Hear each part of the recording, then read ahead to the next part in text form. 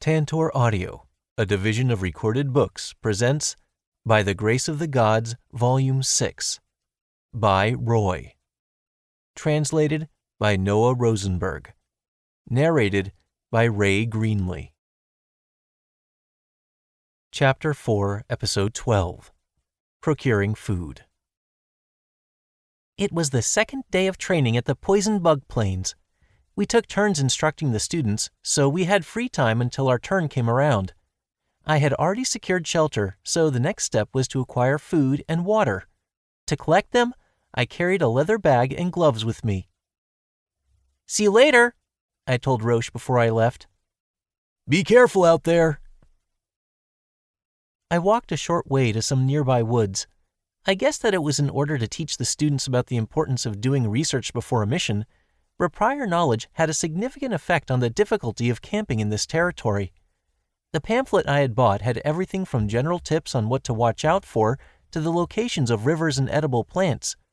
Anyone who memorized the contents of that pamphlet could most likely survive out here whether they were used to camping or not. I walked along the road until I got the feeling that I was being watched. I looked around until I found a student. They didn't seem to need anything from me.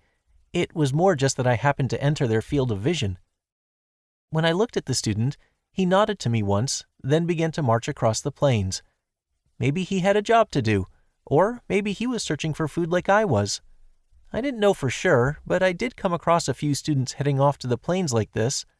I just prayed that they wouldn't hurt themselves. I got to the woods and quickly found some red parasol mushrooms, an edible fungus whose appearance matched their name. Despite the bright red color, they weren't poisonous. They had a fragrant scent and a savory flavor. Finding these so soon seemed like a good omen. Behind the tree next to these, there grew some enoki mushrooms. Beneath them, a thorny fungus called a spear cluster was jutting from the ground. Both were edible. If I made a stew using these, it would almost certainly be delectable. Autumn had arrived in this country, and that seemed to be mushroom season here, just how it was in the forest of Ghana. There was always an increase in fungus there around autumn, so I got to enjoy a variety of mushrooms every year. I wanted to pick a decent number of them to have a feast with.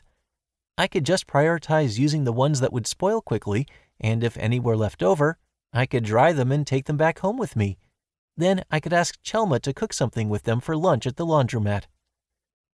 This country didn't have the technology for artificially cultivating mushrooms yet, so when people wanted them, they either went out and picked them in the wild or bought ones picked by others. This meant that the harvestable amount was entirely dependent on timing. The weather and season controlled the availability of mushrooms, even for wild animals searching for food. Much like how dried shiitake mushrooms were a luxury product in Japan up until about the Edo period, mushrooms were fairly expensive in this country. Getting to find a wide variety on your own and eat them fresh was a privilege enjoyed solely by hunters or adventurers.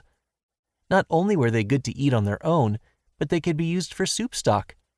If only they could be easily purchased all year round. Actually, I could try growing some myself. There are two cultivation methods for mushrooms, the outdoor log technique and the indoor tray technique. The former involves growing the fungus on wood in natural conditions. The latter grows them from a mix of sawdust and nutrients or the like, from what I could recall. I didn't know the necessary temperature or moisture or anything else, but I knew the general methodology. It would be worth a try.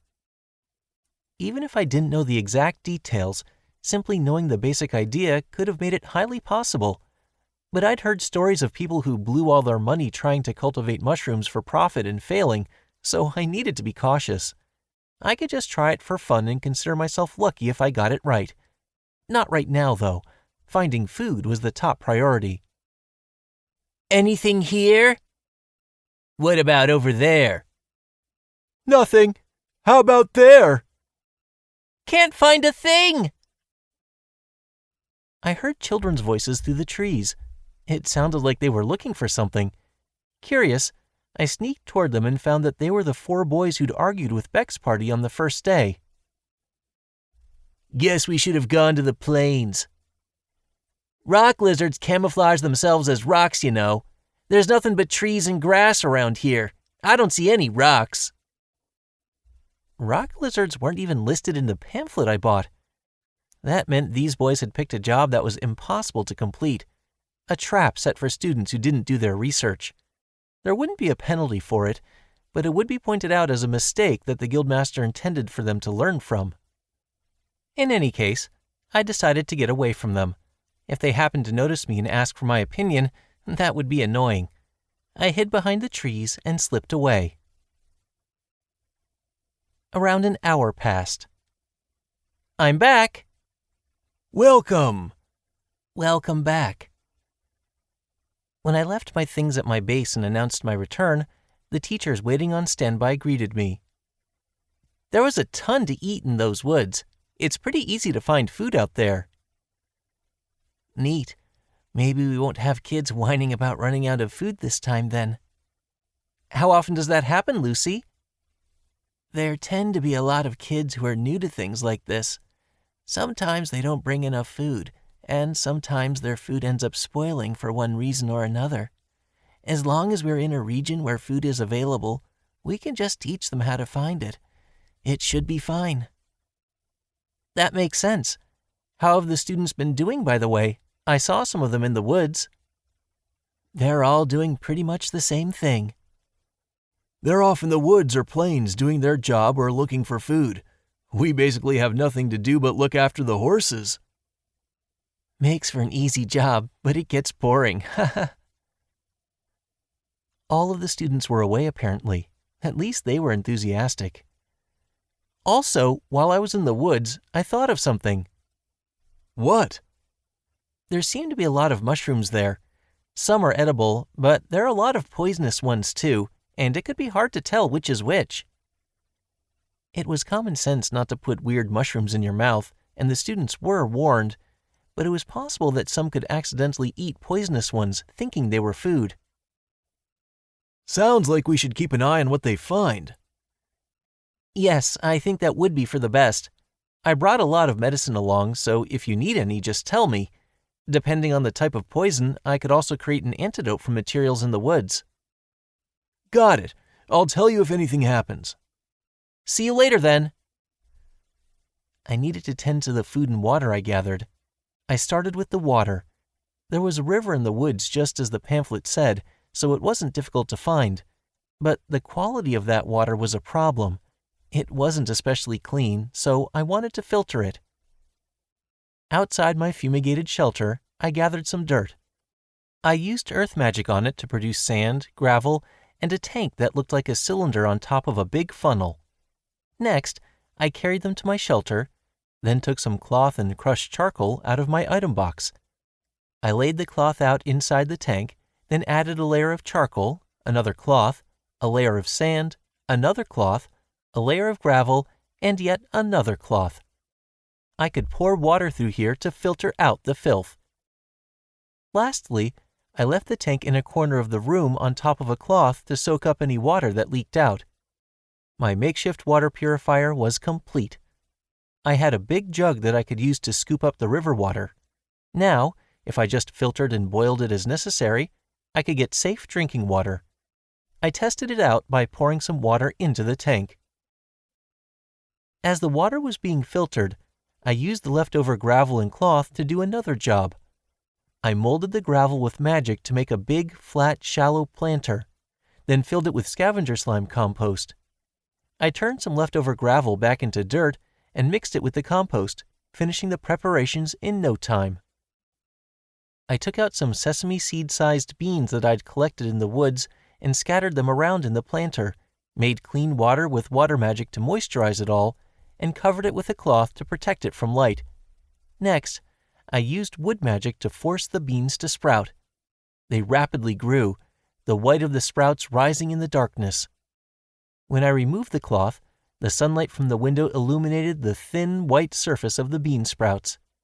I harvested what I needed for tonight, then left the rest to grow further. These plants grew as fast as weeds, so by using a combination of fertilizer and magic, I could immediately produce more beans. And by harvesting those beans, I'd be able to keep producing bean sprouts for days to come. I got a lot of use out of this food back in the forest of Ghana, so this brought back some memories. Speaking of nostalgic food, I also found some grain spear grass, a plant resembling zebra grass that grew near river shores. Once fully grown, they were long and sharp with many small seeds attached to their tips.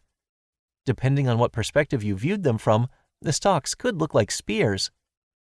They were classified as grains much like rice and wheat, and when made into a powder, they could be baked into something like unfermented bread.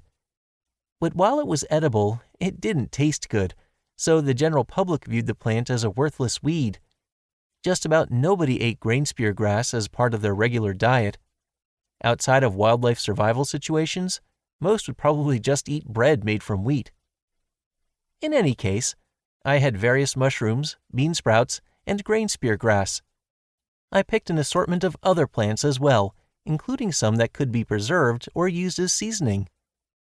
It looked like I would be safe tonight when it came to food. Chapter 4, Episode 13. Jobs and Reputation. Did you get it? Of course! Oh? The students seemed to be returning, so the whole campground got noisier. I looked out my window and saw a crowd gathered next to the carriages, presumably so the students' food could be checked. We did talk about checking their food more closely, but since they all came back at once, it appeared to be taking a while. It was still a bit before my time in the schedule, but I decided to go out and get to work. Hello, everyone. I'll help. Thanks. Help check on the food. Got it. Next person in line, I can check your food over here.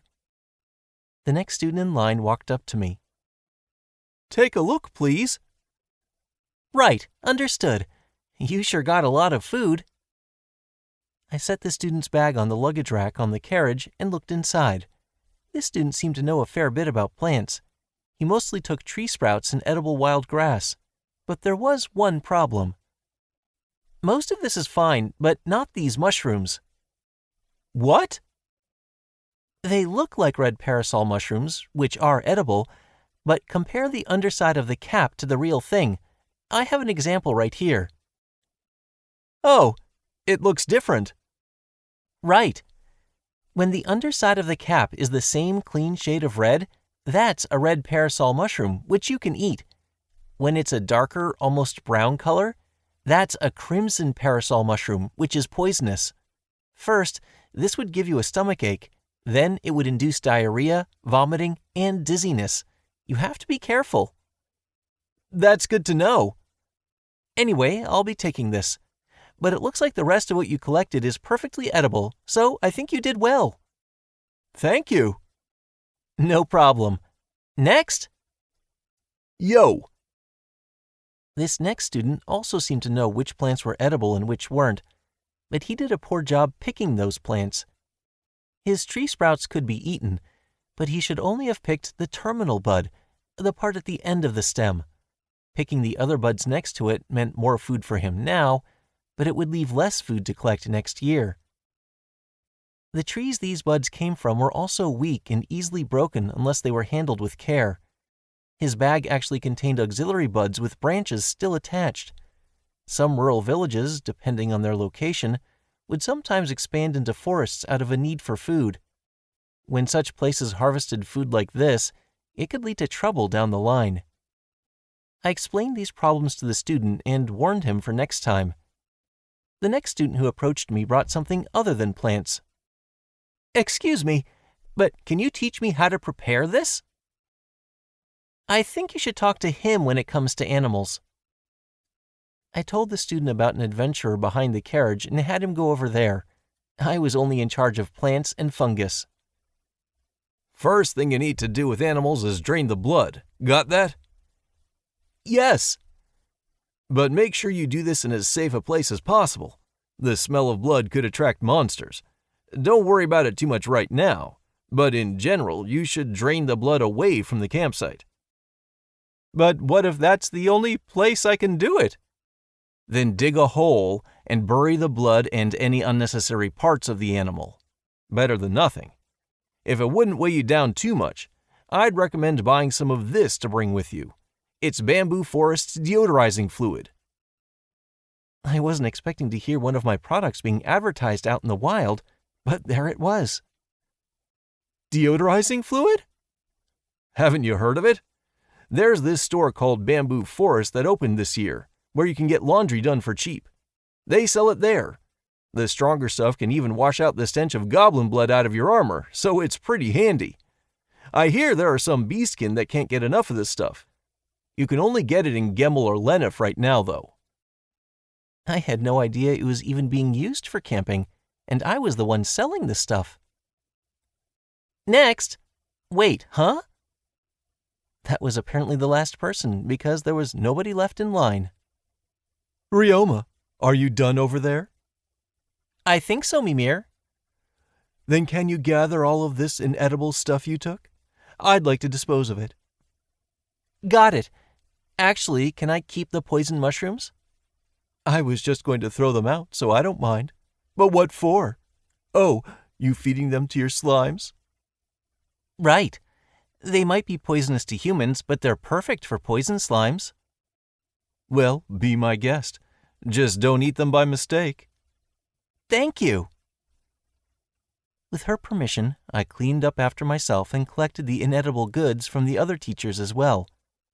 I also spoke with the man who taught about draining blood and got him to give me some.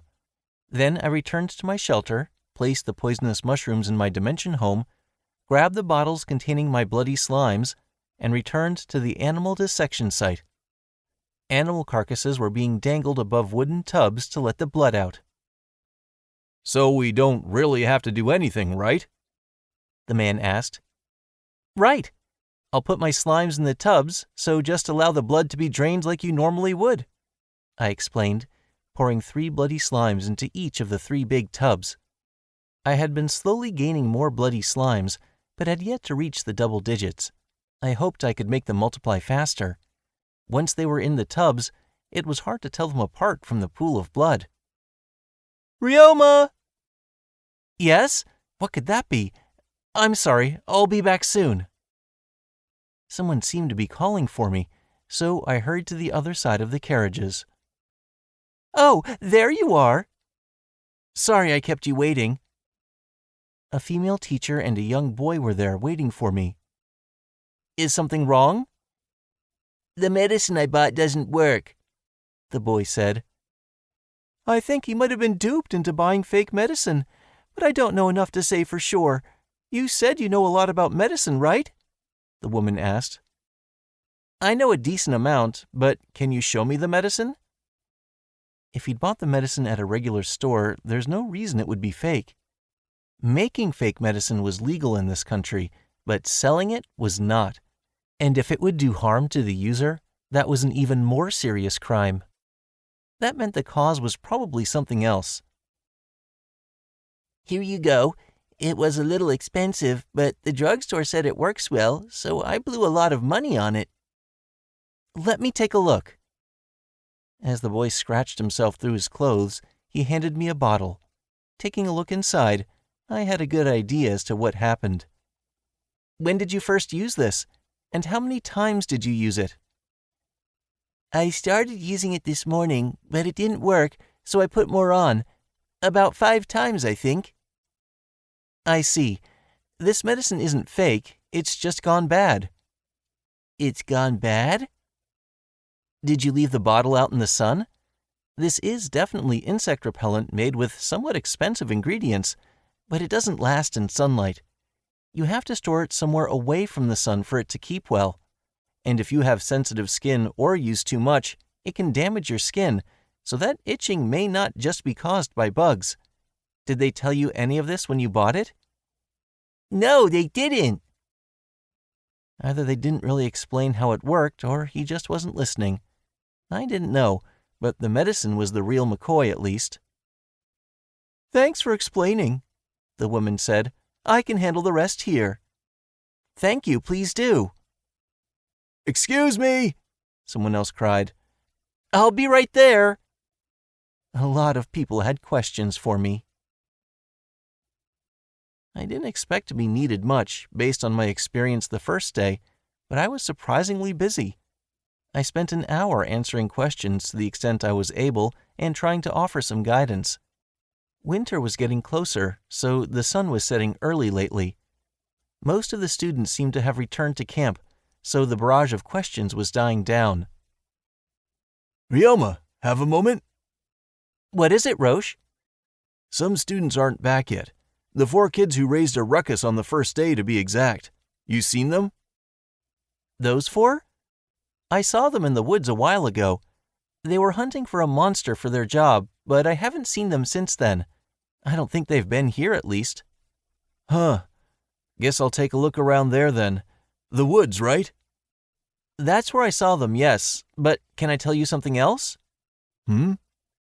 It sounded like they took a job that was a trap. They were talking about how they couldn't find a rock lizard in the woods, so they were going to search the plains instead. They might not be in the woods anymore. Yeah? Then I can send someone there too. Wait, never mind. Looks like that won't be necessary. Before I could ask why Roche had taken back what he said, his thick finger pointed to something behind me. I see. There I saw the 4 boys walking toward us. They looked a bit worn out, but not hurt. Either they were tired, or they were weighed down by their prey. You're late! Sorry. Hunting took us a while. But we got this big haul! Take a look at this! Each of the 4 boys presented their kills to Roche. Grass rats? 8 of them? Yep. Hunting's our specialty. Soon as we found their nest, it was simple. Hey, stupid! Sorry! When they saw me, they got as docile as a cat staying at someone else's house for some reason. Did I do something? I asked. You're the boss of Bamboo Forest, aren't you? The most carefree of the boys said. Yes, but what does that have to do with anything? Your store's been good to people from the slums like us, so we've been told not to bug anyone associated with the place. Told by who? The adults from the slums. We're poor, you know. Even if we don't do anything wrong, there are stores that don't want us around. Not that they show it, but they act nasty to us. When that happens, we all find out real quick. Not like we want to cause trouble or anything either, but it'd suck if anything happened. So they tell the kids to stay away. And for stores that are nice to us, like yours, they tell us not to bug you, like I said. Their reputation was shared between all of them, apparently. We heard a while ago how you're a kid, and how you beat up bad adventurers and criminals and turned them over to the guards, but we never knew what you looked like. After what happened yesterday, we found out that you were that boss, which kinda freaked these guys out. They thought the adults would get mad at them, or that you'd beat them up yourself. I wasn't freaked out. We just wanted to explain ourselves. Yeah, that! The boy's allies argued with him as he explained the situation. He was grinning. I understand now, but I wasn't really bothered by what happened yesterday. And even if I didn't like you that much, it'd be no reason to beat you up or anything. Unless you were here to kill me, that'd be another story. See, that's what I told them. If you were that bad, they'd tell the adults to stay away from you too. Oh, my name's Gazelle, by the way. Nice to meet you. It's nice to meet you too. He seemed like a nice boy. I heard that these boys often fought with Beck's party, but they didn't come across as that malicious. They were kind of charming, if anything. I thought it was nice to see kids with that much energy personally. Oh, right. We want to dissect our kills.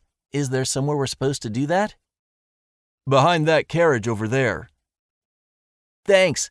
We'll go take care of these then. Let's go, guys.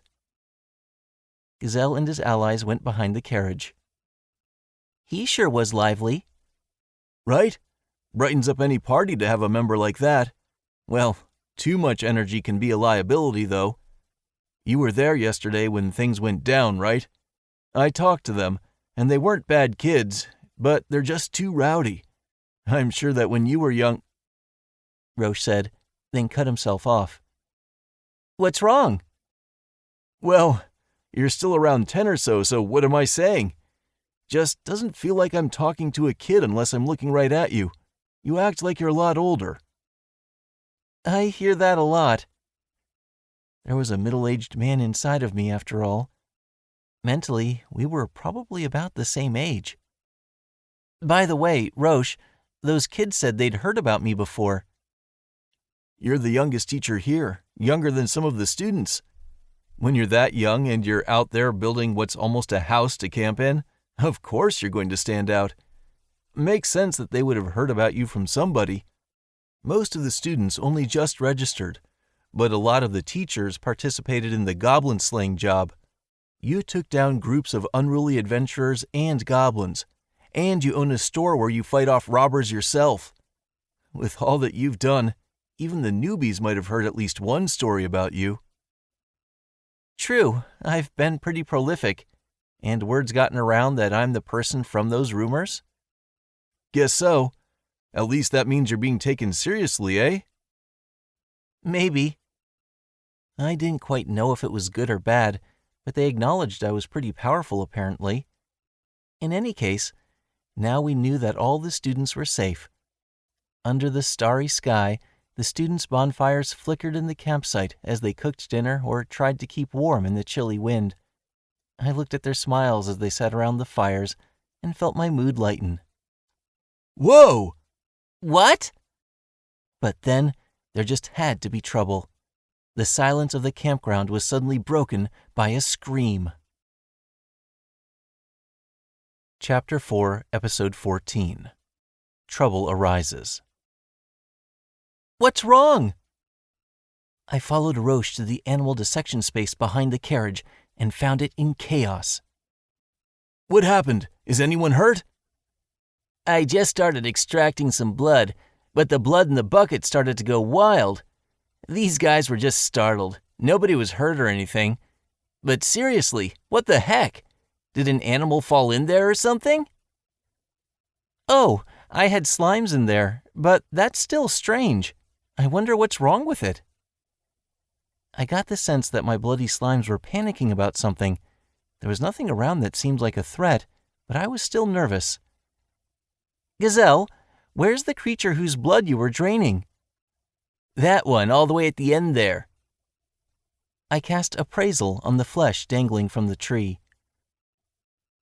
Grass rat corpse. A herbivorous rodent. Its meat is fresh but contaminated with poison. If this poison is ingested orally, it's harmless as long as there are no open wounds in the mouth.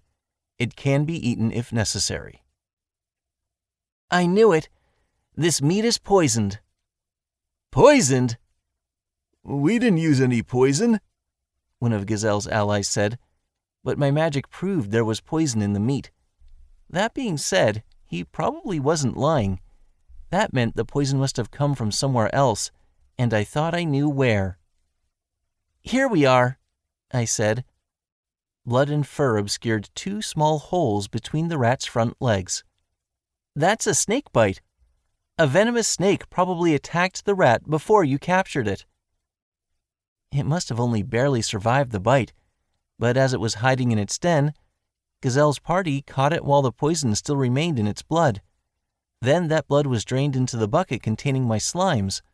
Maybe they had started thrashing around in an attempt to avoid the poisonous blood. Oh, they've gone quiet. Looks like the bloody slimes absorbed all the blood and poison. Will it be all right? Does it need medicine or something? If it was a venomous snake that lived in this area whose venom was safe when ingested orally, it had to be a bush snake. I did have medicine for that, but it was meant to be drunk by humans. It wasn't meant to be injected directly into the blood. The first thing I wanted to do was dilute the poison as much as possible. I collected my bloody slimes from the other buckets and gathered up as much of the blood as possible. There were 7 more grass rats, right? Sorry, but as there doesn't seem to be any poison in them, would you mind giving me their blood? It has nothing to do with the training, so you don't have to do it, but I'll pay you. It's our mistake that caused this. No need to pay us. Right, guys? Oh yeah, not like we need all that blood. We just throw it out anyway. Thanks. I quickly checked the other 7 rats, then poured their blood into the bucket. Hopefully this'll thin out the poison a bit, and if it doesn't, it'll still be nutrients for the bloody slimes. The bloody slimes were suffering, but I wouldn't say they were in danger. The bush snake poison was weak, and the bloody slimes had resistance to poison. Not as strong as a poison slimes, but they could handle some types of poison. I decided to watch for a while and see how diluting the poison and providing nutrients helped the situation. Trying medicine that had never been tested on a slime before would be a last resort. Now to let it rest for a while. Thanks, Gazelle. Thanks? We didn't do much of anything. Just giving me the blood was helpful enough. I'm partially to blame for not being cautious enough myself, so you shouldn't feel bad. Neither should the rest of you. The other 3 boys were nice enough to respond, but sounded uncomfortable. Roche went behind them and patted them on the back. Might be hard not to feel bad, but feeling bad won't change anything. Instead of just getting depressed, try to reflect on your mistakes so you can do better next time. You agree, right, Ryoma? Right.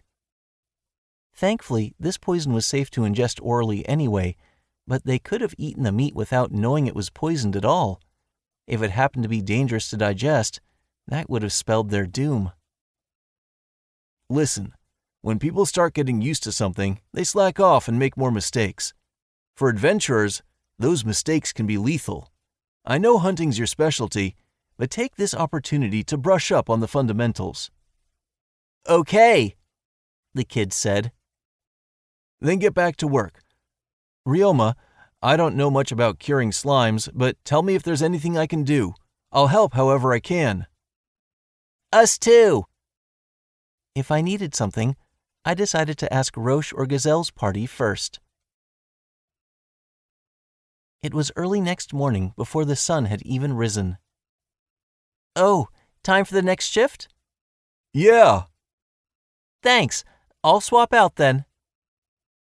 I was holding a pot containing my bloody slimes under one arm, keeping an eye on it as I got my work done. Eventually, the team for the next shift gathered round. I heard your slimes consume poison. How are they? They've calmed down quite a lot, thank you. I was on guard duty, but all the teachers and students who knew the situation were pretty accommodating to make it easier to care for my slimes. So while I was technically on guard duty, I was permitted to hunt for animals near the campsite and give their blood to the bloody slimes. Thanks to that, they seemed to have gotten past the worst of the poisoning. They were still in a weakened state, but no longer seemed to be in pain like they were immediately after consuming the poison. Their recovery was even faster than I expected. That's good. Yes, thank you for the help, everyone. So you're really accompanied by slimes, Ryoma? I didn't understand the question. I would have guessed he was wondering why I kept such weak monsters with me, but judging by the tone of his voice, that didn't seem to be the case. What? Do you not know what people call you? When you talk about the adventurer accompanied by slimes, everyone in Gemmel would know who you're talking about lately, I think. Really? I asked. You're pretty famous for your work at the abandoned mine and the weird shop you've got. There probably aren't as many people who know your name and face, though. At first, I didn't know it was you either. But when people see your slimes, I think they can figure it out pretty quickly. I didn't even realize I'd gotten so famous around town. It made me feel kind of awkward, so I decided to end the conversation there to get some rest. Well, there's still tomorrow, or later today, technically. Go get some sleep. Good night. I returned to my base, but I was so concerned about the health of my bloody slimes that I didn't feel the least bit sleepy. They were in a stable condition, so there shouldn't have been anything to worry about, but it had been a while since any of my non-poison slimes consumed poison. I fed poison grass to my slimes for my evolution experiments back in the day, but I let individual slimes pick out the food they liked, so they mostly just evolved without being harmed. This was the first time I'd given poison to a slime since the time I figured that out. That brought something to mind for me, so I cast monster appraisal on one of the bloody slimes that drank the poison. Bloody slime. Skills: suck blood, 5. Deodorize, 3. Disease resistance, 3. Poison resistance, 2. Play dead, 10. Consume, 2. Absorb, 4. Split, 1. Its suck blood and poison resistance levels had increased by 1. The former was a result of all the blood I had fed it, but for the latter, I was pretty sure that I hadn't fed it anything poisonous until now. There were no changes to its disease resistance level. Maybe it just stayed the same because its level was relatively high anyway, but there was something mixed into the blood I fed it. But that couldn't have been, because I only ever fed it fresh blood I caught myself, or blood that was handled by Siege's butcher shop. If that wasn't the cause, then I had to assume that its poison resistance level went up by 1 because of this recent incident. It was currently in a stable condition, and its poison resistance level had increased. I didn't expect it to conquer the poison so quickly. The poison resistance skill was a physical attribute, rather than a technical skill like sword or spear skills, and it was cultivated through changes in its physical constitution and through experiences the way the disease resistance skill was. It seemed like it might function something like an immune system. If so, then maybe poison resistance was like antibodies. It seemed absurd that it could have developed that in one night, though, unless that's just how slimes were. The first slimes were designed to be adaptable to environments and able to easily reproduce, according to Gain, creator of slimes and this world itself. It was extremely unlikely that he was mistaken. Bloody slimes shared that adaptability, so maybe they could adapt to poison well enough to survive after a single night. I couldn't be sure, though. But it occurred to me that if all this was true, then maybe I could create an anti-serum. It seems like I might be able to check whether slimes had antibodies. I took a piece of a poisoned bloody slime's body to use as a sample. Just as I could collect acid, poison, and deodorizing fluid, I could collect the bloody slime's blood too. When normal slimes died, they disappeared without a trace, but evolved slimes seemed to take on the physical properties of the food they consumed. Anyway, this was no time to think about that. For now, I needed the serum in the blood, so I used alchemy to separate it out. I could have made it separate just by letting it sit for a while, but I wanted to know the results as soon as possible. I cast appraisal on the orange fluid that remained in the container. Serum. Extracted from a bloody slime's fluid by using alchemy. It contains antibodies that resist bush snake venom. I had proven that the bloody slime serum contained antibodies. I still couldn't guess exactly how adaptable the bloody slime was, but this answered one question. There was an antidote for bush snake venom that worked on humans, but not all poisons had antidotes. Even with the realm of snake venom alone, the composition of the venom differed by species, and even between child and adult within the same species. There were too many incurable poisons to count. I needed to investigate whether this serum could be given to humans as an anti-serum and if it was safe. But on Earth, they administered antigens to horses and used serums made from their blood to treat diphtheria, so it wasn't impossible. Best of all, this serum didn't cost anything to make. I also needed to think about how to preserve this in case of emergencies, but depending on the type of poison, I could make the serum quickly enough on the spot as long as I had the antibodies ready. If I obtained more bloody slimes in the future, then I could produce that much more serum too. It would be well worth preparing for such an eventuality just in case. But while I made use of a lot of my knowledge from Earth already, the invention of serums had a huge influence on the study of medicine on Earth. This was one time where I had to proceed with caution. I decided to conduct my research on serums in secret. Chapter 4, Episode 15. Harvest. "This is one big find," I said with a chuckle. By creating antibodies against poison, my bloody slime's poison resistance level had increased. Wondering what that meant for their disease resistance level, I looked into it and found that they had antibodies against pathogens as well, more than they did for poisons. It looked possible to use bloody slime serums to cure both poisons and diseases. I took out my watch and realized that it was just 2 minutes before we were supposed to gather in the morning. I quickly put some bug repellent on, then rushed out of my dimension home and toward the carriages. I swore that once I returned home, I'd ask Gnome to develop an alarm clock. I kept running until I saw the students. Many of them had already gathered. I went around the group of students and headed to the teachers past them. Yo, Ryoma. Perfect timing. I'm sorry, Roche. My slimes distracted me. Yeah? How'd things go? Everything worked out, thankfully. Really? That's great to hear. Sorry about the commotion, everyone. Thankfully, the meeting place was close to the campsite, so I narrowly managed to avoid being late. It seemed that everyone there had heard about what happened last night. Everyone was listening, so I used the opportunity to report how the incident concluded. Time to start the morning assembly then. Attention, everyone! How was your first night in Poison Bug Plains? I'm itchy. I couldn't get any sleep. Most of the students suffered from bug bites. The main purpose of the morning assembly was to perform a roll call and confirm everyone's safety, so we didn't spend too much time on it. For those of you who got bitten, you probably weren't taking enough preventive measures.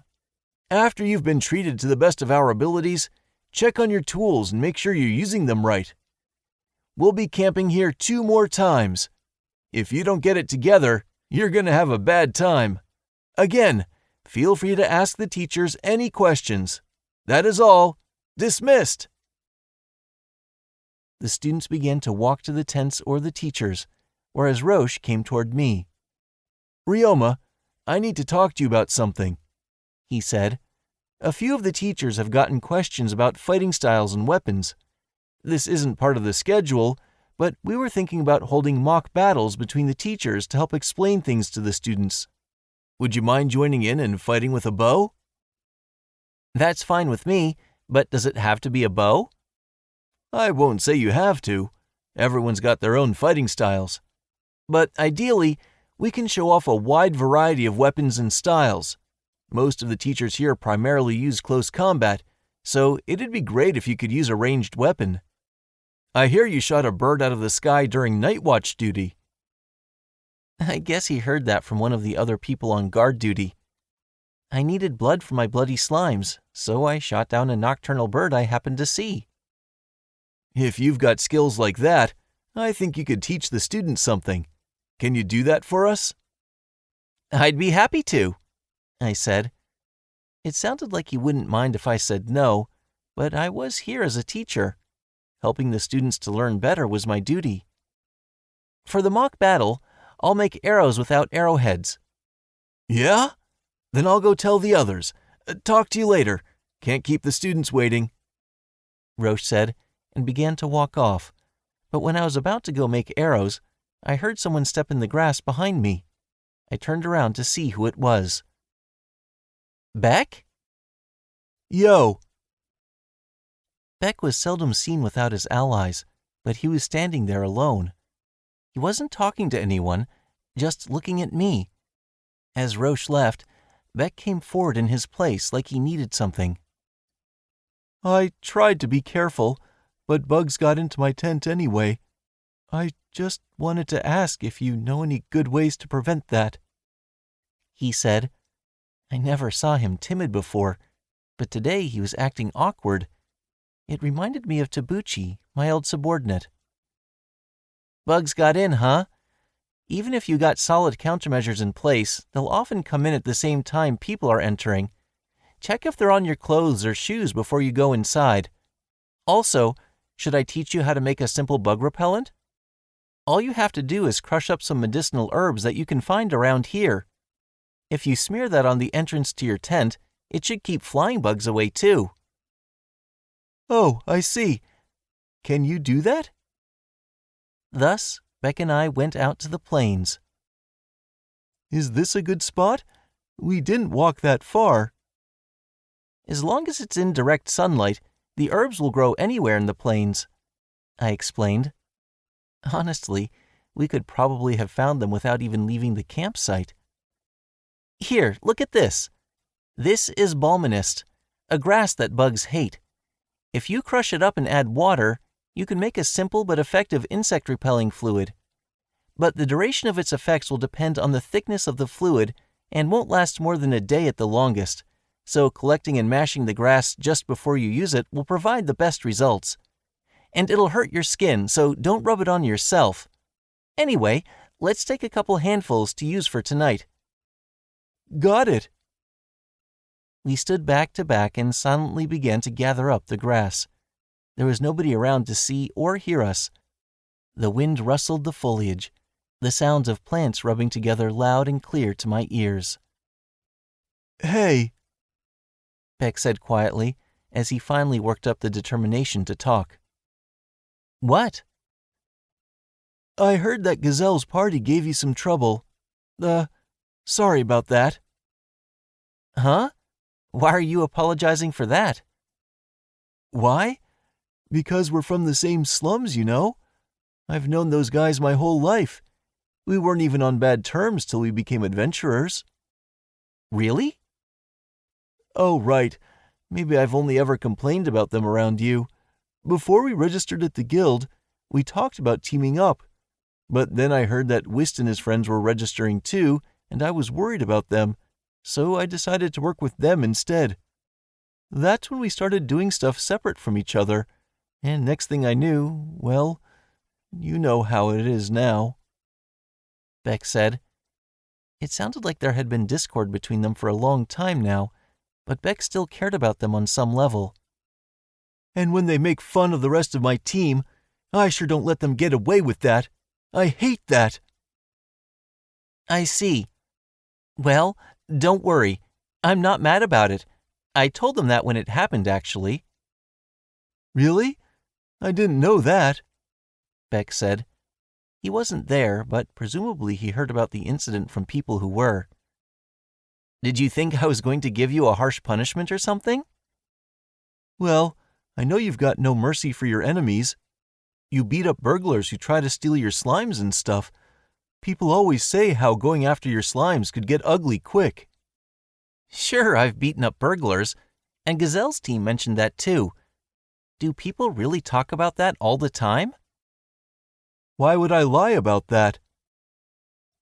Maybe this was something I needed to have Carm check. By the time we finished collecting grass to be made into insect repellent, Beck's fears had disappeared. But he had split up with his allies to speak with me, and didn't know where they were now. Rather than go look for them, he said he wanted to help me with something as thanks for forgiving Gazelle. So we went to collect one more material in the woods. So we're going pretty far into the woods? I explored the edges of the woods and the areas near the river when I was gathering food and water yesterday. If it's anywhere, I think it'd have to be further in. Gilcoda leaves, you said? Do those sell for a lot? Not at all. They contain medicinal components, but also poisonous ones, so not even drugstores bother with them. They can be used as an insect repellent in clothes and books, though. They were considered a medicinal herb, but they weren't typically seen. I'd never actually seen them myself, but when I was checking my information about this region, I found a description of them. Gilcoda is most easily identified by its smelly fruit. Touching those fruits can give you a rash, so be careful. If it's smelly, then maybe Ruth or Rumil could find it fast. Those dog beastkin siblings? Maybe they could find it, but they'd probably hate it. It smells that bad? I haven't actually seen them before, but I know the special properties of the leaves. I know of herbs with the exact same properties right down to the symptoms of their poisons, so I wanted to check these leaves for myself. Gilcoda trees had smelly fruit. When I looked into further details about these trees, they sounded identical to ginkgos, trees commonly planted on roadsides in Japan with leaves that turn yellow in autumn. This world had monsters and other creatures that didn't exist on Earth, but they did use wheat and potatoes in cooking, and when it came to medicinal herbs, they had something called mogwort that was a lot like mugwort. There were many such plants and animals that resembled ones from Earth, so I thought Gilcoda trees may be the same for ginkgo trees. The wind carried a stench to our nostrils. Is this the smell? Beck asked. It came from over there. Let's go.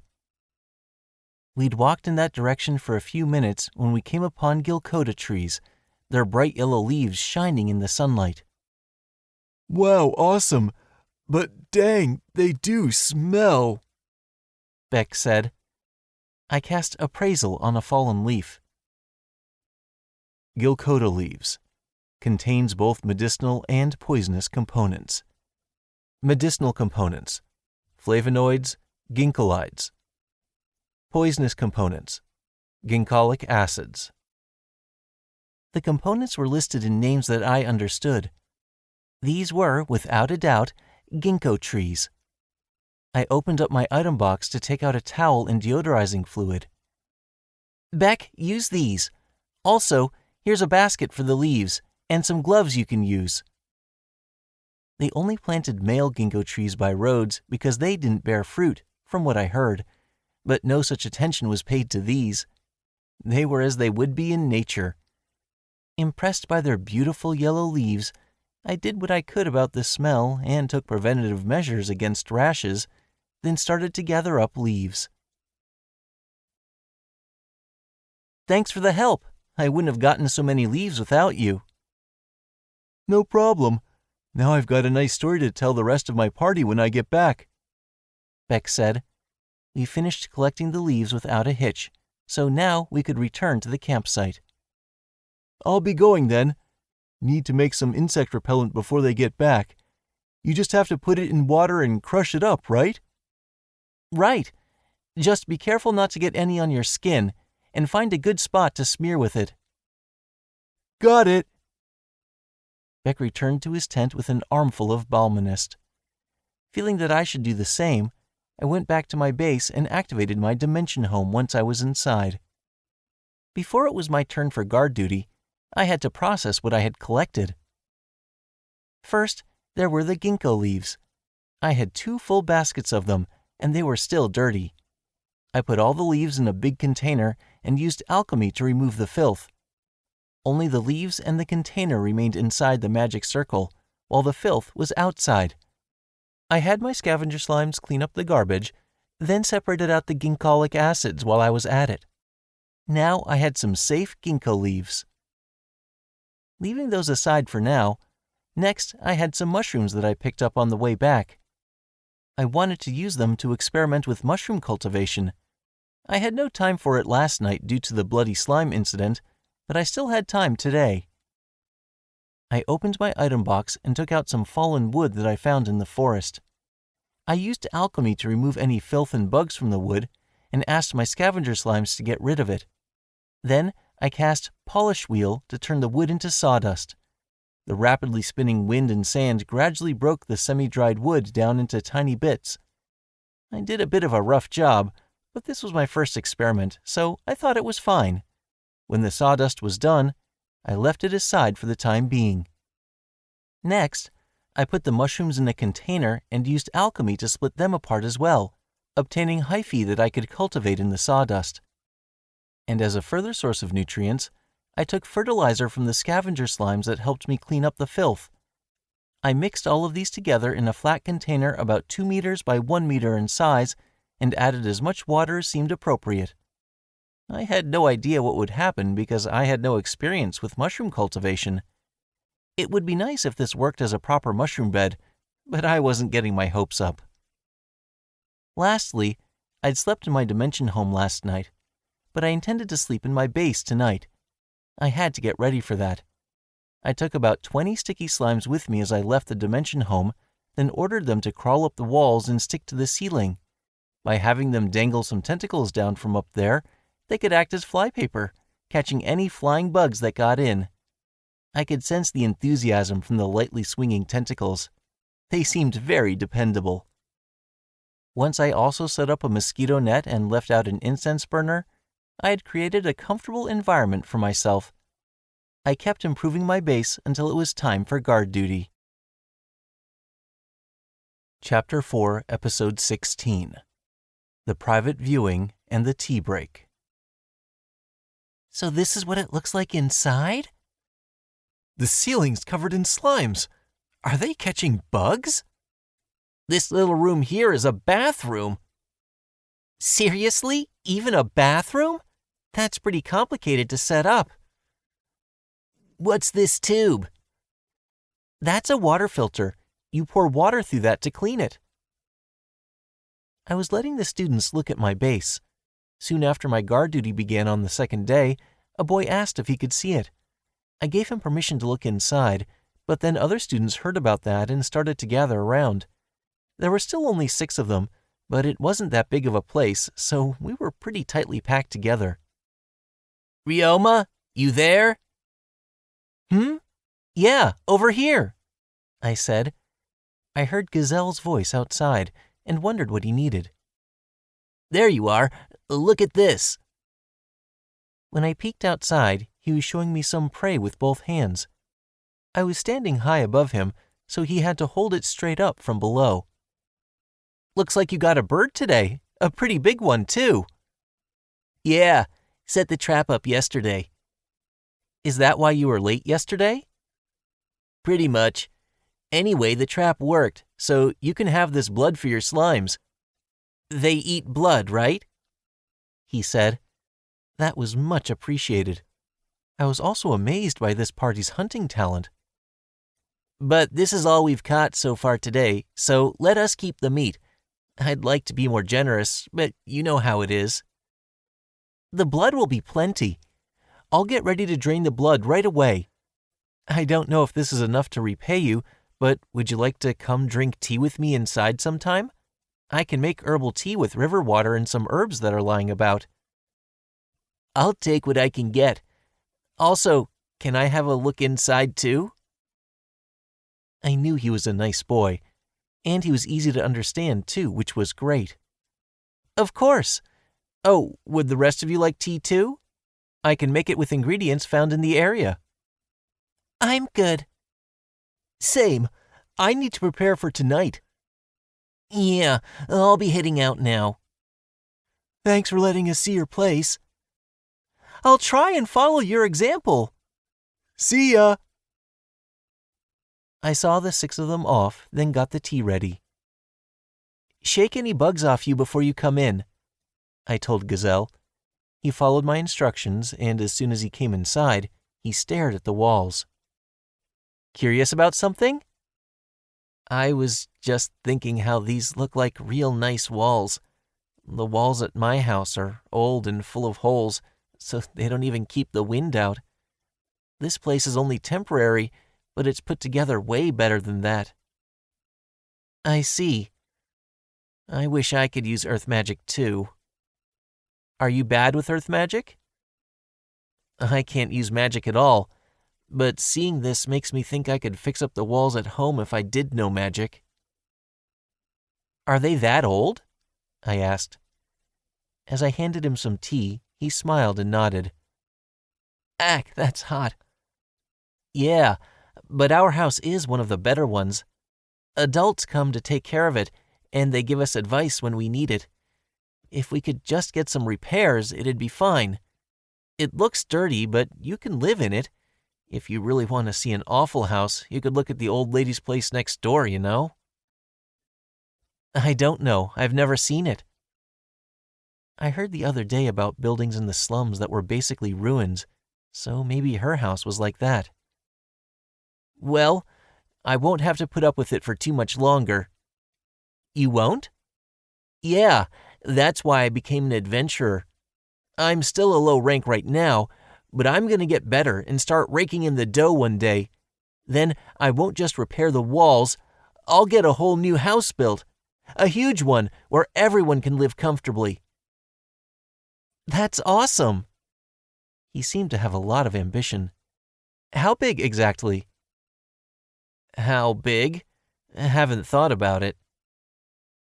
That was kind of disappointing. Well, you have time to think about it.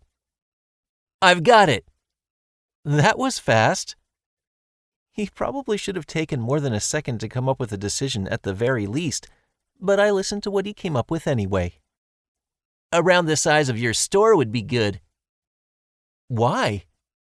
I couldn't understand why my store was coming up. I just remembered that your store's got 2 floors. That's why. That's it? I mean, if it's got 2 floors, that means it's pretty spacious. True, that does give you more living space, I guess. Right? And 2-story buildings are pretty rare, so they stand out. Maybe that was true, but it would take a lot of time and money to build one, so that wasn't going to be easy. I felt like he should have spent more time thinking about it, but he needed to actually save up the money first anyway. A vague goal was good enough for now. Rather than criticize him too much, I decided to offer my support. Right, so you said our house, but is it just kids who live there? I asked. He also mentioned that adults came to take care of it, which seemed to imply that adults weren't a regular part of the household. Yeah, we're not like the church or orphanage, but there are a bunch of houses in the slums full of kids without parents. They just sleep there at night, then go to work in the morning. Do you have rules for living together?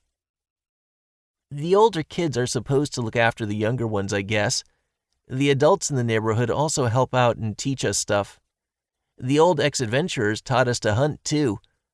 Oh, it's around the time of year that we need to gather firewood from outside town. We do it to make it through the winter, but going out to pick up branches when you've got free time is another rule. That kind of stuff. We don't have money, but we manage to survive together somehow. So we're all like siblings to each other, and the other 3 guys that are attending with me are from my house. Huh. Children without parents got by on their own labor and assistance from those around them, which presumably gave them a stronger sense of camaraderie than average. Around when I heard this new detail about the slums, his cup seemed to be empty. Thanks, that was good. I'm glad you enjoyed it. Well, time for me to go. Still haven't hunted down the creature we need to find for our job. Oh, yeah. Huh? Oh, I get it. Teachers can't tell us how to complete our jobs. I'm putting you in a tough spot by bringing it up, I'll bet. Well, kind of. Then I'll just have to find it on my own. See you later. Gazelle left my base with a hearty shout, unaware that his target didn't live anywhere around here. As for me, I decided to return to the standby area for guard duty. Chapter 4, Episode 17. The Leader Saw It, Part 1. Roche's side. So yeah, the matches start at 3 p.m. It'll happen in the plains over there, and Ryoma's going to make seats to watch the fights from. Just look for those when you're trying to find where to go. You're not forced to watch, though. I'm sure some of you haven't finished your jobs yet, so you can focus on that if you choose. If you have finished your jobs, though, feel free to watch. It's all up to you. That's all. Dismissed. After the morning meeting, some students immediately went off while some stayed around to talk for a while. Roche, do you have a moment? What do you need, Lucas? I made a chart of all the matchups. Does this look fine to you? Lucas handed me a document that listed pairs of combatants and their weapons. Man, your handwriting is always so tiny. So with 10 people, we've got 5 fights. Looks fine to me. We can follow this order, too. Then I'll tell the participants when their turns are. Thanks. By the way, what do you think of the group this time around? Their skills are still lacking, but there are a lot of enthusiastic students. And maybe it's because Ryoma's here, but having a kid their age or younger working as a teacher like the adults seems to be making a lot of them self-conscious. Probably.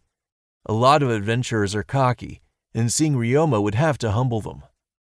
Is that why you let them all know about Ryoma at the carriages on the first day?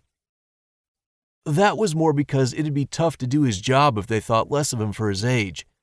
He doesn't really seem like one to assert himself much either, though he's definitely got the skills. Looking at his base, I knew how skilled he had to be with earth magic, plus how much magical energy he needed to build it.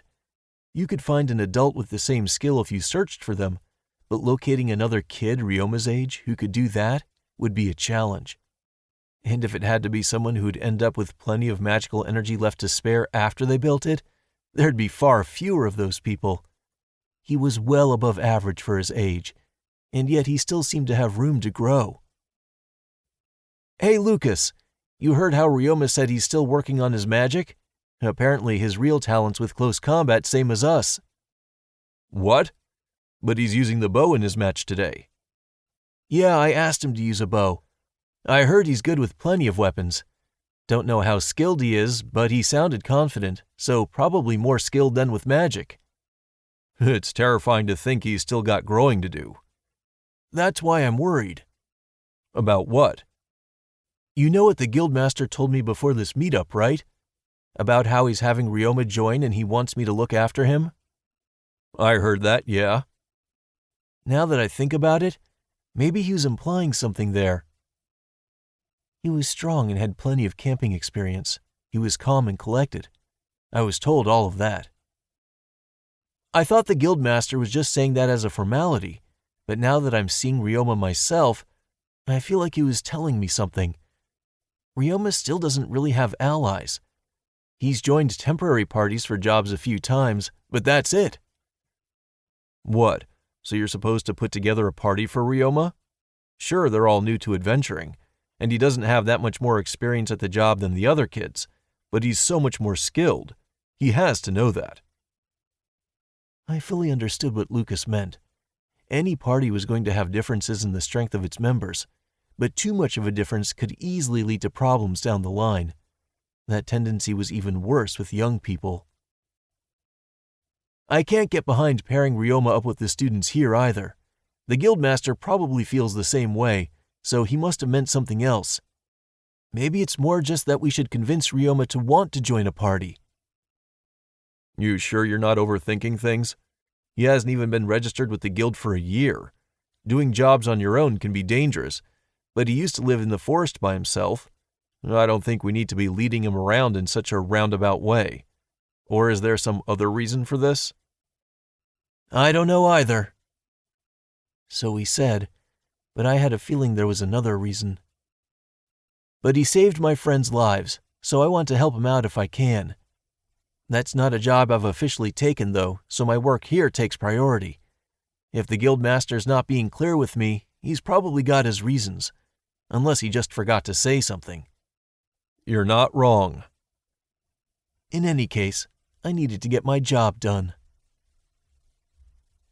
That afternoon, I went to ask Ryoma about seating for the fights. How does this look? He asked. This should be plenty.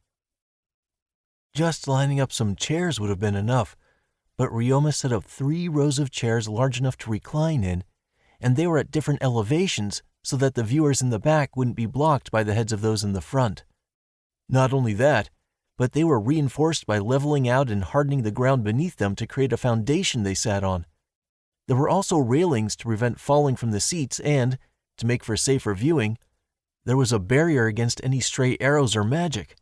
Much of this wasn't even requested, but Ryoma looked satisfied with his work, so I didn't bring it up. But you're fighting too, you know. You're sure you should have used that much magical energy, Ryoma? Even if he wasn't out of energy, this must have exhausted him to some extent. I thought it might have an impact on his fighting, but he still had energy to spare, much like after he built that house of his. Crazy how you can build something like this and still be fine. You've got a ton of magical energy. Thank you. In a competition of magical energy, I'm confident I wouldn't lose so easily. He was usually a pretty reserved guy, so he must have seriously had a load. Oh yeah, Ryoma, I was wondering something. Why'd you want to become an adventurer? Now that I thought about it, I didn't know much about him. I'd heard about him from my allies in the Guildmaster, but I'd only met him myself recently. Some want money, some want fame, but you're different, aren't you?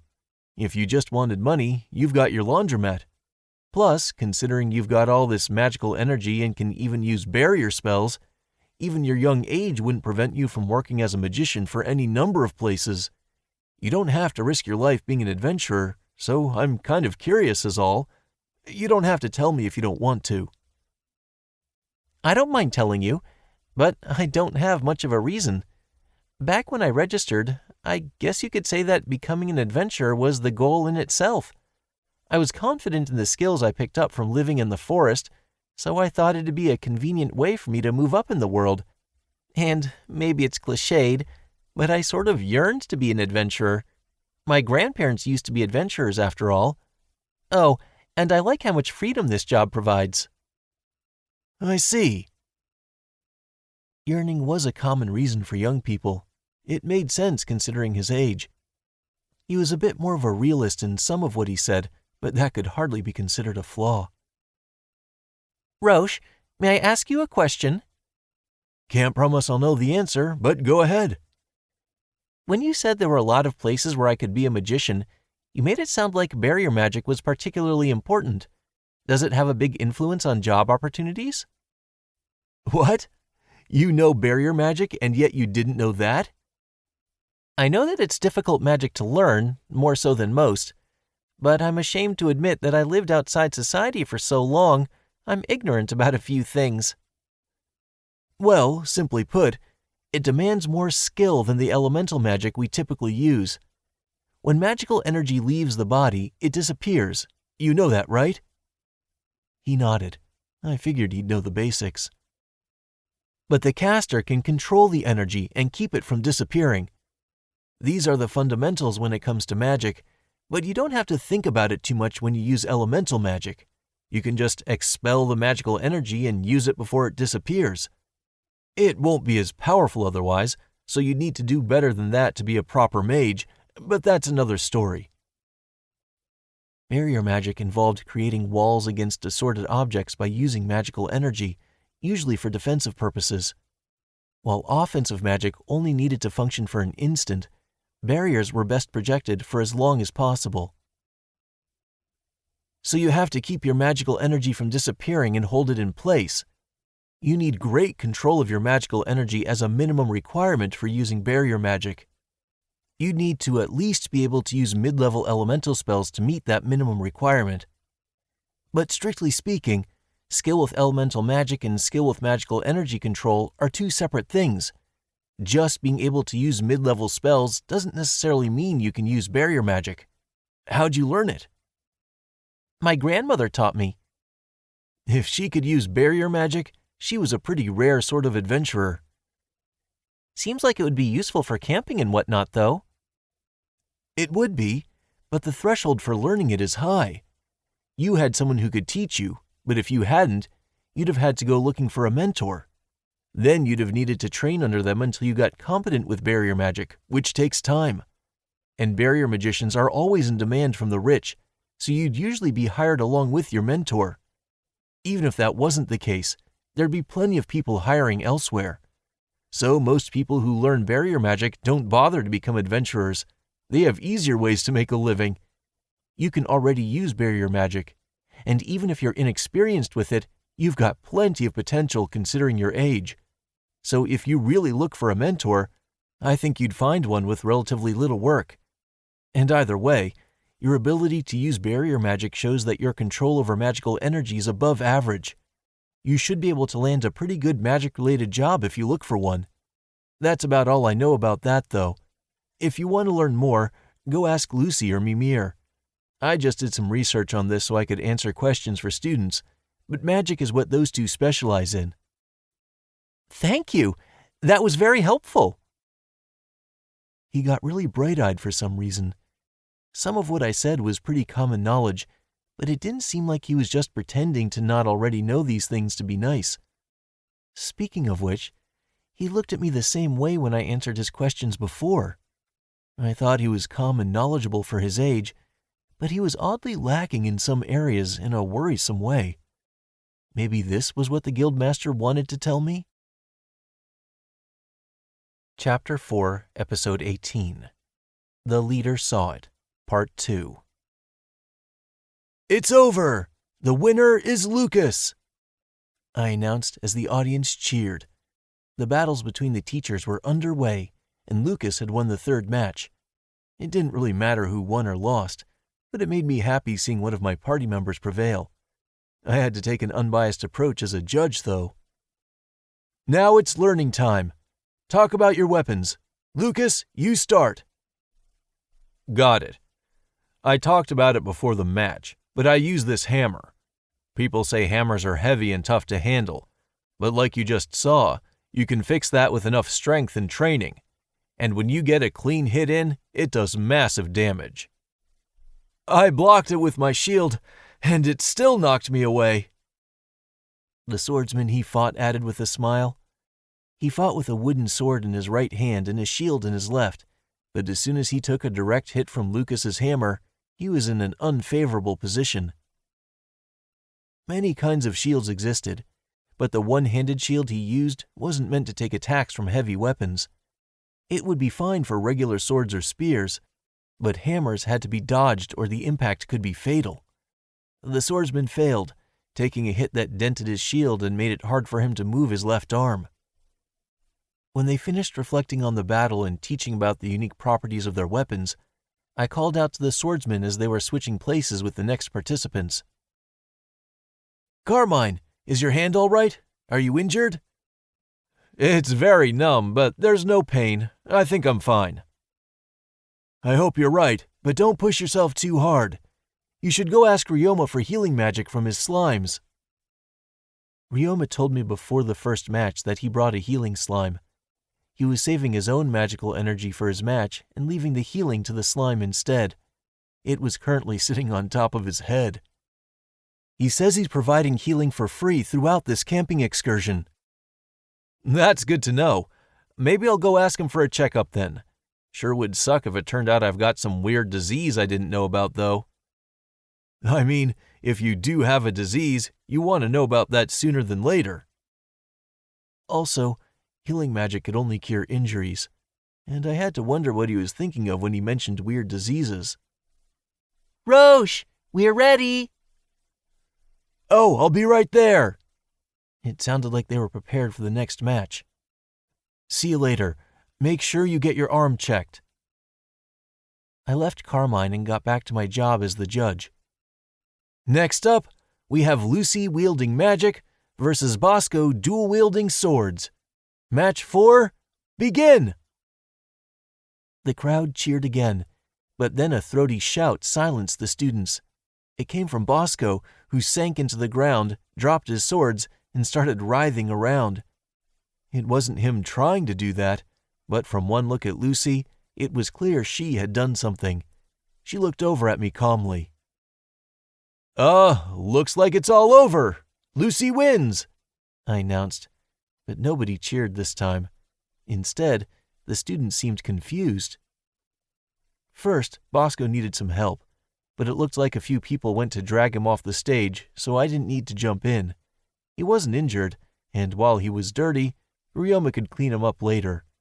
That kid was doing a lot of work behind the scenes. He worked fast, too, and it was nice having someone like him around. Lucy, explain. Right. Attention. So, do you understand that I'm the one who did that? She asked. I declared her the winner, so all the students nodded. And I'm a magician, so naturally I used magic to do this. Does anyone know what magic I used? Earth magic. It has to be water magic. But she buried an adult up to his neck. Wouldn't that be earth magic? Take a look at the ground. She turned it to mud using water magic. Most of them answered with either earth or water magic. They weren't wrong, but they weren't exactly right. Was it a composite spell using both earth and water magic? Ryoma asked. He was sitting with the students like he was one of them. That's correct, Ryoma. It's a bit of an advanced technique, but you can mix multiple elements together. That's called composite magic. It's hard to use, but it stretches the limits of what magic can do. One example is the earth and water composite magic that I used, which is also referred to as mud magic. Mud isn't an element, and this is just a nickname, but as you witnessed, you can use it to turn the ground to mud and create nearly bottomless swamps. She set up that spell before the match, then made a swamp for Bosco to sink into the moment the match began, I explained. Bosco's best attribute was his speed, which he made good use of. He was a reliable fighter and by no means weak, but this swamp completely took his speed advantage away. Using magic demands a lot of focus, so it's easy to find yourself defenseless just before you cast a spell. So if any of you want to be magicians, remember to always stay far from your opponents. Coming up with ways to keep your enemies away is standard for any magician. Learning some close combat skills isn't a bad idea either. Her advice was correct, but I thought she could have changed her teaching approach a little. She was the second youngest of the teachers after Ryoma, and the way she went about this demonstration was immature. Not to mention it was probably depressing for Bosco, but also a good lesson for him. I decided to go cheer him up later. The next and final match was about to start. Ryoma and Howard stepped forward. "Are you ready?" "Yeah. And you, Ryoma?" All good. Howard whittled down a branch and wrapped the tip with a cloth to make a mock spear. Ryoma held a bow in one hand and carried a large quiver over his shoulder. "What's in there?" I asked. Some extra Jinto arrows. I asked him what those were, and he showed me his arrows. They looked like they had fishing weights in place of arrowheads. "You call those Jinto arrows where you're from?" Yes, but maybe they're not common around here. They're usually made of wood, but I was in a rush, so I used earth magic. "As long as they're not sharp," Howard said. "Here's to a good fight, Ryoma." Likewise, Howard. The match had yet to start, but still they were pretty cordial with each other. Howard was always pretty relaxed, but I thought Ryoma would be tenser. As entertainment for New Year's parties up until a few years ago, I used to show off my skills in front of an audience. It was the only talent I really had to show off at those events. I also met some sword dancers at this year's founding festival and got up on stage with them, so I have some experience with performing for an audience. I see. Oh, but I don't have much experience with combat competitions. When I showed people how I fought, I always demonstrated on inanimate objects. Just do what you'd normally do in a fight. Fire off some arrows and don't worry about it too much. Right, Ryoma answered with vigor and ran off to his starting position. To emphasize the advantages of using a bow, he was spaced 20 meters from Howard. "Now, let's get this thing started," Howard said. "Sounds good. By the way, Howard." Something up?" "You better take this seriously. Ryoma's supposed to be pretty good in a fight." "Oh, that? I know." Howard's expression tensed just a bit. He had a tendency to fool around, but he knew how to get things done when needed. He was probably taking things more seriously on the inside than on the outside. "You ready?" I asked of them one last time as they faced each other from their starting positions. "Ready when you are." I'm good. "Then let's start. Match 5, begin." Suddenly but instantly, I felt the air become crushingly heavy, not so much with my brain as with my body and skin. Chapter 4, Episode 19. The Leader Saw It, Part 3. Grah! Howard trampled the grass and jumped from his starting position. His battle cry invigorated himself and intimidated his enemies. It hardly showed from his appearance, but he had beastkin in his ancestry and had a bad habit of roaring before battles. When he was young, he would even roar during what were supposed to be surprise attacks. Through a lot of hard work, he managed to improve this issue, and now he seldom roared at all. That he roared now showed that he was serious. At the same time, it immediately made clear that he seldom took other fights as seriously.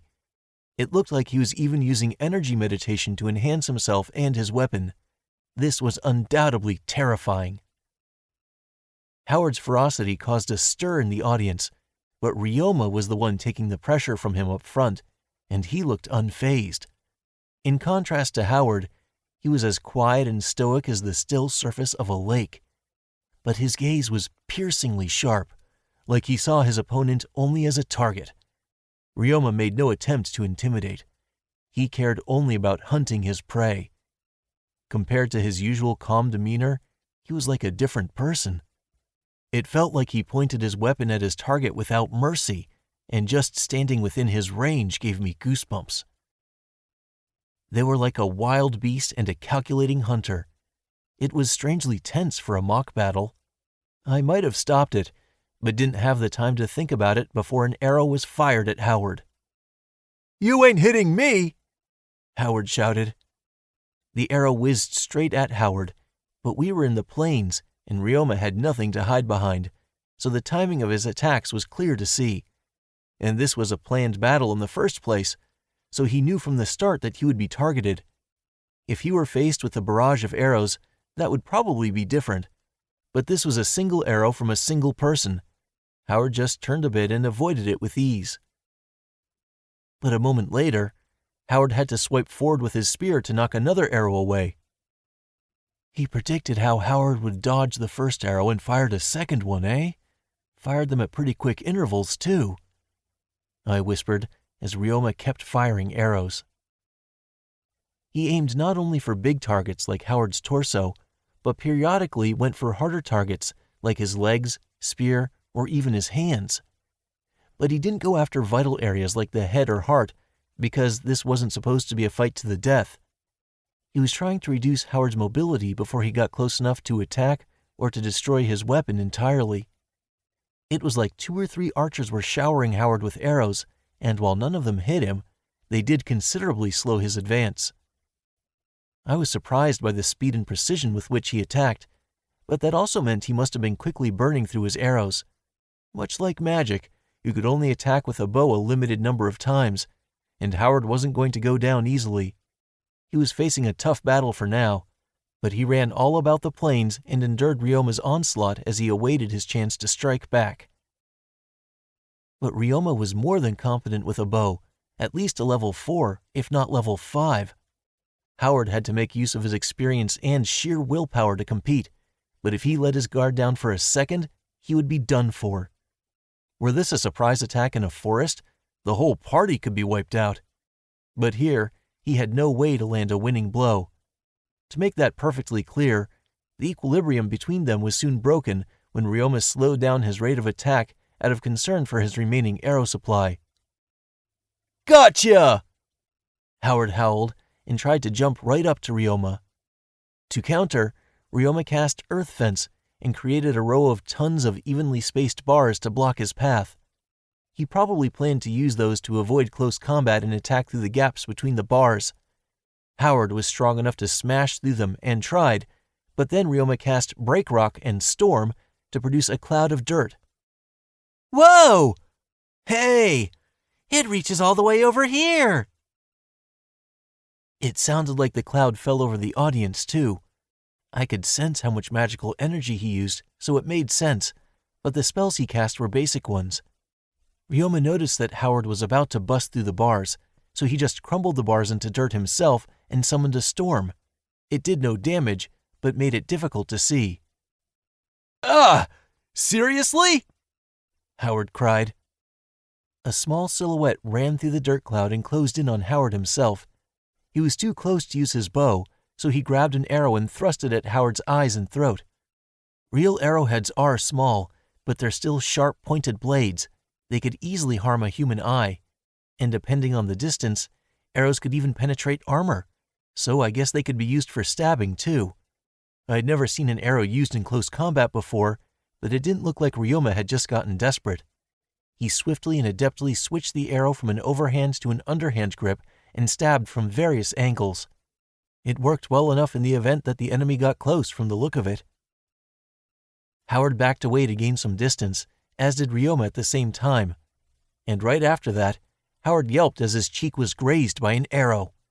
Ryoma fired the arrow he had been using in close combat the moment there was space between him and Howard. And as the wind carried the cloud of dirt away and cleared their vision, Ryoma's rapid fire began again. On his shoulder was a satchel full of arrows, and at his feet was a different, empty satchel. Ryoma hid a second satchel in his item box to make up for the weakness of using a bow. He didn't just show all the arrows he had at the start. I didn't know how many more arrows he had in store, but this wasn't against the rules or anything. Ryoma now repelled Howard, leaving them evenly matched once again. "Teleport!" Ryoma shouted. "Where'd he go? Uh-oh!" "Teleport!" There was no way to guess where he would teleport. He instantly moved from blind spot to blind spot and attacked. Losing sight of him even for an instant slowed Howard's reactions. This took a lot of magical energy to do, but everyone knew that Ryoma had a lot to spare. It was clear now that Ryoma had taken full control of the battle, and I could see why the guildmaster worried about him. Ryoma was strong. I didn't know what school of fighting he trained under, but he learned from them well. He didn't wield magic well as a weapon, but he was still quite good. He could cast spells in quick succession and had a ludicrous quantity of energy. Even when it came to skills for everyday life, he was talented. There was the house he built with earth magic, but he also had plentiful knowledge of medicine. He could procure food effortlessly. He had his own business back in town. He couldn't have asked for a more stable life. In all ways, he was far beyond the norm. A boy of his age with such skill was nothing short of stunning. If he took the job seriously, he could become a B-rank adventurer or greater within 5 years. I would bet on it. As of this moment, Ryoma had little to be concerned with in life. Put another way, though, this meant that he needed no help from anyone. When you can do everything on your own, you don't need to ask for assistance, and the help of others could even be perceived as a burden if they didn't reach his level. Ryoma excelled at everything, and because of that, he was isolated. That was how it seemed to me, and as I watched this match of his as a judge, I realized that he needed to seriously change his perspective. Adventuring inevitably meant danger. The danger increased with each rank, and the number of safe jobs decreased. Most adventurers would trip up at a low rank and learn the limits of their own power and the need for allies, but that probably wouldn't happen to Ryoma. If he slacked off and failed at some point, that would be for the better. A saying among adventurers is that the more talented the newbie, the sooner they'll die. They'd take their work seriously, getting better and better at jobs in the lower ranks until they never failed anymore. It happened all the faster if they were talented. But then, that adventurer would climb the ranks too fast, and they'd only learn their limits when it was too late. Every adventurer with a decent amount of experience knew someone like this. You'd hear people talk about them at the guild, about how they never thought this person could die, how they were so strong, and how they could have become something great if they weren't so reckless. The people that get looked down on for their lack of talent, on the other hand, would sometimes stay in the profession for longer than anyone. That was probably why the guildmaster worried about him. I knew as well as him that Ryoma Takebayashi had talent, and that he could easily die young. He was several steps above the level of skill I first expected, too, so he could put himself in a very dangerous spot. If he had no allies who could stop him, then maybe it had to be us. The guildmaster probably wanted to do something while there was still time. Howard was hit by a flurry of arrows about a minute later. Chapter 4, Episode 20. After the match. Ryoma's side.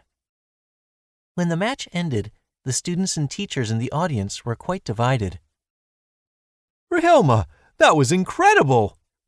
How'd you get so good? Not bad, but we won't lose to you.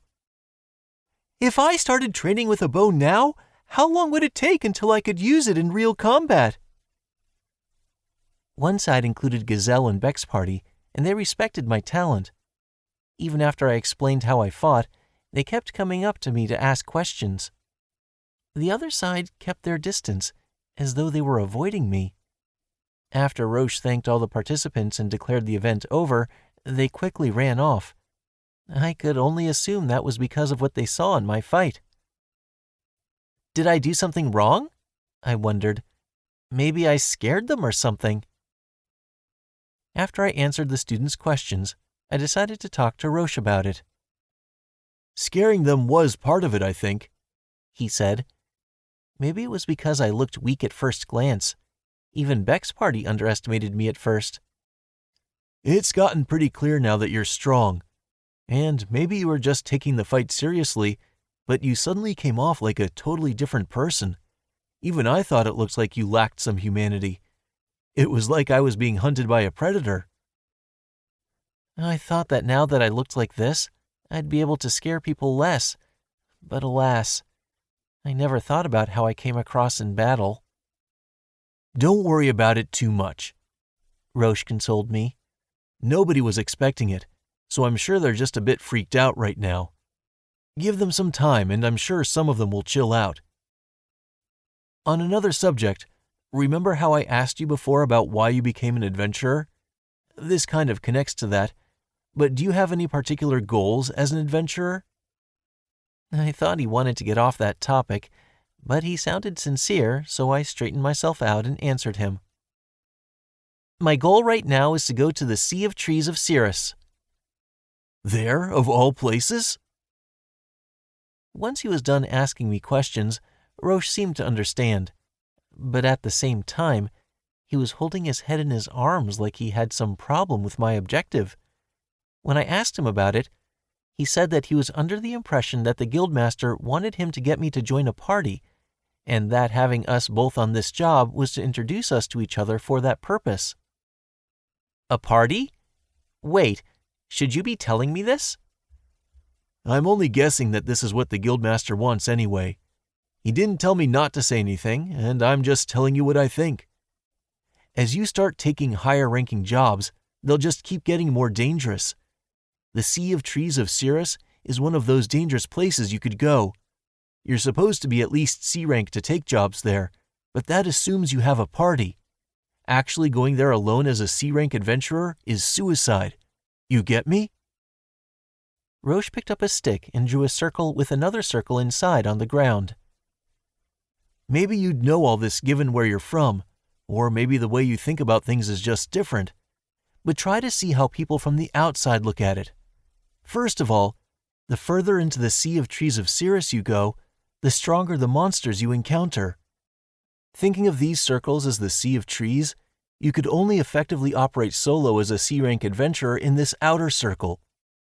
Once you enter the inner circle, you start to see A and B rank monsters everywhere, and you'd have no hope of making it to the center. I don't know where your hometown was, but from what you told me, I can't imagine it was in the outer area.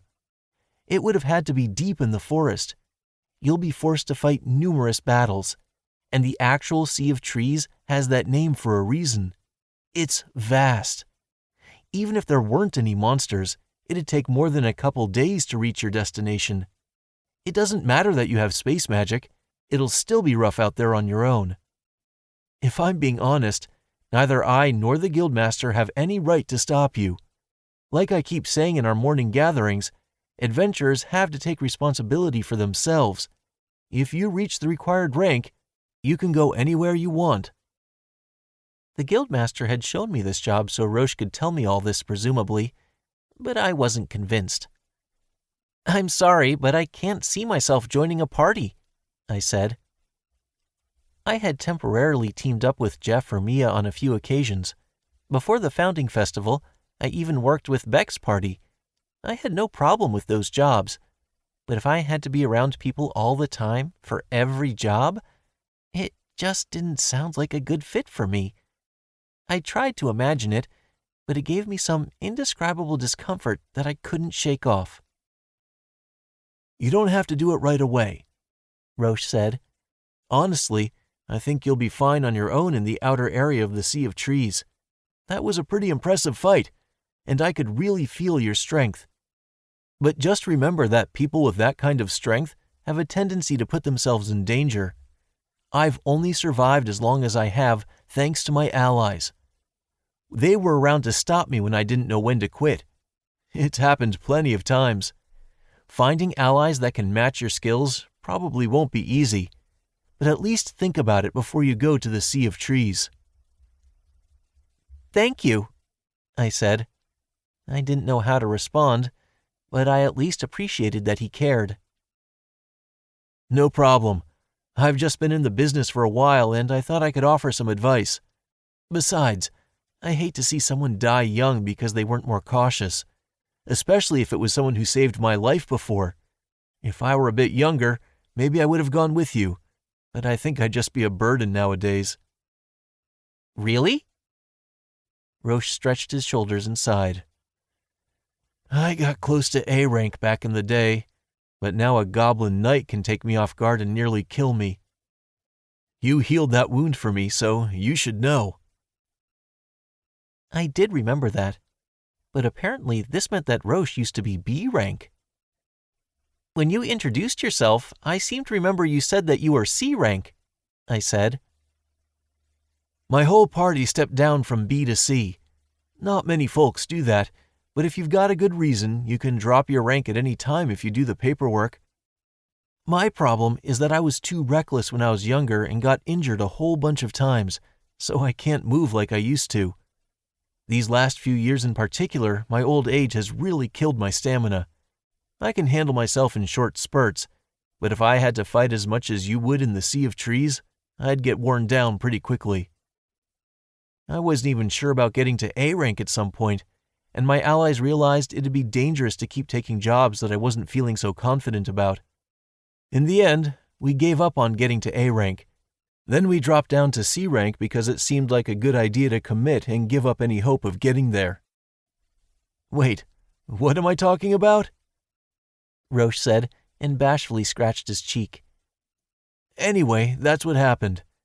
We decided to use the time we have left to train the next generation and save up money for retirement. I guess that was a choice some adventurers had to make, but it sounded kind of sad. By the way, Roche, do you know a lot about the Sea of Trees of Cirrus? I wouldn't say a lot. I've been there a few times, though. Then you have some experience at least. Could you tell me more about it? Sure, but aren't you from there? Well, I hardly interacted with the other villagers there. It was usually my grandparents who spoke to them when they were alive, and I left the village soon after they passed away. I see. That's understandable. If I were a parent, I wouldn't want my kid getting accustomed to a place like that. Oh, sorry, not trying to insult your home. I don't have any attachment or anything there aside from my grandparents, so I don't mind. I just wonder what you mean by that. What does it seem like to someone from the outside? Well, to put it simply, people from the Sea of Trees think that strength is everything. It's dangerous territory, so strength is in high demand, and powerful adventurers are praised. You see some of that everywhere, but the Sea of Trees goes too far with it. For example, Roche said and pointed to the campground. Everyone's camping there, but if this territory had dangerous monsters instead of poison bugs, how do you think that'd be? We would probably have to put all of our energy into protecting the students. Right. Now, what would happen if we abandoned the students in that situation? I don't especially want to think about that, but I imagine it would be tragic. At the relay points meant for adventurers, there are a fair number of merchants and artisans that buy materials off adventurers, sell supplies, and repair equipment. Without them, it'd be harder for adventurers to do their job. They support us. And with their support, adventurers strive to defend these locations. So really, we should all be seen as equals. Roche muttered, then paused before continuing. But over time, the power dynamics between the protectors and the protected there have become distorted. The strong have the glory, while the weak can't survive without protection. We haven't been there in about a decade, but it was like that all over the place. Some people who live there for a while start to get that attitude as well. And then what? People will turn a blind eye to their cruelty in the Sea of Trees, but it's generally frowned upon in the outside world. They start to have problems once they leave. I hear some of these people get fed up and just return to the Sea of Trees. Also, since they'll accept some bad behavior as long as you're strong, the place tends to attract some nasty adventurers. Whether they were poorly behaved, virtually criminals, or unable to get jobs at other guilds for whatever reason, they would be welcomed in the Sea of Trees as long as they had the skills for the job. Their views were so different from those immediately outside the forest that it was like a completely different culture. I'd go there for work, but I wouldn't want to raise any kids there. When I heard you were from there, I was kind of shocked. You must have had a pretty wonderful family. Thank you. I was a little disappointed after the match, but I ended up getting some good advice. I didn't know if I could live up to Roche and the Guildmaster's hopes, but I decided to at least look into forming a party when I got back home. Chapter 4, Episode 21. The Journey Home. A day passed. A lot happened during the trip, but everyone made it to the final day safely. Now we only had to return to Gemmel. We prepared to set off in the morning, had a quick lunch before noon, then boarded the carriages for a rocky ride back. Day 5 already, huh? That went pretty quick. I thought it'd feel longer. We were divided between the carriages in the same groups as when we came. That went for my group too, but they seemed to be more open with each other after the lessons. They needed Roche's help to get talking on the first day, but now they naturally began a conversation about what they did yesterday. Don't get too excited. Yeah, we're just heading home now, but the training's not over yet. The teachers warned the students. I knew how they felt, but any time you were outside town, there was always the possibility of encountering monsters or bandits. Once they were warned, the students began to carefully watch their surroundings. They were probably trying to do a good job, but it was easy to tell that they were new to this. They were so tense that they would tire themselves out. Roche and Lucy didn't say anything, but they were awkwardly grinning too. But a peaceful air blew through the carriage. We didn't run into any monsters or bandits, so we made it to today's campground safely. But we did find something unexpected there. Roche. Yeah, looks like we'll be sharing the place tonight. As we were unloading the carriages, we heard the sound of wheels from afar. A carriage with a large canopy was heading toward us. It slowed down as it drew closer, then stopped a short distance from us. Mind if we take this space here? The coachman of the carriage asked Roche. Not a problem. The coachman left the carriage at the edge of the camp. Attention! Roche shouted. You all remember the rules for using campgrounds? We're not the only ones here today. You can bug us, but don't bug the other guests. If anyone's forgotten the rules, come on over. Again, the students were warned not to bother anyone else. Then the teachers nonchalantly kept an eye on the new carriage. Sometimes bandits would pretend to be using the campground only to attack travelers. Some simply used their greater numbers and strength to their advantage, while some struck while the other visitors were asleep. Some acted friendly and offered drugged foods or drinks, but they used all kinds of approaches. As such, the safest way to use campgrounds was to interact with other groups as little as possible. That was a general rule, but it had its exceptions. Do you have a moment? A skinny, well-dressed man asked after he left the carriage. Attending him was a man who seemed to be a bodyguard. What is it? I asked. Did you come from that direction? If so, I'd like to ask what's over there. What's the terrain like, and what monsters are there and such? How would we best keep safe? The leader would know the most about that. I'll show you where he is. That helps. Thanks. For travelers, knowing the state of the road was crucial to survival. Treading a dangerous path could cost you your life. Gathering information in town beforehand was the standard approach, but it was always possible that the situation could change on the road. Exchanging information with other travelers was more than worthwhile. Leader, these people want to know about the road ahead. Got it. I left this to Roche, but he let me listen in for future reference. He didn't seem to do anything that special, though. He just got straight to the point and told them what the road was like. Nothing more. The conversation was over in less than 10 minutes. Then the two travelers went straight back to their carriage. Ryoma, what do you think about those two? Roche whispered to me as they left. They didn't seem all that suspicious, but it seemed like they knew how to fight. Not just the bodyguard, but the man who said he was a merchant, too. The bodyguard must have known how to fight, of course, but the self-proclaimed merchant's hands had calluses that likely came from wielding a weapon. Despite that, the way he carried himself wasn't all that refined. I feel like he's probably about as powerful as that bodyguard. In my experience, there were a lot of bandits that came across the same way.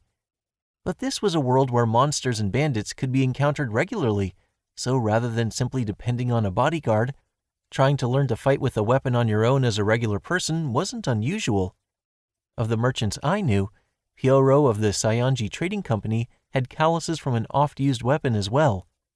I never went out of my way to ask him about that, but I suspected that he knew the basics of fighting with a dagger.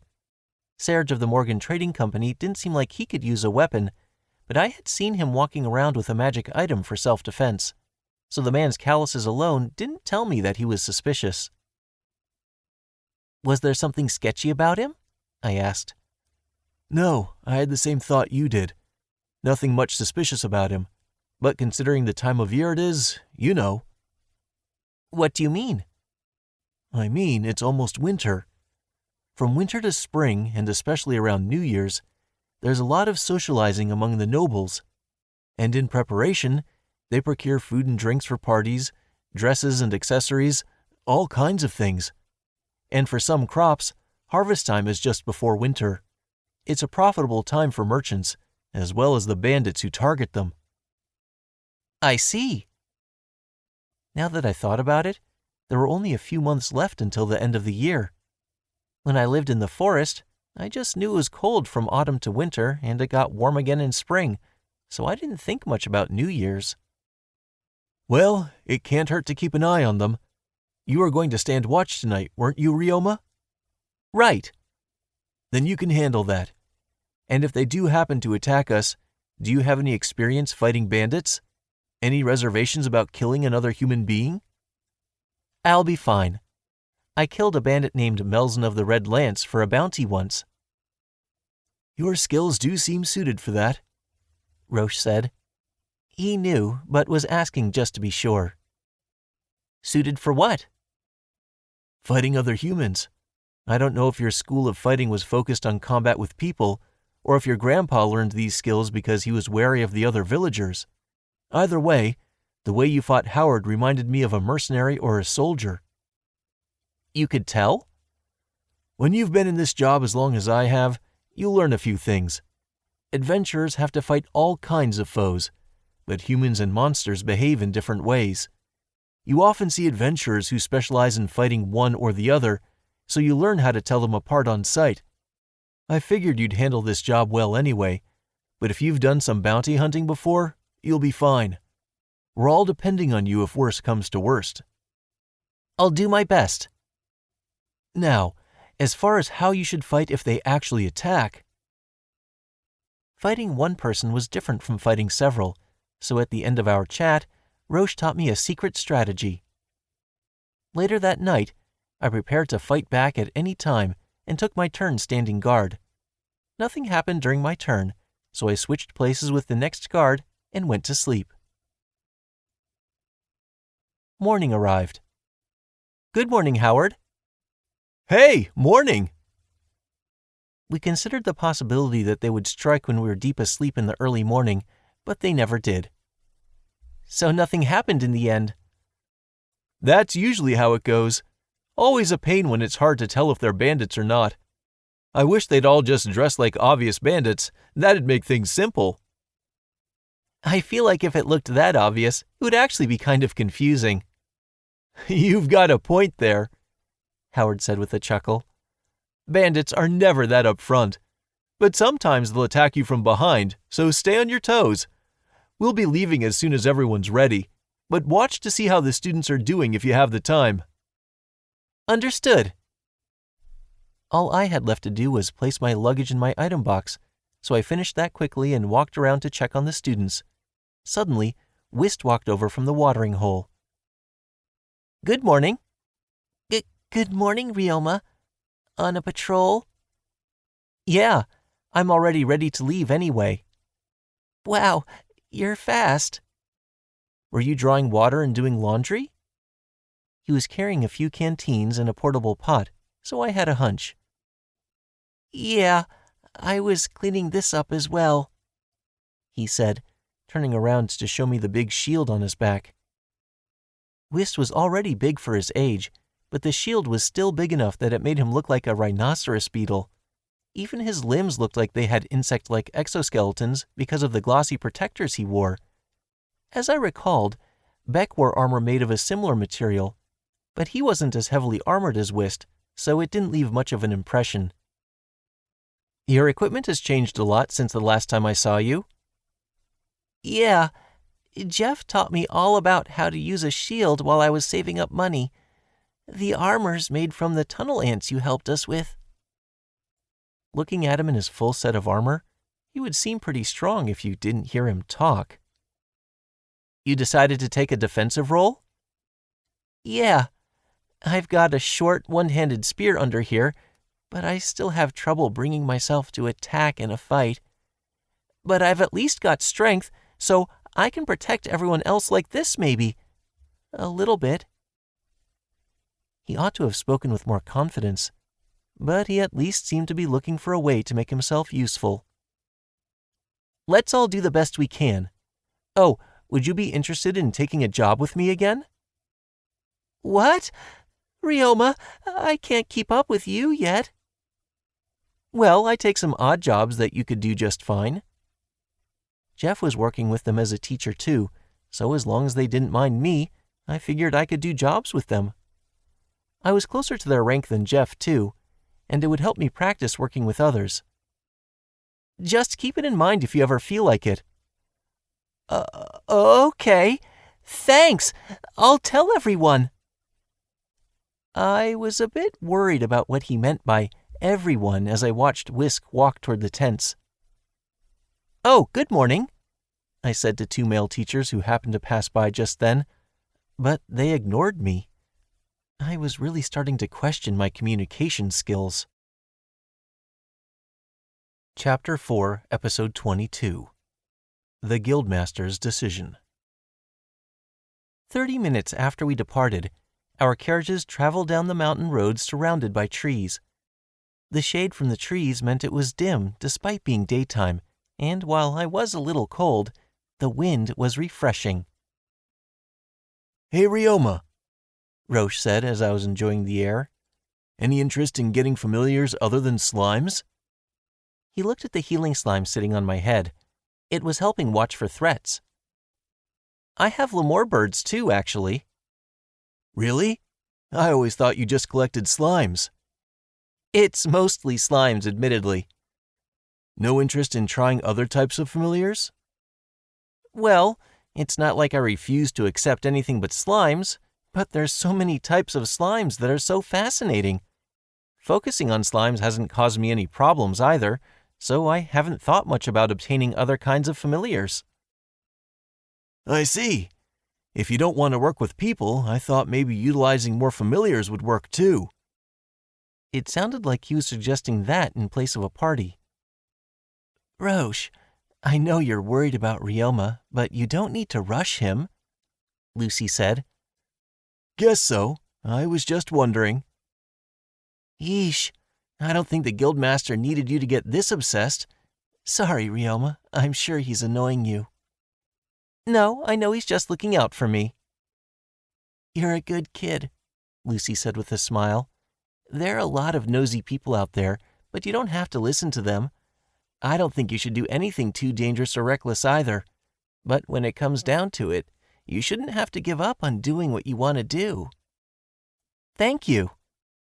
It's nothing. Oh, but I'll at least say that sticking with just slimes would be a bit unfortunate.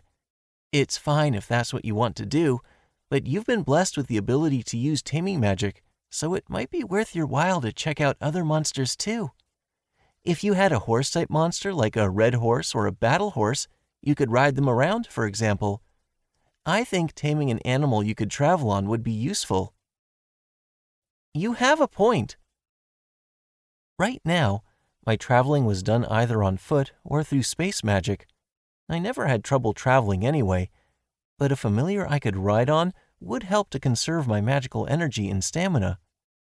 There was no way that slimes or lemur birds could carry me, and even if they could, it would probably be slower than just moving myself. So, if I wanted to put this idea into action, I would have to capture a new monster. If you're not sure what to go for, why not ask the Tamers Guild? Roche said. I'm pretty sure they have a reception desk where you can ask questions like that. Actually, have they not given you any suggestions already? Actually, well, I'm technically registered there, but I couldn't take any jobs at first because all I had was slimes. Now I haven't been to the Tamers Guild since I turned in some members of it to the city guards after they harassed my store. Not for any particular reason, but I find it kind of hard to visit when I have no need to. Then maybe this is a good time for you to give them a visit, Lucy said. Sounds like you haven't taken the familiar aptitude exam either. I haven't. I've never heard of it. The Tamers Guild has you try to form contracts with a whole bunch of different monsters, then combine that data with your past results to narrow down your specialties, from what I hear. Isn't your first time free? Roche asked.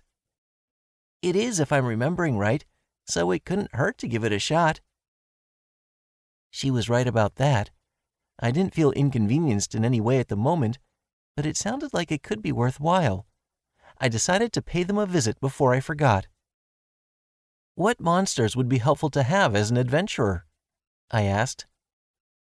I just have to go with something you can ride, Roche said. I've always wanted a wyvern, or something you could fly on. I might like some type of fairy, Lucy said. They can use magic, and forming a contract with one is supposed to improve the effects of your own magic, too. Even finding one and making it your familiar is apparently pretty hard, though. They both had ample experience, so talking to them was fascinating. But we eventually ran out of topics to discuss, and the time for silence arrived.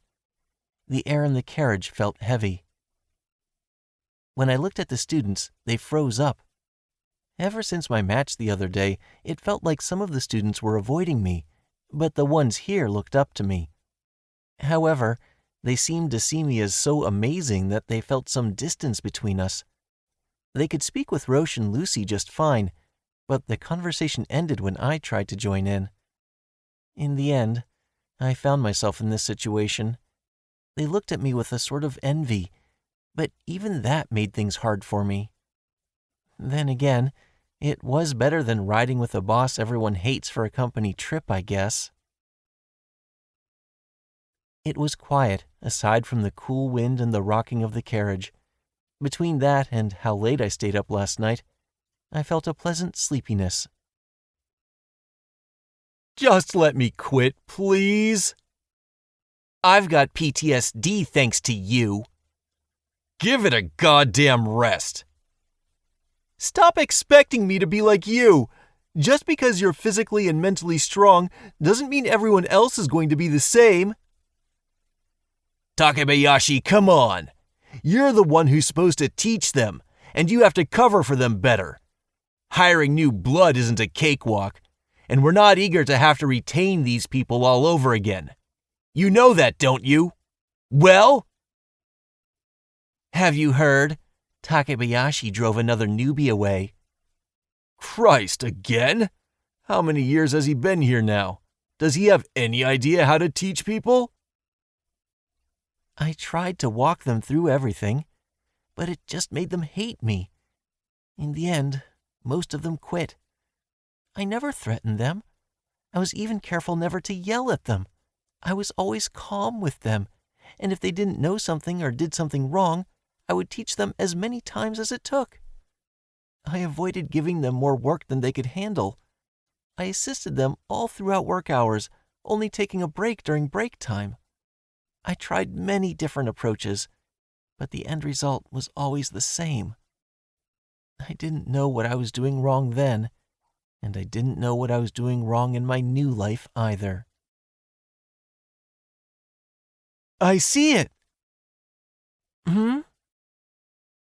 I must have dozed off for a bit. I dreamed of when I was still young, and it reminded me of the concerns I had back then. Having a similar dream again made me feel decades younger. Of course, now I was younger, so it stood to reason. At any rate, I was still feeling sleepy. I thought I must have been sleeping for a while, but the sun hadn't changed its position too much. Regardless, the gate to Gemmel was visible in the distance. Finally here! We're back! Thank goodness! The students were relieved as well, and the mood in the carriage grew just a bit calmer. Oh, I see a lot of people outside town, Lucy said. Doesn't look like they're adventurers, though. Yes, it looks like they're surveying something, I guessed. They were talking about expanding the city, so I'm sure it has something to do with that, Roche said. It was still in the planning stages, but the urban development was coming along decently. We passed by the workers and went straight to the guild from the southern gate. Welcome back! The guildmaster greeted us as though he'd been waiting for our arrival. Students, gather over here. Looks like you all made it back safely. So, did you learn anything on this trip? The students got together in a corner of the guild and answered his question. I see. In that case, Roche, you can give us the concluding speech now. Got it. Listen up, everyone. Roche congratulated the students on making it through the 5-day lesson and expressed hope that they would find this experience useful in the future. After he finished speechifying, he told the students to go report the completion status of the jobs they'd taken, then declared the training meetup over and dismissed everyone. Welcome back, Ryoma. Hello, Guildmaster. How was your first training meetup? Well, I learned a lot from the teachers. That's more what I'd expect a student to say. Still, there were quite a lot of things I managed to learn. Well, I suppose you never stop learning, even in old age. Could you come with me for a bit? The Guildmaster beckoned me over in a solemn voice. Mind if I come along? Roche? I see no issue. You'll have to give your own report anyway, after all. We were taken to the Guildmaster's office. Firstly, Roche gave a rundown of what happened on the trip. Then we got to talking about me. As I sort of expected, it was about what happened after my match. I always figured there was something up with Ryoma, but is that what it was? The Guildmaster rested his elbows on his desk and his head on his hands, looking distressed. Roche, tell me a little more. How are the people who avoided Ryoma acting? They were afraid at first, but some of them have adjusted their attitudes by now. Most of the students avoided Ryoma, while the older teachers who hadn't already accepted him from the start came to an understanding with him that morning.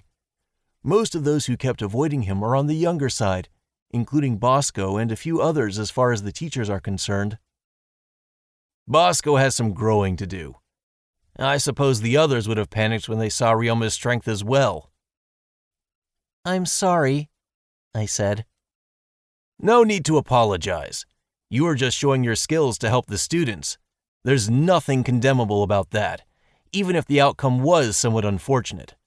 So, Roche, What do you make of Ryoma's strength? Be honest. Even if I were still in my prime, I wouldn't want to go up against him. If I were Bosco's age and weren't already headed for my retirement, I might have felt the same way as him. I heard he beat Howard. Howard can use energy meditation too, can't he? Yes, and I can assure you he didn't pull any punches. I see. Interesting. Ryoma. Yes? The Guildmaster took a piece of parchment out of his desk and wrote something down. Guildmasters have the authority to place limitations on adventurers' activities, as well as remove certain limitations. One such limitation regards jobs involving bandits. You would have to fight human beings on these jobs, so they're generally only made available to adventurers C rank and above. That means restrictions on those jobs are automatically removed when you reach C rank. But if you fulfill a few conditions and get the Guildmaster's approval, you can accept these jobs at a lower rank. Guildmaster, are you serious? Roche argued, but one look from the Guildmaster silenced him. Roche, I understand how you feel. I agree with everything you said to Ryoma. I was slightly unsure about what to do with him, but he knows how to take care of himself. I do fear that if he's left to his own devices, eventually he may cross a line. But that would just be part of Ryoma's life. You know that, don't you? As long as parents do everything necessary to set the stage, their children can grow up safely.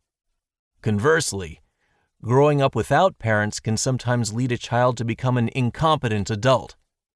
But as the Guildmaster, I have no intention of taking such a role. From the moment he registered, Ryoma never needed protection. He was able to walk on his own 2 feet before he got here, and I wanted you to confirm this once and for all. I wanted someone else I could trust to give me their opinion on Ryoma. The fact that our opinion is mutual just makes me all the more certain. Was that the idea? Yeah, and I want to help Ryoma, but I don't want to get in his way, the Guildmaster declared, solemnly handing me a piece of paper. Ryoma, by my authority as the Guildmaster of Gemmel's Adventurers Guild, I permit you to accept requests to hunt bandits. On your way out, show this and your guild card to the receptionist. They'll mark on your guild card that you've gotten my permission. If you use that, you should be able to climb to C rank that much faster. But remember that while this lets you fight bandits, I'm not giving you carte blanche to do everything on your own. So find party members if you can. And if you need anything, feel free to ask me. I want to be certain that there are no misunderstandings here. Okay, understood, I said. All right, good answer, the Guildmaster said, letting go of the paper and lowering his hand. Oh, and as far as how some others are treating you, that's inevitable in a way. The stronger you get, the more of that you'll see from even the most ordinary people. I wouldn't worry about it too much. Just do what you want to do. As long as you're not breaking the law, of course. I already knew what I wanted to do. That's fine. Nothing will change with me. I'll keep taking jobs here as usual, I said. Whether people were going to avoid me after this or not, I didn't plan on hiding away in the forest again. It would be impossible for every single person I met to like me anyway. I'd been lucky enough to meet some great people during my time in this world, but now that I had more opportunities to mingle with a greater breadth of people, this was going to happen eventually. It wasn't like any existing relationship had ended, so I could keep on living my usual carefree life. Nothing will change, eh? For better or worse, I imagine you'll be proven right. Oh, right. But I'll think about finding party members. Roche and the Guildmaster were trying to look out for me after all. I couldn't say for sure that I'd actually find anyone, though, unfortunately. Just don't push yourself too hard, the Guildmaster said, then gave me permission to leave. He looked kind of exhausted. Chapter 4, Episode 23. New Year's in this world is busy too. Now that I was back in town, I had a lot on my plate. First, I stopped by the laundromat to see what had happened while I was away. Boss, welcome back. Hello, Carm. Upon coming to Bamboo Forest for the first time in 5 days, Carm greeted me. He was standing near the employee entrance. Were you waiting here for me? I only vaguely knew when you might return, so no. I was watching them. Who? I looked inside and saw a few unfamiliar women carrying things around. Are they new employees? Yes, we hired them for busy periods only, just as we discussed previously. I see. So they were new part-timers. There are a number of other things to report. Please wait in the office. There wasn't often that much to report, and reports were normally about routine goings-on at the laundromat, so I wondered what else there could be. I waited in the office until he showed up, carrying a thicker stack of documents than usual. Shall I start with the usual income report? Please do. This was nothing I hadn't seen before. The numbers all looked normal. Our income hadn't particularly increased, but there didn't seem to be any problems. The list of supplies we needed looked fine as well, so I permitted them to be purchased. There were no issues in the report from the Lenif branch either. Carm was on top of most things, so my job mostly involved checking his summaries and giving permission for his plans. Compared to my old job, this was a breeze. Eventually, we got all those documents taken care of. Thank you. Next, there were a few messages for you. First, there have been some changes regarding the problems you were concerned about between the slums and the public office. What happened? Ultimately, the public office made some concessions, and the people of the slums have calmed down. I see. That came as something of a relief. I asked for further details, and it sounded like the public office investigated the unlawful use of the town square by the homeless population and decided to allow them to dwell in select places. The public office's general plans haven't changed, but now they've shown that they wouldn't take the drastic measures the denizens of the slums feared they would. Plus, more of them seem to be accepting the public office's employment assistance now.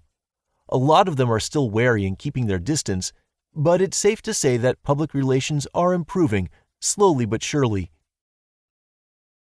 It sounded like there would still be issues in future, but the situation had been stabilized for now. I felt like it would be a good time to visit that cafe again so I could see Arnold. He did say he went there 5 days a week. Anything else? I asked. Serge of the Morgan Trading Company sent you an invitation. The invitation was for a meeting with the Jamil family. Just as Roche mentioned yesterday, this was a profitable time for merchants.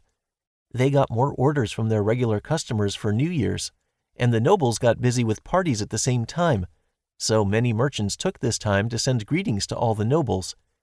Serge was acquainted with many nobles, so he needed to get started on contacting them early. He planned to meet with the Jamil family in Gonago next month, and he was inviting me to come along. What do you think? Carm asked. I'm not sure I should even go. I do appreciate the invitation, though. I understand your concerns. Our business is coming along nicely, but we're still newcomers. There's no shortage of merchants seeking a relationship with the Duke's family, so it would be difficult for a new company to get their attention. Well, at least that would usually be the case, but I believe you're already on their good side, so I think they could spare some time for you if you so wished. If you can pay them a visit, I don't see what harm it would do. It's common to bring guests to these events, and I don't think you'll be too conspicuous if you're attending with Serge. You could be mistaken for a servant, but that happens. It would be a simple enough affair apart from that, so I considered taking Carm's advice. I'm assuming I need to get dressed up and bring gifts? Yes. For clothes, I've found some tailors as well as off-the-shelf clothing stores. I have a list here for you. He was always one to work fast. The question now is, what should you pick for a gift? Most business owners will send something related to their business. All we'd have to offer is deodorizing fluid, really. I can get some wine if you want a safe pick, but I think you would do well to find something more unique to yourself. You might be right. We each decided to search for gifts. Next, look at this list. Looks like it's all medicine. Guildmaster Glycella from the Merchants Guild is buying these drugs for a higher price than usual. If you happen to have any or know how to make any, I would very much like for you to take those to the guild. This is the best time to turn a profit for everyone, including us. Are these drugs in higher demand from nobles right now? They're stocking up in case of emergencies, yes. I suppose they were rolling in so much dough that they could just do that. This is the final topic, but Digger from the equipment store says that the prototype is complete. He wants you to come to his store at your earliest convenience. I'd forgotten that I asked him to make adventuring equipment out of slime materials. Got it. I'll give him a visit soon. That's all for my report. Thank you. I wrote up a list of tasks. As we got closer to the end of the year, the amount of work was piling up. If I didn't list it all off now, I'd probably hate myself in the morning. My highest priority was the visit with the Duke's family. I needed to come up with a gift and order some proper attire. Next, I needed to go to Digger's store, and I also wanted to take the aptitude test at the Tamers Guild.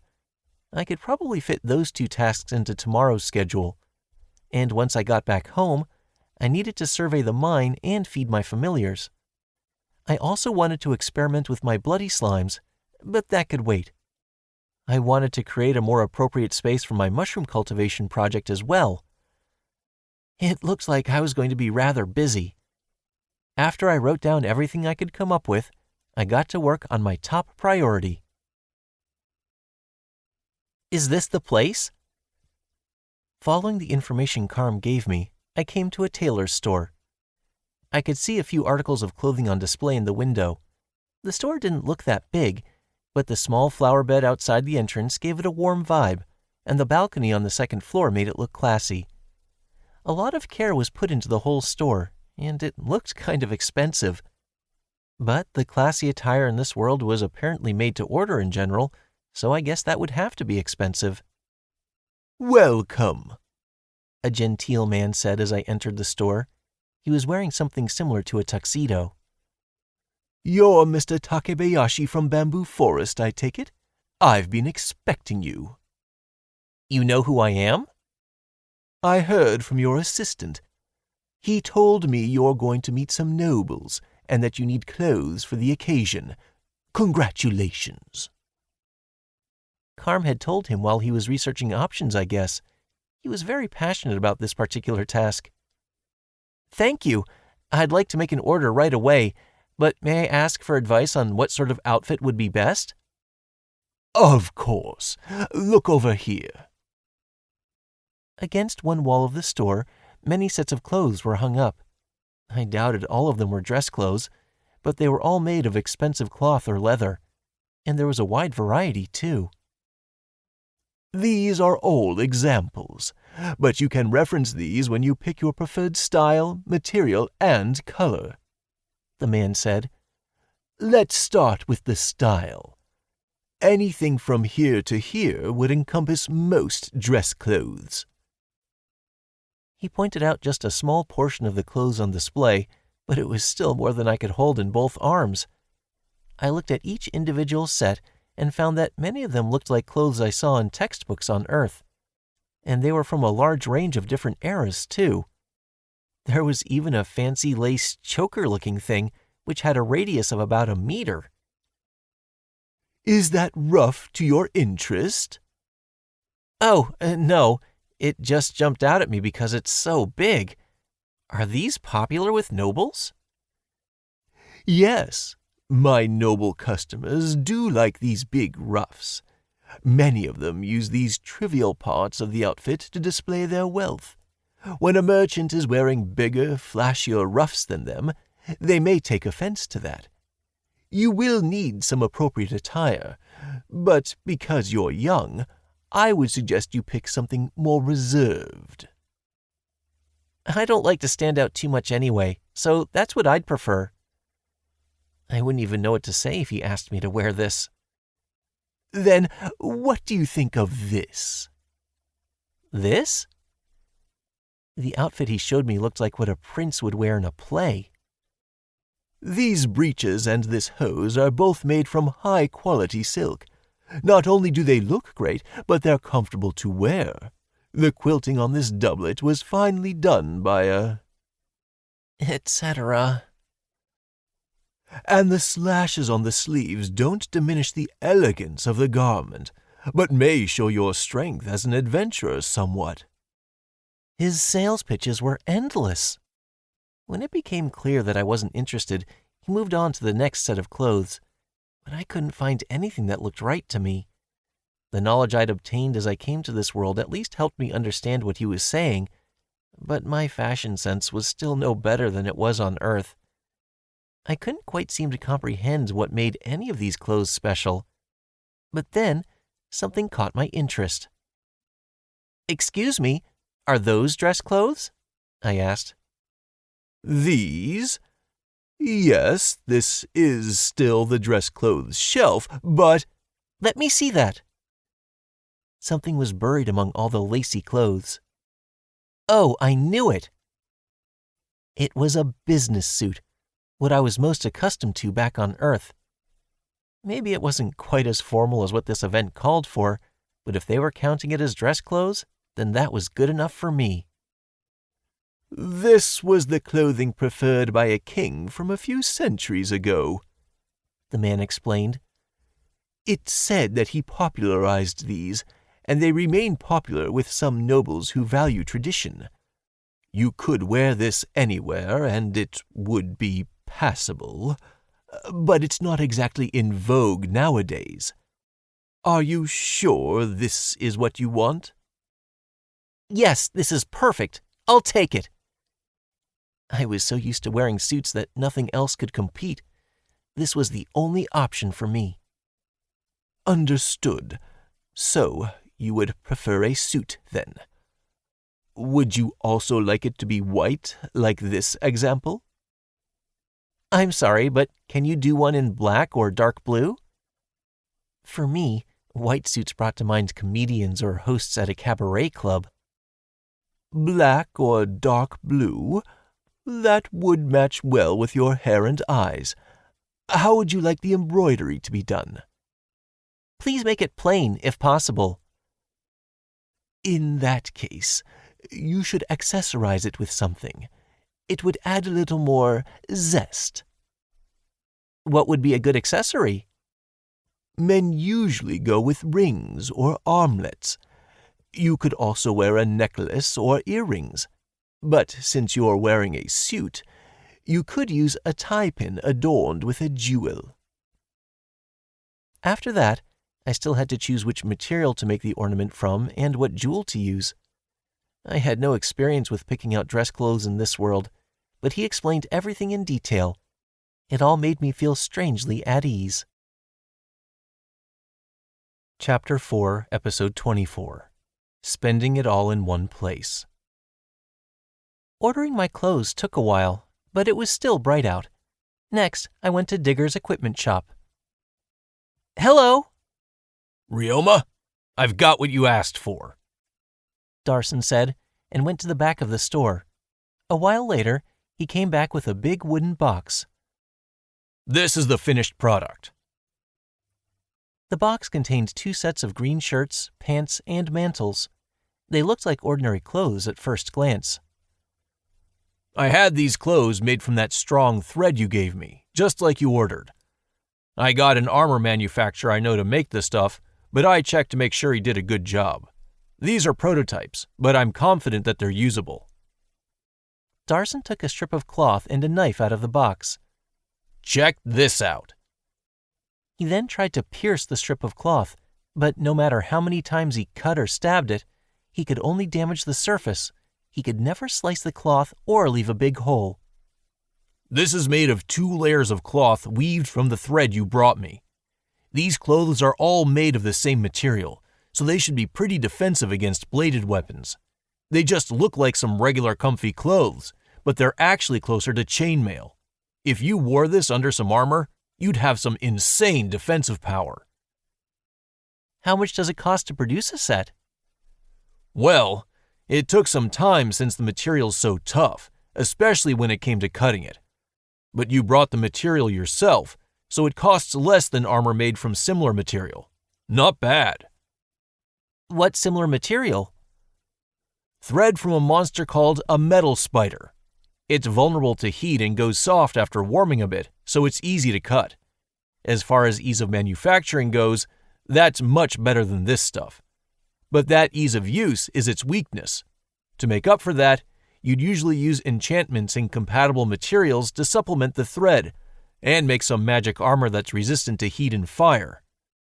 Metal spider thread on its own is fairly expensive, and these additions only add to the price. This armor is fairly costly. While this armor took time to make, it sounded like good value for the money. I picked up one of the shirts and noticed that the fabric felt different on the inside compared to the outside. It felt nice and smooth on my fingers. Is this silk on the inside? Yeah. That thread wasn't absorbent in the slightest, and neither was the cloth made from it. So with that in mind, they used silk for the inside of the armor. I see, thank you. I should even be able to wear this in the thickets. Not just the thickets. These could handle a wolf's fangs or bladed weapons with no problem. Won't do much for bludgeoning attacks, though. How much for them? 5 small gold coins. For something made to order, that was really cheap. Are you sure? You gave me the materials for free, and it didn't take anything special to produce. It just took a while to cut the cloth. The armor manufacturer was happy to work with this rare material, too. Even if I'm charging you for the extra time it took, 5 small gold coins is more than adequate. I see. Thank you. If it was that cheap, I figured it might be nice to give some to all my employees, or the security guards at the very least. Maybe the Duke's family, too. They probably had security people with their own perfectly good armor already. But if they were stocking up on things like antidotes near the end of the year, maybe they could use this as well. I decided to ask Darson. I'd think any noble would already have equipment that's just as good, but if you gave that as a gift, I doubt they'd be offended, he said. And personally, I'd be happy to make more for you as long as you bring the materials and the money. If you want to send a gift, I suggest having an adult-sized set of clothes made so we can use it as an example later. We can use the measurements from that to make properly sized clothes, and I can send you those at a later date. Or you could have your employees come pick them up, whatever works for you. Either way, if you order a whole bunch of sets at once, I'll give you a discount. Thus, I ordered a new set of clothes to use as an example. I'll bring the thread for it by tomorrow, I said. Got it. I'll tell the manufacturer. Now I had one candidate for my gift for the Jamil family. But if I wanted to make a lot of sets, I would need an appropriate amount of thread. This would be a good time to get some thread spinning machines or something to use with my sticky slimes. I decided to stop by Serge's store and then headed home. I released my slimes from my dimension home, then checked on the mine with my lemur birds. I'd only been away for 5 days, but there were already cave mantises starting to live there. I exterminated them right away and thought about whether to seal the entrance more firmly. But I figured I could use them for food, so I had something to gain in hunting them anyway. Next, I picked a slightly humid part of the mine and used earth magic to create a simple pedestal. I took the mushroom bed I made the other day out of my dimension home and set it there. Strangely, there were already thin mushrooms that looked like enoki growing from the tray. I didn't use magic to accelerate their growth or anything, so they shouldn't have grown so fast.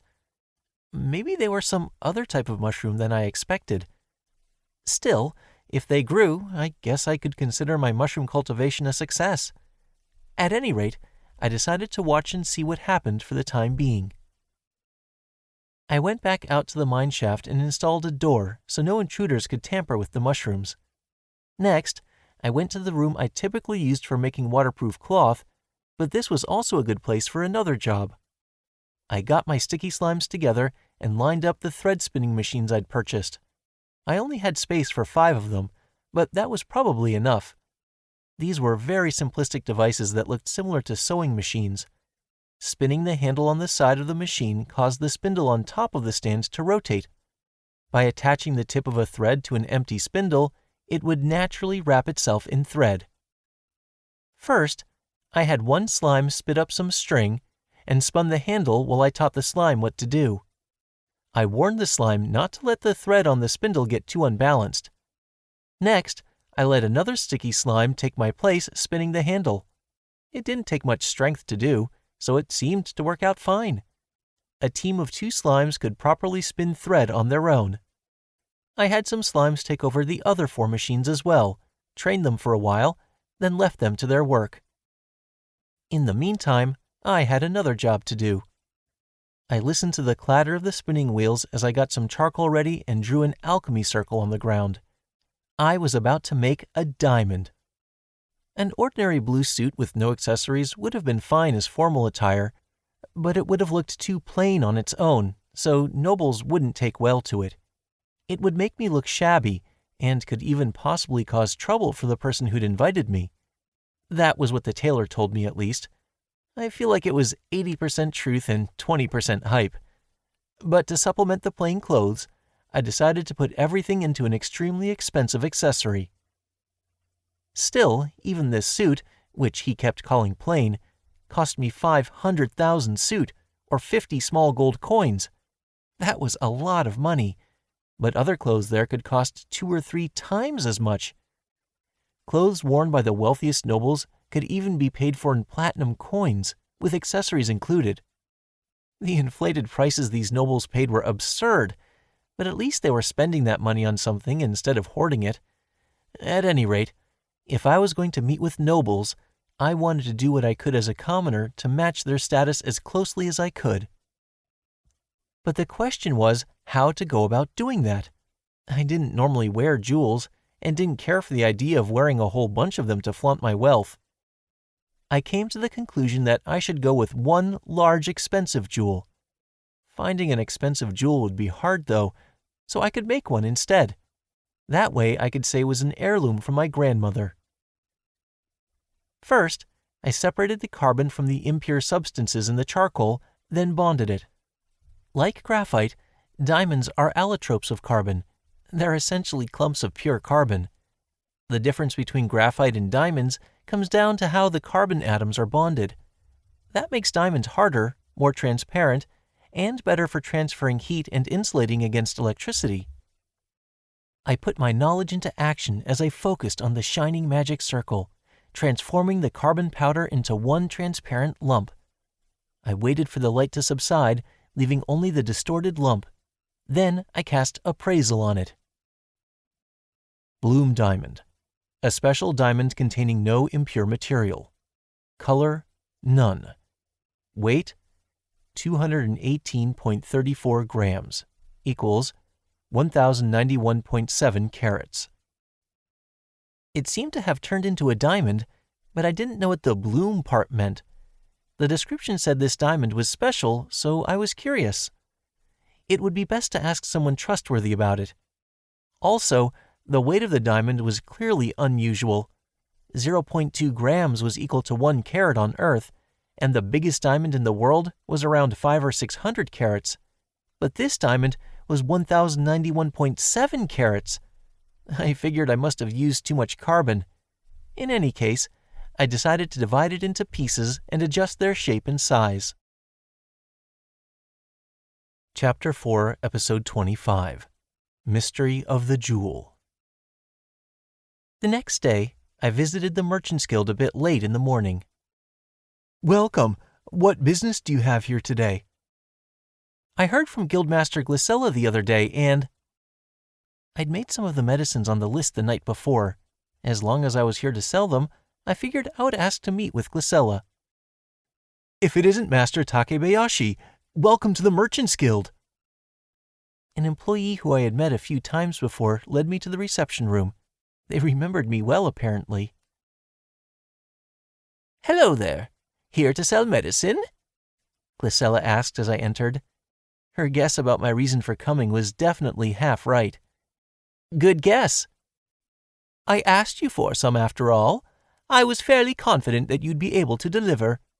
Also, I heard that you went to a training course at the Adventurers Guild. Once I heard that was over, I estimated the amount of time it'd take you to make the medicine. I suspected it would be either today or tomorrow. Her foresight was as eerie as ever, but that wasn't the only reason I came to the Merchants Guild. I wanted to ask you for some advice as well, actually. Oh, then let's get the medicine out of the way first. Thank you, I said, then opened my item box and took out 50 bottles of medicine. I made what I could with the materials I had. I still had some Grellfrog materials left over. If I provided some additional materials, would you make more? Sure, if I know how to make it. Glycella appraised a random bottle and snorted. Was there anything on that list you couldn't make? There were some for which I knew the recipe, but I'd never actually made them before. I wanted to hear your opinion on those. I see. I looked over some of what you did make, and they should all be effective enough. I don't see anything to complain about. I'll give you the materials you need if you'll bring me the rest of what's on the list next time. Understood. Glycella called an employee over and ordered them to assess and store the medicine, then prepare my reward and the materials I needed. The employee accepted the orders and left the room. So, what else did you want to talk about? Glycella asked. Bloom diamonds, I said. Her eyes seemed to narrow a bit at that. Do you know what those are?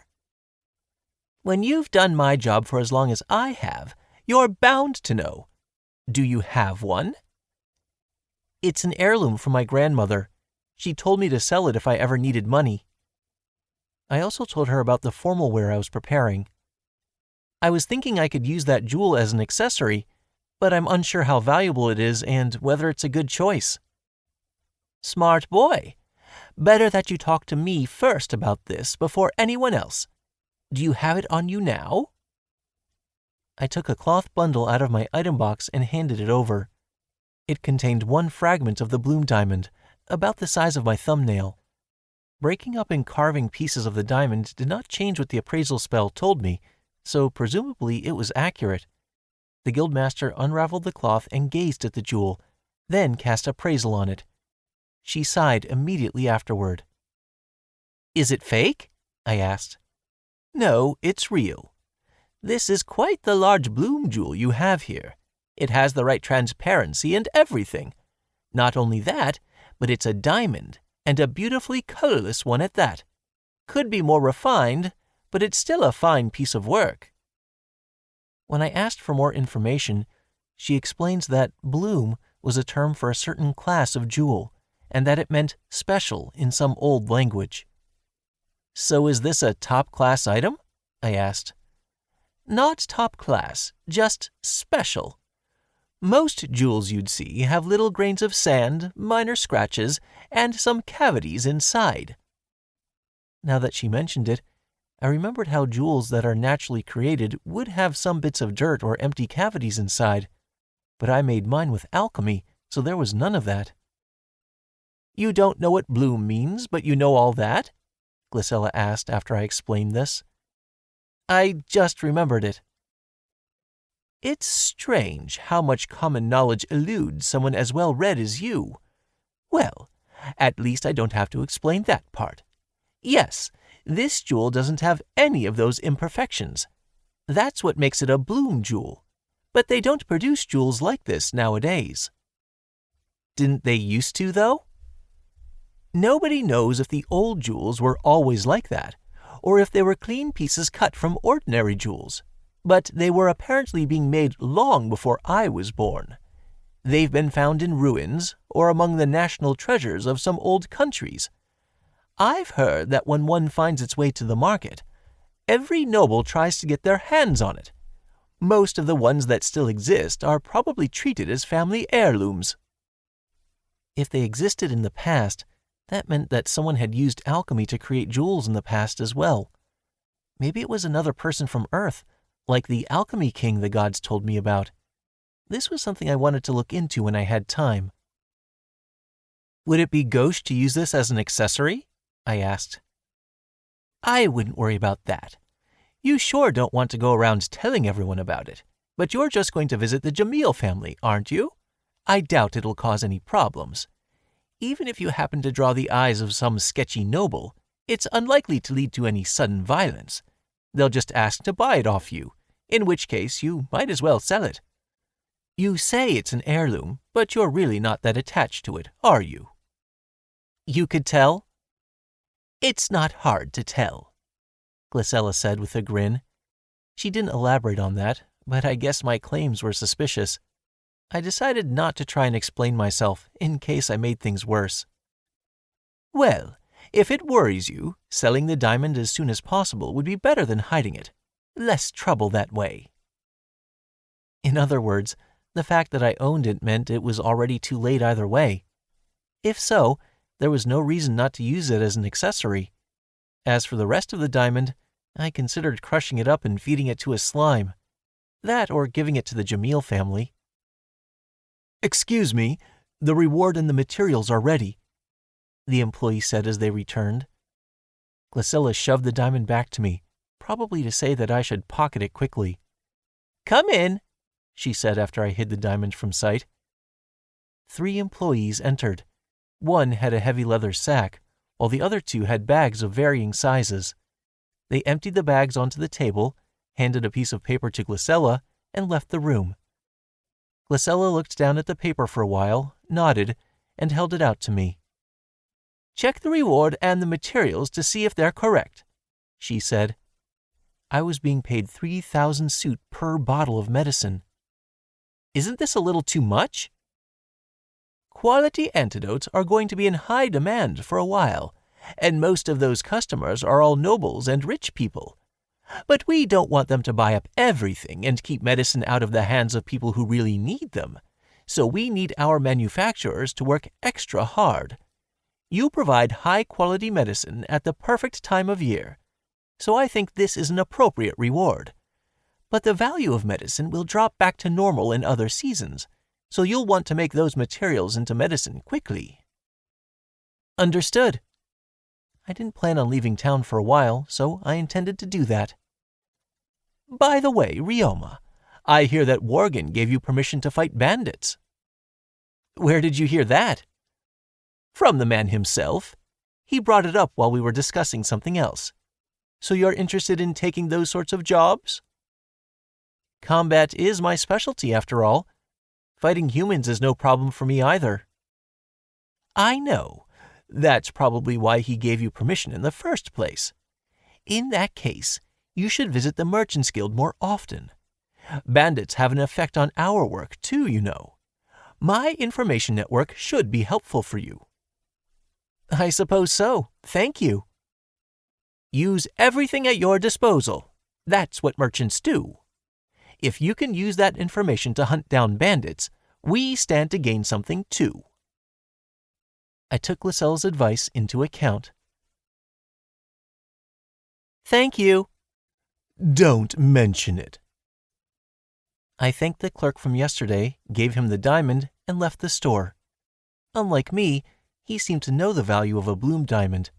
Considering his job, he probably knew a lot about jewels. The instant I showed it to him and said I wanted to use it, he seemed to know it was something special. And after he picked it up and gave it a look, his attitude changed. His already polite behavior seemed to be even more polite. He did charge me an extra fee to keep the Bloom diamond a secret, but I was also saving money from providing my own jewel, so it all worked out.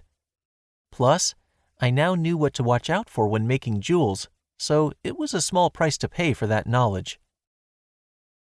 Next on my schedule, I had the familiar aptitude exam that Roche told me about. I wanted to enjoy a leisurely walk there, but arrived in very little time. The Tamers Guild was closer to that store than I thought. Hello, I heard that I can take a familiar aptitude exam here. Would I be able to take one today? I asked at the reception desk. Welcome to the Tamers Guild. The familiar aptitude exam? Yes, you can take it today. Show me your guild card, please. I presented my guild card. Oh, you've never taken it before? No, I had familiars before I ever registered. I see. Your first exam is free, so just take this to Gemmel's East Gate, the receptionist said, and handed me a document together with my guild card. The East Gate? Yes. The aptitude exam involves attempting to make contracts with a variety of monsters provided by the guild. We look for trends in your results to determine what monsters you have the greatest aptitude for. For that, we need enough space to accommodate a lot of monsters. The East Gate is connected to our lodging facility for large monsters, and we store our aptitude test monsters there as well. Thank you, I understand. I'll head there right away. I'm glad I could be of service. Good luck! Thus, I headed to the East Gate. Come to think of it, I'd never gone that way before. Chapter 4, Episode 26. Monster Aptitude and Past Achievements. All right, you may pass. Good luck on the exam. Thank you. The guard didn't seem to understand that this exam wasn't a pass-or-fail gambit, but offered his encouragement all the same as I exited through the East Gate. What I saw looked distinct from the North or South gates. Wooden fences stood on either side of the road. There were pens containing cows and horses, and there were even large monsters I had never seen before. It felt like a farm. I walked a bit further to a large building that belonged to the Tamers Guild. A tower that looked like a silo was next to it, so I could really only see this place as a farm. Many of the people there were in work clothes, and if I didn't know any better, I would have thought this was a rest area. Right in front of me as I entered the building, the people standing at the reception desk were in casual and comfortable outfits. This way, please, a woman at the reception desk said. She seemed to think I was lost. Nice to meet you. I heard that this is where I can take the familiar aptitude exam. Here are my documents, and here's my guild card. I'll take those, thank you. Ryoma Takebayashi? I see this is your first time. The meeting grounds are back there. Just go straight down the hall and enter the room at the dead end. Then give this to an employee, as long as they're not busy with anything. Thank you. I followed the path to the left and entered the room at the end of the hall. There were benches on the right side of the room and 5 counters on the left. It was like a waiting room at a bank. I didn't see a lot of people waiting for the aptitude exam, though. Only 2 of the counters were open and taking customers, and only 1 person was waiting on a bench. Oh, sit down at an open counter and wait your turn, please, a woman said and rang a bell, presumably to call an employee. I sat at the counter closest to the front of the room right around when I heard a door open on the other side of the counter. Sorry about... Oh, Ryoma? Mr. Smith, why are you here? This is part of the Tamers Guild, you know. I do work here sometimes when I come around for inspections. It's the only chance I get to speak to the young people, and I forget what it's like for the low-level employees otherwise. So you're here for an aptitude exam? That reminds me, I don't think I recommended that you take one when you first registered. I went straight to the Adventurers Guild after that, so that's probably why. I also had no intention of trading out my familiars for different ones, and I still don't, honestly. That's fine, but it doesn't hurt to know what monsters you're compatible with, Taylor said, then wrote something down on a document and pointed to a door across from the one I entered through. Let's get started right away. We have some monsters for exam purposes back there. On the other side of the counters, there were 2 adjacent doors. When I passed through one, I smelled something rotten. It was like I was at a zoo, or maybe a pet shop. There were many small cages in the room that contained a wide variety of monsters. There were slimes, of course, as well as small rats and cave bats that I'd seen plenty of since coming to this city. There were even crew birds like the one I formed a contract with before. This is where we keep the small monsters. There are medium-sized monsters a little further back, and space for large monsters even further back than that, Taylor explained as he entered through the other door. As you can see, we have quite a number of different monsters to work with. I'll be having you try to form contracts with them, but we can skip the slimes and lemur birds. Have you made contracts with any other monsters? I did it with a crewbird one time, just for practice. Did you have any trouble with that? Did it follow your orders? Could you understand its feelings? No, I had no issues. I could even see through its eyes. If you could do that after practicing one time, it sounds like you could be compatible with crewbirds, Taylor said, and jotted something down. I peered at his notes. They listed the names of many different monsters. You curious about how this works? Yes, a little bit, I answered honestly. Taylor faintly smiled.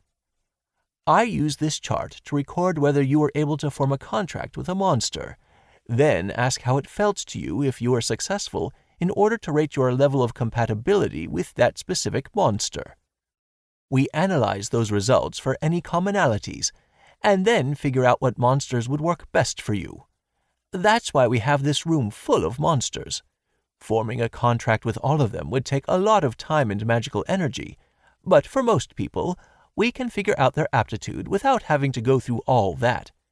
Most tamers will be satisfied after finding that they're broadly compatible with insect types, mammal types, bird types, or some other such class of monster. What takes more time is figuring out which specific monsters you're best suited to within your specialty class, or if there's some more unique criteria in your specific case. That's how it is with the Jamil family, for example. That's true. Reinhardt's most compatible with four-legged monsters, Elise is compatible with wolf monsters, and Reinbach is compatible with scaly monsters, if I'm remembering right. That's right. Lady Elise has an aptitude for mammal types, but she's most compatible with wolf monsters, and can form contracts with any monster of that variety. She can also possess a far greater number of such familiars than average. Reinhardt can form contracts with any four-legged monster regardless of type. The only class of monster he can't have as a familiar is bird types. That reminded me of back when I got my Lemur birds. Elia's Lemur birds wouldn't even let Reinhardt get near them. What about Reinbach? He's something else entirely, like a combination of everything good about Reinhardt and Elisa's aptitude without any downsides. He can form contracts with anything from lizardmen to dragons as long as they have scales, and he can possess a lot of familiars too. But unlike his son, he can also form contracts with some monsters of any type. There are some that he's worse with than others, but not to a point that is detrimental. I knew that Reinbach uses dragons, but I wasn't exactly sure how great his abilities are. That sounds pretty impressive. You didn't know? There are whole books about him. I thought the whole country knew. Really? Sounds like you've been living under a rock. I heard he's done some great things in combat in the past and that he's on a level greater than Elise, but that's about it. The most famous stories about him would revolve around his fights, yes, and he is certainly on another level. Nobody compares to him. Why is that? There are special monsters known as divine beasts that have been blessed by the gods. The gods charged each of them with the duty of protecting different lands, which they have guarded as their personal turf since ancient times. No human can compare to their power, of course, and they're even greater than the monsters we classify as S-rank. And you're telling me that Reinbach has formed a contract with one of these monsters? That's correct. It was back when he was a young man in the military. One of this country's borders is drawn upon the Fire Dragon Mountains, Taylor said, and gazed off into the distance. There are still a number of active volcanoes there, so it's harsh territory for humans. The center of the Fire Dragon Mountains is a divine beast's turf, and many other powerful monsters thrive there as well. But many jewels and magic stones can be found there too. It's a treasure trove of valuable resources. Seeking those resources, a neighboring nation once sent troops to the area. Those troops incurred the wrath of the divine beast, and they were swiftly wiped out. If it had ended there, that country would simply have gotten their just deserts. But only humans concern themselves with the borders we draw. The divine beast became hostile to both of our countries, and its dragon servants went on a rampage all around the border. The army was sent to protect the country, one of the squads being led by Reinbach. And that's when he formed a contract with the divine beast? Yes, that was the only solution. It costs many lives to slay a single dragon, but there were up to a dozen at once on the battlefield. They say that attempting to fight would have brought about our demise. Thankfully, they took a gamble on using taming magic to negotiate instead. And because of his high compatibility and prestigious family, Reinbach was selected to be the negotiator. Nobody expected it to work, though. But he was able to negotiate with the divine beast? Yes. Thankfully, it was intelligent enough to negotiate with. There were fairy tales that said as much, but Reinbach was probably the first to confirm it. According to Reinbach, the divine beast demanded that the humans do something to prevent their fellow humans from attacking again in the future. He continued. After that, the army set its sights on the neighboring country instead. Nobody stood a chance against the dragons, so it was the safer option. Rifal's troops had greater morale, and because they first chose to negotiate rather than fight, they didn't suffer as many casualties previously. The other nation did try to fight the dragons, so their numbers were greatly diminished and their morale was at rock bottom. The results were predictable. The battle lasted not even 3 days before the enemy retreated from the Fire Dragon Mountains. There were a lot of political issues between those countries after that, but a conflict with the divine beast and the dragons was successfully avoided. Reinbach was permitted to keep his contract with the divine beast, he formed contracts with the dragons as well, and we were given the right to collect resources in the area, as long as we did no harm to the divine beast's turf. That's a heck of a story. No kidding. Simply gaining safe access to the resources in the Fire Dragon Mountains would be an incredible feat in itself, to say nothing of the many powerful dragons he now commands. Reinbach's existence had an influence on much of society, both politically and militarily. His nobility and his achievements made him such a major player in the world that it became difficult for him to work within an organization. In the end, he left the army. If he were to sincerely support some faction or other, it would utterly destroy the power balance between factions and cause a great deal of needless chaos. Right around when this was taking place, something unfortunate happened to his older brother. He focused all his attention on taking his brother's place as the head of Jamil's territory, distancing himself from politics and the military. Sounds like he's had quite a remarkable life. I can hardly even imagine it, I said, meaning every word. One thing was for sure. Reinbach was even more OP than me. Chapter 4, Episode 27. Exam Results and a New Slime. Oops, this is no time to be talking about that, Taylor said, looking down at his chart. You own more than 1,000 slimes, don't you? Yes. Slimes are easy to make contracts with for everyone, but that's still a lot. I feel like this is going to take us a while. Shall we begin? I'm ready. How many monsters can most people make contracts with, by the way? The person who had the most contracts with monsters, to my knowledge, owned about 300 chain bugs, but for most people, even 20 is a lot. Few people would even bother to make contracts with that many slimes, so it's hard to know what's normal for them. But I've never heard of anyone having over 1,000 of any monster. If so, then my number of familiars was off the charts. With that cleared up, we began the exam. I see. 2 hours later, I attempted to make contracts with countless monsters. Even when it came to just bird monsters, there were sparrow types, eagle types, owl types, and more that I had to form and break contracts with over and over. The same went for insects, fish, mammals, and reptiles. All of my attempts were successful. As far as we could find, there were no monsters that I couldn't form contracts with. Compared to slimes, however, I had trouble giving commands to most of the monsters. They wouldn't do what I said most of the time, so I seemed to be better with some monsters than others. The problem was, I didn't understand how it was determined which monsters worked best for me. All I knew about many of these monsters were their name or appearance, which I only learned just before making the contract. I knew nothing about their ecology.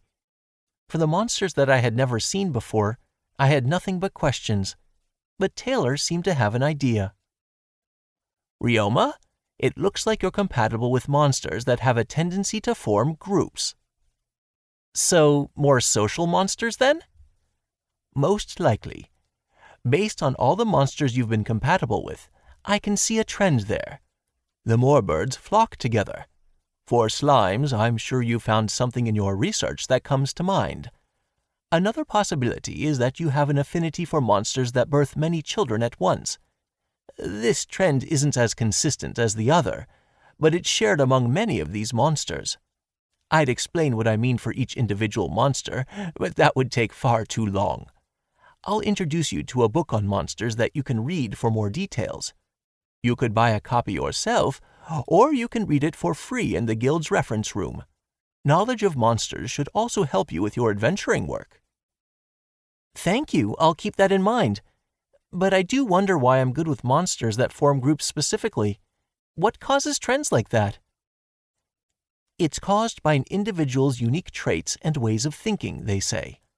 What that really means, though, is that we have no clear idea as to the cause. It's a fair assumption that it's because of some unique part of you. What's important isn't how your compatibility works. It's what you do now that you have the knowledge.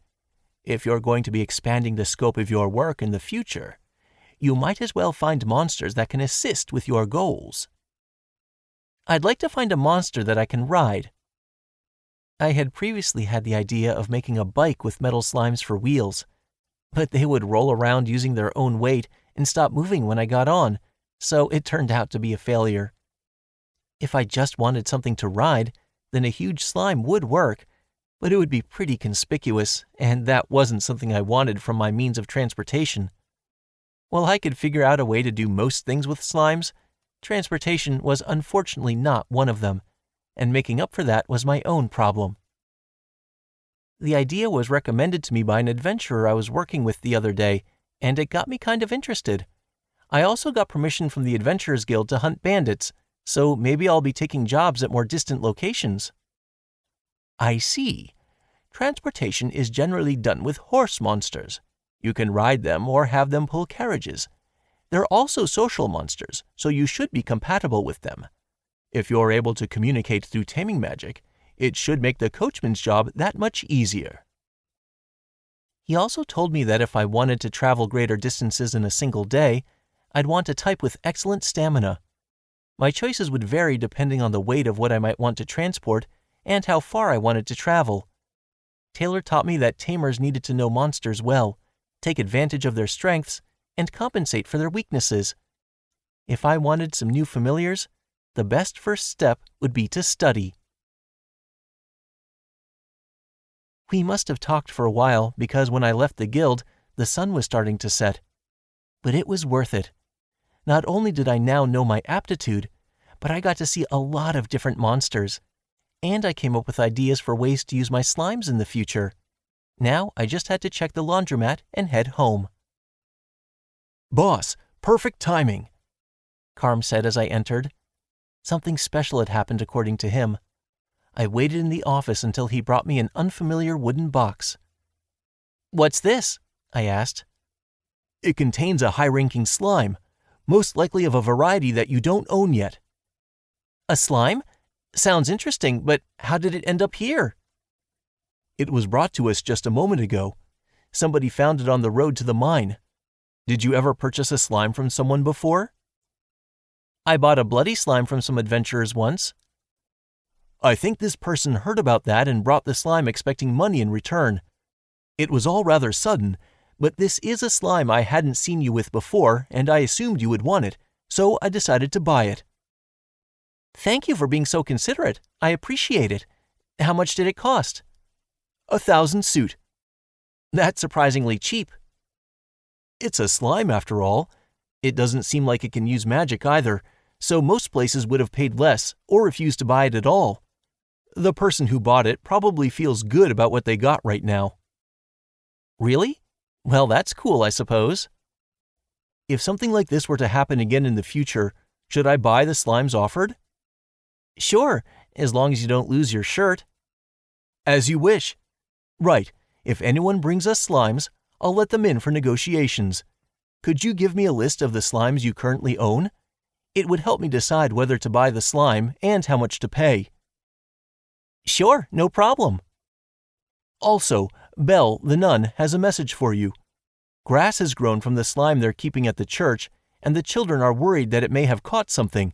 She'd like you to come check on it when you have the time. Does it seem sick? It doesn't sound like it's acting sick. It just sprouted grass from its body. Maybe it evolved then. All right, I'll head right there.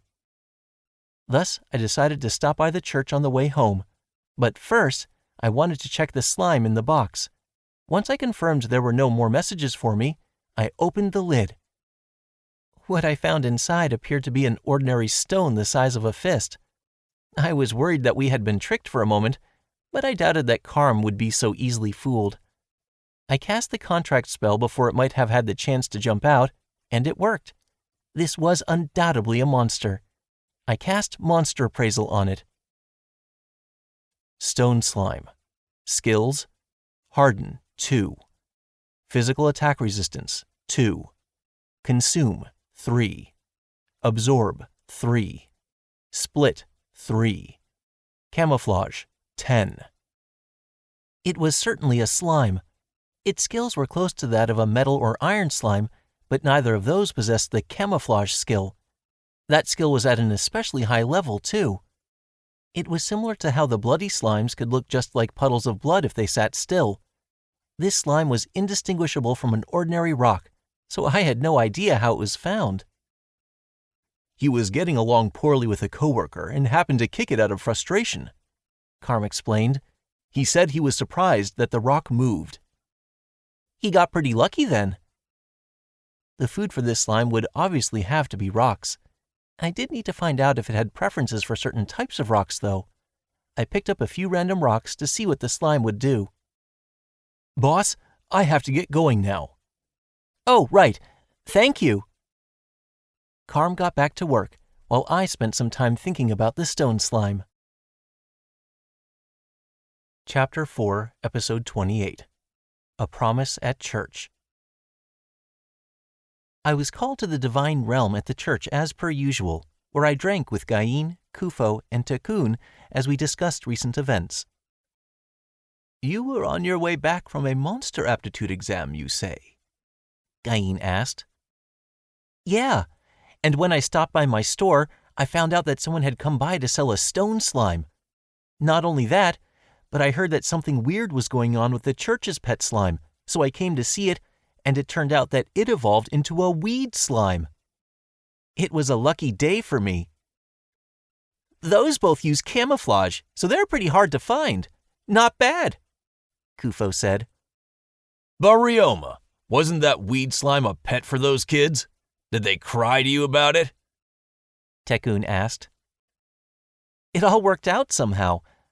Some of the kids were disappointed, but the weed slime also seemed to have the power to make weeds grow all around it, and it was covering the church garden with weeds. I appraised it and learned that its split skill was level 8, so it would multiply insanely fast. I convinced the nuns to let me take it off their hands, promising to take good care of it, of course. Yeah? Glad there's not too many hurt feelings over it. Time for another drink, you're just about out, Takun said with a hearty laugh, then pulled a bottle from out of nowhere and poured it. I frantically caught it in my glass and gulped it all down at once. It had a mellow grape flavor. Anyway, seems like you've gotten pretty used to being called to the Divine Realm. It happens every time you pray at church, after all, said Kufo. You must have met some more gods in the process, too, said Gain. You, Kufo, Lulusha, Takun, and Fernobelia are the only ones I've met. What? You haven't even met half of us? Takun asked. I know Manoiloa's name just from the basic knowledge I was given, at least. I haven't actually met them, though. What is Manoiloa like? That's not an easy question to answer, Kufo said. You don't have to answer if it's too much trouble. No, I wouldn't say that, but I haven't seen Manoiloa in years. Same here, said Tekun. Nor have I, said Gain. What? I assumed all the gods met with each other.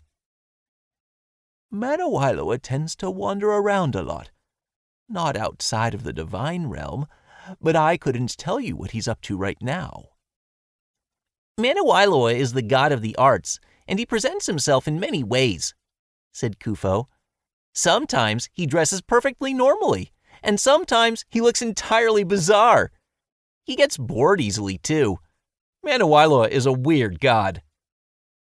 Reminds me of way back when Manoiloa started walking around naked, saying that's what natural beauty is, said Tekun. Oh, I remember that. Wouldn't even wear a loincloth. Lelouch and Kirilo weren't too happy about that. The gods were quite a diverse bunch from the sound of it. Where is Lelouch, by the way? She wanted to have a girls' day out with just the goddesses, something like that. She got the idea from Earth, apparently, said Tekun. I don't see the point myself. She was bemoaning how few goddesses came, said Gain. She should be spending time with a nice and caring goddess right now. Do you mind if I change the subject a bit? There's something I wanted to ask you and Kufo. Of course, said Gain. Did something happen? Said Kufo. I mentioned how I took the monster aptitude exam before I came here, right? I learned that I'm compatible with monsters that form groups. You're the ones who gave me my taming knowledge and abilities, so maybe you can explain this. I can also make contracts with an abnormal number of slimes. Is there a reason for that? Gain and Kufo thought about it. We didn't make your abilities that way on purpose, but I suppose it has something to do with us, said Gain. We decided to give you the ability to use taming magic, but we never had any specifics in mind when it came to what monsters you can make contracts with, said Kufo. So we didn't do anything with your monster aptitude. We just left that to you, I'm pretty sure. So my monster aptitude is just something that was inherent to me from the start? I don't know. Maybe it's more just something you desired. We gave you abilities that you wanted. That much is true, said Gain. Presumably, your desires should be reflected in your skill set. That may have had an effect on some things. It's also why you're so compatible with slimes, I think.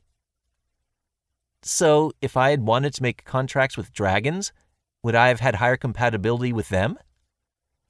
If you really wanted to, yes. If it was just a passing fancy, that's not enough. I guess I wanted slimes then. That sort of makes sense.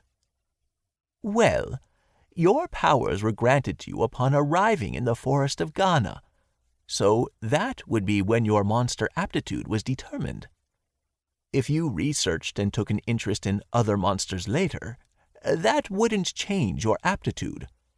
Nor are we going to change such things. And if anything were going to change, I doubt it'd be your aptitude for social monsters. Your focus on slimes would be more likely to change than that, probably because of your environment in your past life, Kufo said. What do you mean? It's hard to explain, but I mean, you lived a pretty lonely life on Earth, right? You were part of a company, so you had coworkers and subordinates, but I feel like you weren't that close with many people. Well, that's true. You didn't go out of your way to join groups, and you were okay on your own, but it's not like you were uninterested in joining any groups. Those desires can sometimes be unconscious, and that may have affected your monster aptitude. Oh, I get it. Wait, that's depressing. It made sense, but hearing it from someone else kind of hurt, especially coming from a god, about as accurate a source as I could ask for. Ha ha, that's life, kid, Tekun said with a chuckle. He offered me another drink, which I guzzled down all at once. Sure, it's depressing, but it means you can make contracts with all kinds of monsters, and huge numbers of them too. Look at the bright side. Fair enough. I can't say I'm disappointed. I wasn't entirely satisfied either, but I couldn't complain about my monster aptitude. I wanted to change the subject, though. I heard that Reinbach Jamil has a contract with a divine beast. But what are divine beasts, anyway? From what I was told, they're monsters that were blessed by the gods and given the duty of protecting some territory or something. That's accurate, Kufo said. Riffall actually has a human with a contract with one, so it makes sense they'd know about that. Are the lands they protect important to the gods? Yes, but they are also important to the world and its denizens, Gain said. The divine beast's turf is also referred to as holy lands. They're needed for the production of magical energy in this world. Very interesting. Do you mind telling me more about holy lands? I'd be happy to. They have something to do with why you came to this world, actually. There's something you ought to know about, really, Kufo said. You'll be dealing with them more in the future. I will? Oh, I guess we should explain more about what they are first. Nothing too complicated. As he tried to think of what he wanted to say, Kufo began to slowly explain. First off, this world has magical energy. It's used by both humans and monsters. You already know that much, right? And more is consumed than produced, so you've been transferring magical energy from Earth, right? That's also the reason I came to this world. Correct! Unfortunately, we don't have enough supply to meet the demand, but our world is still trying to produce as much magical energy as it can. And specifically, magical energy is generated by the natural environment. Plants, rocks, rivers, and valleys all have a lot to do with the production of magical energy. It can happen in ordinary forests, and it even happens to some extent in human cities. But it's more efficient in places with more nature, so the amount of energy coming out of cities is pretty minor. Magical energy is generated from all places in this world, Gain continued. Holy lands produce an especially large quantity, and they're quite efficient at it. To be a holy land, it must be a place that hasn't been tampered with by humans. It must be above a certain size, and it must be full of nature. So if humans come upon a holy land, or monsters appear that aren't supposed to be there, they can cause trouble. To prevent that, we have had special monsters protect those lands since ancient times. That made sense, and I was starting to see how I fit into this. I was about to go to a place full of nature that was hard for humans to tamper with. Is the Sea of Trees of Cirrus a holy land?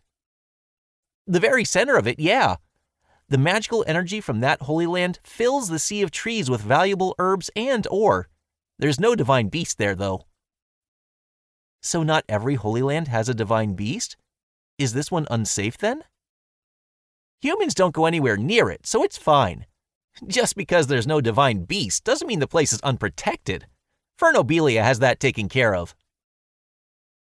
You sound pretty confident, considering you're not even protecting it yourself. Well, Fernobelia is in charge of the Sea of Trees of Cirrus. I told him I could put a divine beast there, but he said that would be too easy. He just uses decently powerful monsters and the environment itself to protect the place. What do you think about that? This seems pretty important, but it sounds like he's looking at it like doing a challenge run on a game. Okay, I know what a game is, but what's a challenge run? Like deliberately refusing to use certain tools or placing other limitations on yourself, then trying to win a game like that. Oh yeah, that's exactly what it's like. You agree? I wouldn't say he's just screwing around, but Fernobili likes doing things the hard way. He always says that he specializes in highly detailed work, and he thinks the way I handle my Holy Lands is sloppy. It sounded like Kufo had gotten into arguments with Fernobili about this before.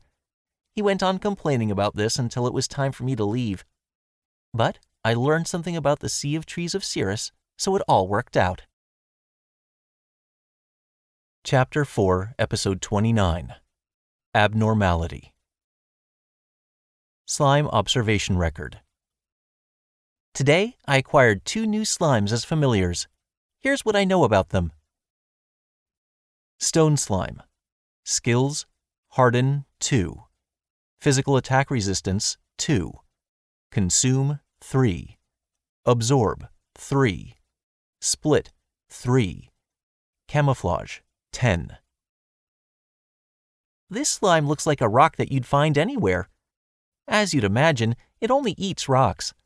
I've yet to notice any preferences when it comes to the type of rock or the minerals contained within. But when I feed it a rock, it becomes the same color as that rock and even emulates the texture. As a test, I closed my eyes, rolled around on the ground a bit, and opened my eyes again, and it took me a while to find the slime. I was able to in the end, thanks to my contract with it, but finding it with my eyes alone would have been a challenge. Another experiment taught me that it had a preference for earth energy, and that its body is affected by earth magic. Going forward, I'd like to obtain more stone slimes and feed them some ore, jewels, and magic crystals to see what happens. Weed Slime. Skills. Vitality Enhancement 5. Photosynthesis 5. Consume 1. Absorb 1. Growth Acceleration 5. Split 8. Camouflage 9. Much like the stone slime, the weeds that grow from this slime's body can be found anywhere outside. If it hid in a thicket, it would be difficult to detect.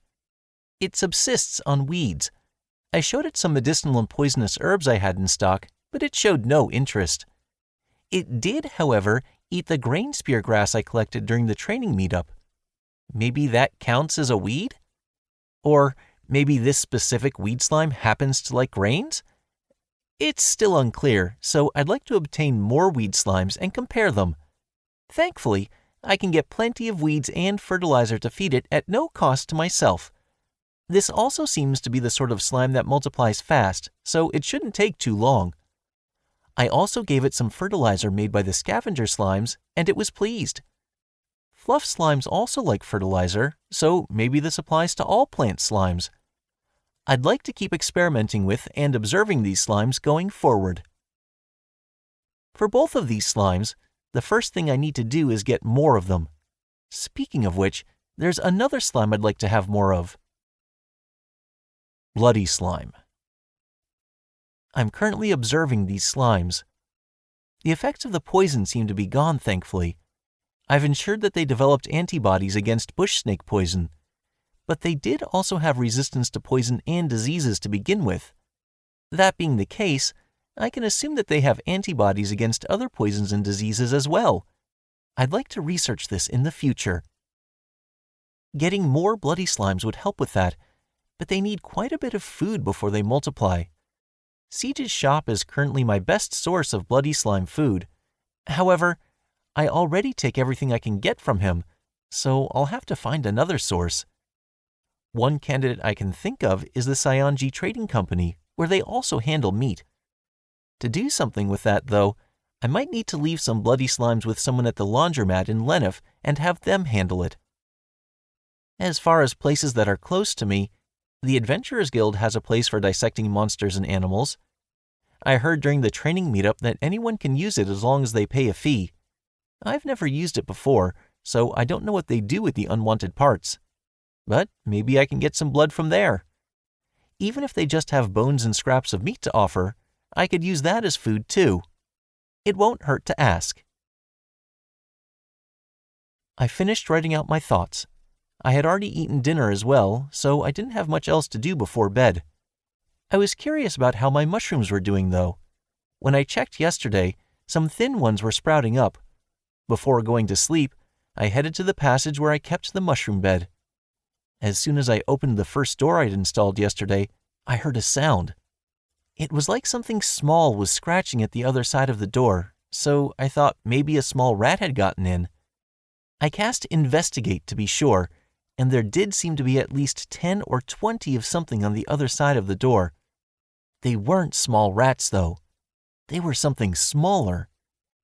I quickly called up my sticky slimes to set up a sticky trap. I checked to make sure the sticky trap was ready, lit up the room with light magic, and shut the door behind me. Prepared for anything, I threw the next door open. I was shocked to see some mushrooms running around. 2 legs were attached to their stems. They fled from me, crashed into a wall, and fell over.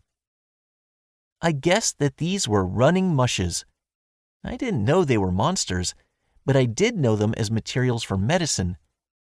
They were mushrooms that had been magicified by magical energy, and they served as extremely rare materials for magic medicine. The medicine was effective as a vitamin supplement and for improving physical constitution. Most notably, though, they could enhance the medicinal effects of other medicine. That could potentially make the medicine poisonous, though, so some caution was required. They were even more scarce than ordinary mushrooms, and they could run fast, so obtaining them was no easy task. They were primarily found in the Numel wetlands, especially during the rainy season. Not only were they rare, but the regions where they were found would yield more mushrooms the following year, so they were said to bring good fortune to those who found them. If they were supposed to be so rare, though, I didn't know why I was seeing several dozen of them. I thought these might be some other type of mushroom monster, so I cast Monster Appraisal. Running Mush. Skills: Spore Production 6, Spore Spread 4, Rapid Movement 6. They turned out to be running mushes after all. Their skills also seemed to indicate why more mushrooms would be around the year after they appeared. These had to have come from the mushroom bed I was using. Upon closer inspection, their legs and sharp-clawed feet were the only way in which they looked different from the mushrooms I was trying to cultivate. I was just trying to grow ordinary mushrooms, but they must have been transformed by magical energy. I didn't know where that magical energy came from, though. I did use water magic for the water, but that didn't seem like enough for magicification. Running mushes were supposed to be pretty rare as well, so I couldn't imagine that just a little energy was enough to transform them. Then, I thought maybe the scavenger slime fertilizer had something to do with it. It was possible that slime bodies were made of magical energy, so if some was contained in the fertilizer they made, that might have done it. If so, then I couldn't even grow normal mushrooms this way. Not that it was much of a loss, all things considered, but it was kind of disappointing. At any rate, I needed to catch the running mushes and do something about them. I could think about the rest later. They were medicinal ingredients, so I considered feeding them to a medicine slime. I also needed to make some medicine to deliver to Glycella, so that was another possibility. I thought about what to do after I caught the running mushes, chasing them into my traps like a sheepdog. An hour passed after that. I messed something up, but maybe that was a good thing. A medicine slime on the floor of the medicine mixing room seemed delighted after eating running mushes. I gave it only one at first, but then I accidentally left out a basket of them as I started making a new mushroom bed. The medicine slime used its tentacles to snatch and eat one running mush after another, and the next thing I knew, it had taken more than 10 of them. I only wanted to feed it one to see what happened, but thankfully it didn't get sick. I used Monster Appraisal to see if anything changed. Medicine Slime. Skills: Medicine Production 5, Poison Resistance 3, Disease Resistance 5, Physical Attack Resistance 1, Jump 3, Consume 3, Absorb 3, Split 3, Spear Mastery 1. The mushrooms had a clear effect. The medicine slime's medicine production skill had jumped 2 levels. I also checked what types of medicine it could produce: nutrition drink, vitamin supplement, medicinal effect enhancer. Those 3 had been added to its existing list. It was now able to produce medicine with the same effects as the running mushes. I didn't know exactly how to make use of these, particularly the third one. By reacting to the magical energy within a drug, it could enhance the effects. Raising the effects of medicine too much could turn it into poison, though, so I would have to be careful with that. I didn't know how much it would enhance the effects. The existing recipes that running mushes were used in already had specific uses, but that didn't apply to the medicine slime's enhancing fluid. I had no way to be sure that it would be exactly the same as the running mushrooms either, so I had to experiment to make sure it was safe. In any case, it didn't seem like these would be usable right away. I decided to write all this down for later. When I used the medicine I made as an excuse to visit the Merchants Guild the next day, Glycella was stunned. "You're really something, you know," she said. "You never cease to amaze me. I'd understand if you brought me 4 or 5 running mushes, but more than 30 at once?" And that was just what I had left over after the medicine slime ate the rest. "I'm glad you liked them." "I thought you were just cultivating mushrooms to eat on your own. So they happened to all grow into running mushes, and you're not sure how you should go about growing regular mushrooms. Is that right?" "Right. I think it'll be fine if I grow them without using magic, so I was wondering if you could tell me about fertilizer that doesn't contain any magical energy?" "I've never used any fertilizer intended for mushrooms. Mushroom cultivation is a bit of an odd hobby to get into, in my opinion. Why don't you just eat the running mushes if that's what you want to do? It looks like they were originally edible mushrooms, so they should be pretty good." "They're edible? I just knew about their medicinal properties." "I haven't tried them myself, mind you, and I think there are better uses for them anyway." "True." Running mushes could be used in a wide variety of medicines. That includes cures for disease often thought to be incurable, which could go for 100,000 suit even when bought locally. It could be even more expensive depending on the time and place, so I could make a fortune off that alone. What I cared about was the flavor, though. If they happened to taste better than normal mushrooms, then I guess I'd have nothing to complain about. I didn't want the medicinal effects to do anything weird, though. "I can give you some fertilizer that farmers would typically use. You'll have to find out if they work for mushrooms on your own. In exchange, I'll take 1 running mush and ask you to mix some medicine for me again. Then we'll be even." "Thank you." "I'll make some money off that medicine, so don't worry about it." We chatted as the ingredients for the medicine were being prepared, and Glycella mentioned something that caught my attention. "Bandits? Around here?" "I've heard a few times that some suspicious folks have been sighted coming to the area, but there only seem to be 4 or 5 of them at most. There was a group of bandits that got taken out in Gone ago, so maybe these are survivors from that. I don't know if you're interested in taking jobs around here, but I'd be careful when walking outside the city if I were you. You probably look like a good target, whether you actually are or not." "Thank you for the information." I decided to check out the job at the Adventurers Guild. Chapter 4, Episode 30. Search Request. When I entered the Adventurers Guild, the receptionist suddenly called my name. Ryoma, perfect timing. "Hello, Maylene. Did something happen?" We were contacted by a guild near Lake Latoan. It was about mad salamanders. Mad salamanders happened to be one of the monsters I wanted to fight. They said that mad salamanders come to Lake Latoan every year to get food before they hibernate in the winter. They cause trouble for fishermen in the area. For the small fishing villages in particular, dealing with them can be a matter of life or death. Lake Latoan was near the home of the people who gave me the bloody slime, if I recalled correctly. Does that include a village called Seacom? Mad salamanders show up all around Lake Latoan, so Seacom is no exception. A lot of these places need protection, so they're looking for adventurers who can help exterminate those monsters. They'll put out all sorts of postings, from hunting down mad salamanders to just odd jobs, so why not give the place a visit? I'd love to, but what's the time frame for these jobs? The most damage is supposed to happen around 2 months from now, so I think you can go around then. Is there something else you need to do? 2 months should be fine. I just have some business to take care of next month, so I'd be happy to go to Lake Latoan after that. Good to hear. Did you want to take a job today?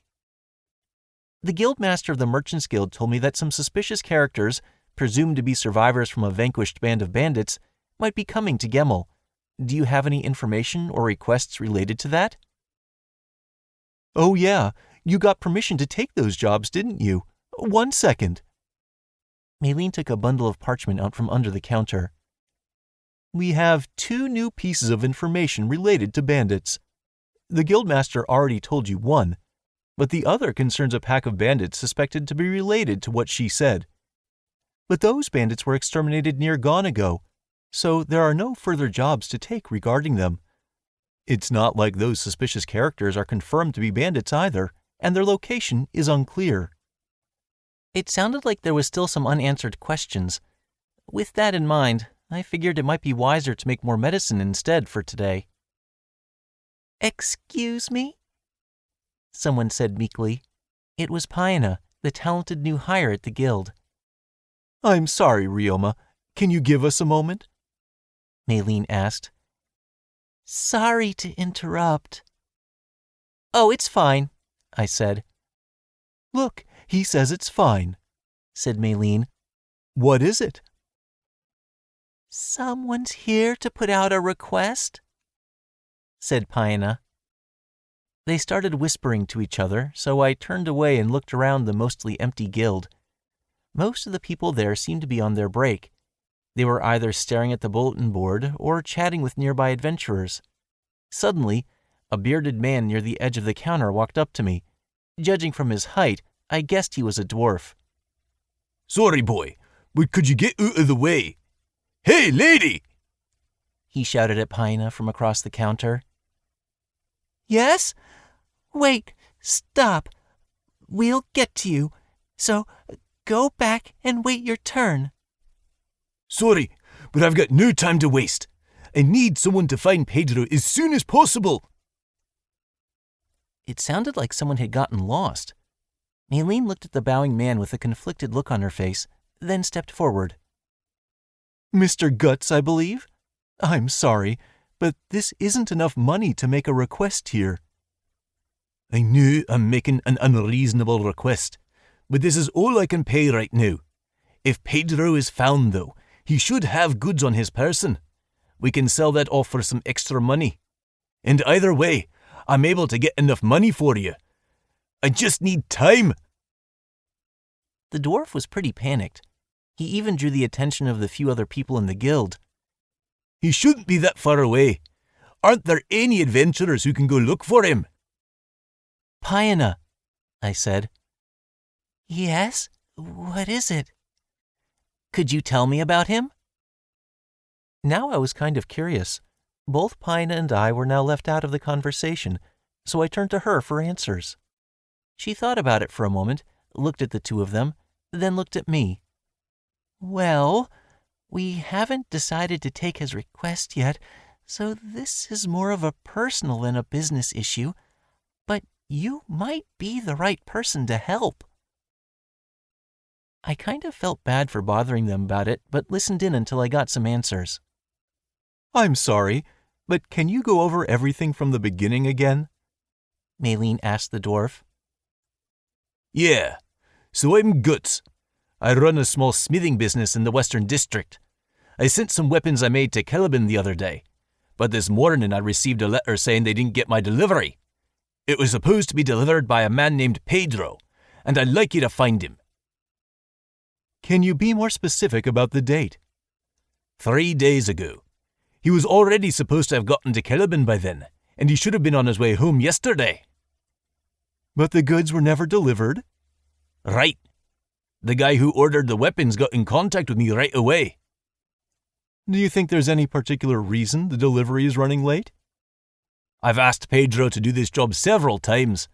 He knows the route, and the weather's been fine. He should have gotten there on time unless something terrible happened. That's fair. It seemed like Maylene had some idea as to what had happened. Takebayashi, come over here, Paina said, no longer as hesitant as she was before. I followed her to the other end of the counter, where she laid out a map and ran her slender finger over it. So Gemel is here, and Caliban is here, and the road that the missing person was using is here. Looks like it heads in the same direction as the road I took for the training meetup. It's close, yes. This road turns left near the foot of the mountain, though. I knew the route well enough. It was a mountain road that ran from the southern gate. The road I took stayed at a low elevation the whole time, but this road seemed to go through the mountain range. This road passes through 2 towns, Paina continued. This one here is a lodging town. The road was made wide to make it easy for travelers and carriages to traverse, so you can travel by foot, horse, or anything else. A lot of people use this road, and not many monsters show up there either, so it's relatively safe. There's little chance of danger on this road unless something is out of the ordinary. But the possibility of danger is there, right? Yes, it's a non-zero possibility. But like I said, a lot of people use this road, so if something did happen, I think somebody would have seen it. If there was an accident or some sudden monster appearances, there should at least have been the remains of a carriage for people to find. I see. All the same, though, Pedro was missing, and he'd last been seen 3 days ago. When it came to jobs like these, it was important to act fast. Paina, is there any issue with this request? Well, it's not cheap to request a search for a missing person. There's no telling how long it'll take for them to be found, if they can even be found at all. So to make them easier to find, the efficient thing to do is hire a whole group to participate in the search. And paying all those people drives up the cost, I'm guessing. Yes. Plus, this search would take place in the mountains, so we would need around 20 people minimum, or ideally double that. These people would have to be paid every day for the duration of the search, so it's an enormous expense for the client. If someone got into an accident while mountain climbing in Japan, hiring a private rescue team to find them would cost at least 1 million yen per day. On Earth, it was so costly that mountain climbing insurance to cover those expenses was a thing. This world seemed to be much the same in that regard. Let's say we hire the number of people needed with the money he's offering, Paina said. Regardless of whether they find anything or not, we'd have to pay them all 97 suit per day. If they can find the carriage or coachman, or safely secure the lost delivery, they'll be paid a reward of 3,000 suit. I don't think we'd be able to pay them for more than 2 days of work. Search missions in the mountains can also be significantly more dangerous depending on the weather, and I just don't think we can pay as much as the work warrants.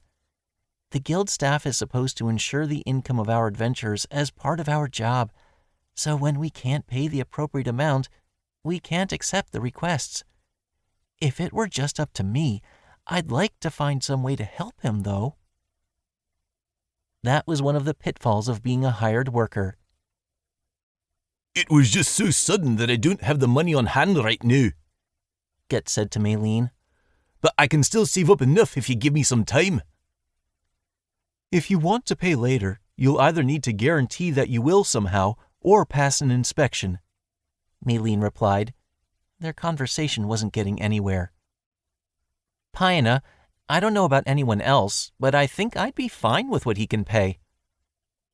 Thankfully, I'd finished up all the important business I had yesterday, so I had nothing urgent to attend to. The destination would be easy enough for me to get to with space magic. I also had Lemur birds, so I could search for Pedro from the sky. Assuming something did happen to him, it would be best to act now. And personally, I was curious to know what happened as well.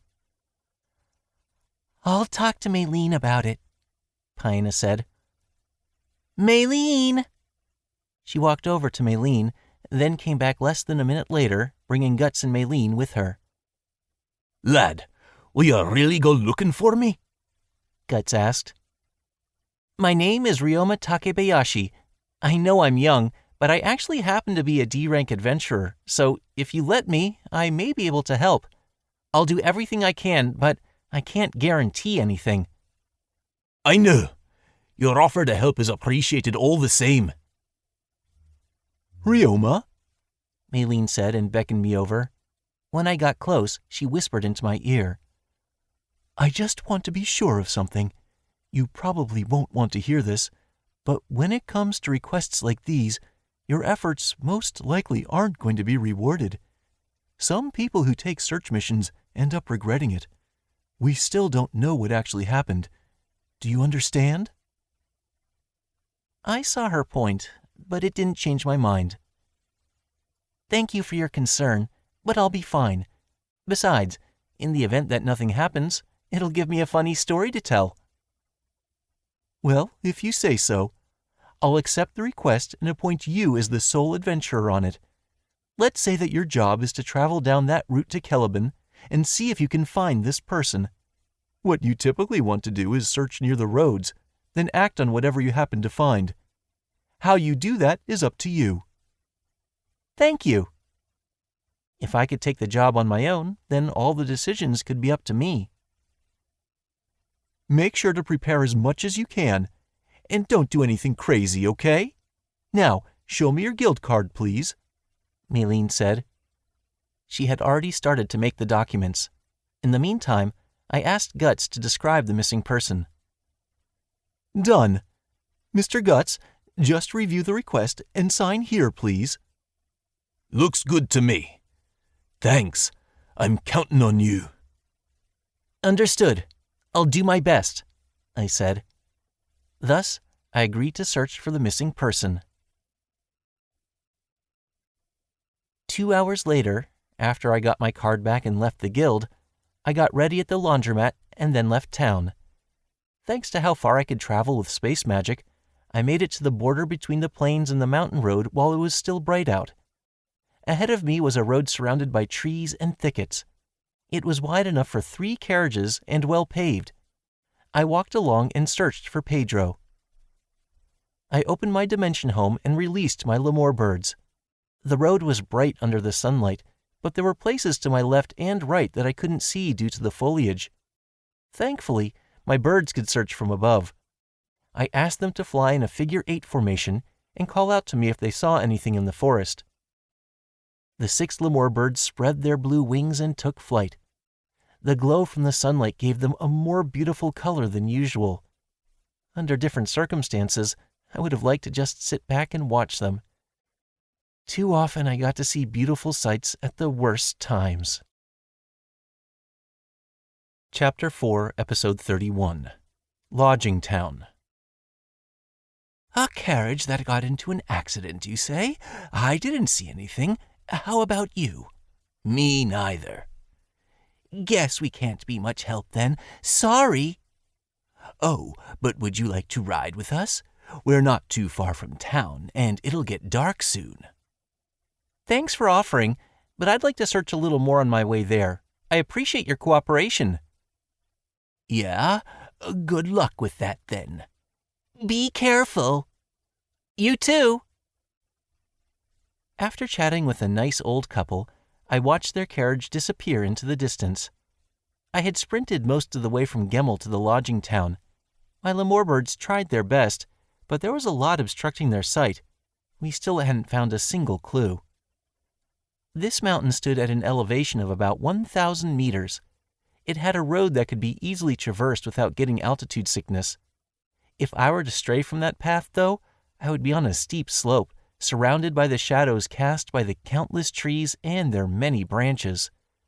Thanks to the convenient road, I doubt that many people strayed into that territory. I could have missed something somewhere, or maybe I still had a ways to go. There was no telling if Pedro had wandered off the road at some point, and if he had, then I didn't know if he went left or right. I just wanted to find some sort of clue. If I could narrow down the location to some extent, I could mobilize all my slimes to find him.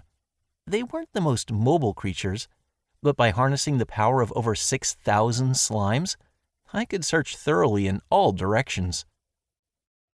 I kept walking around near the road in search of clues, checking between the trees where it was especially hard to see anything. Eventually, I arrived at the lodging town. The town was surrounded by a simple wall made of many logs, probably built from nearby trees. "You there!" A guard at the entrance said sternly. "Are you a traveler? You were acting kind of suspicious. What are you doing at this time of night?" "I'm an adventurer from Gemmel, and I'm searching for a missing person. Here's my guild card, and here's the job sheet." I slowly approached the guard and presented my identification. "Well, looks like you're not lying," the guard said, and calmed down. "Sorry, I thought you were suspicious. You're free to pass." "I'm glad to see you're doing your job. By the way, if you don't mind me asking, has anyone gone missing around here lately? Or have you seen a broken carriage or anything? If you have, that'd help me out." "I haven't heard anything along those lines. After I read that job description, I'd like to know myself." "I see. Darn." "Will you be staying at an inn here tonight?" "That's the plan."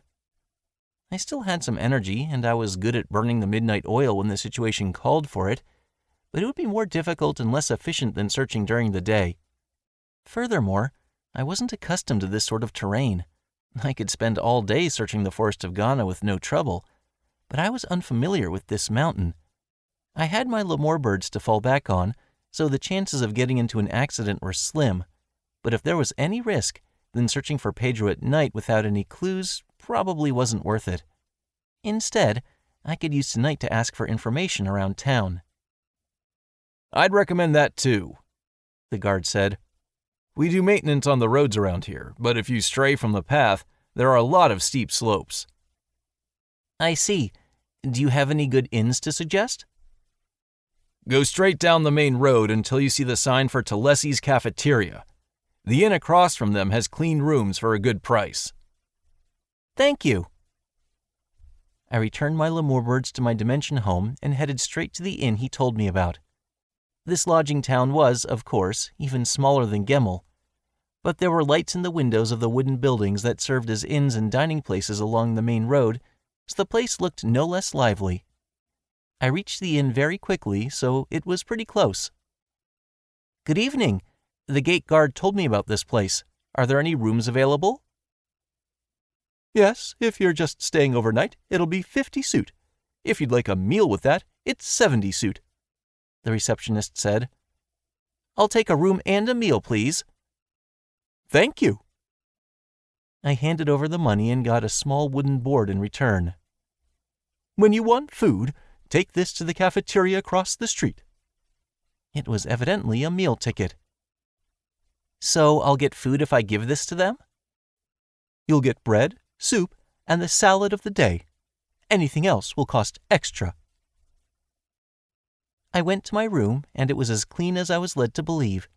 It looked like it was cleaned regularly, and I found no stains.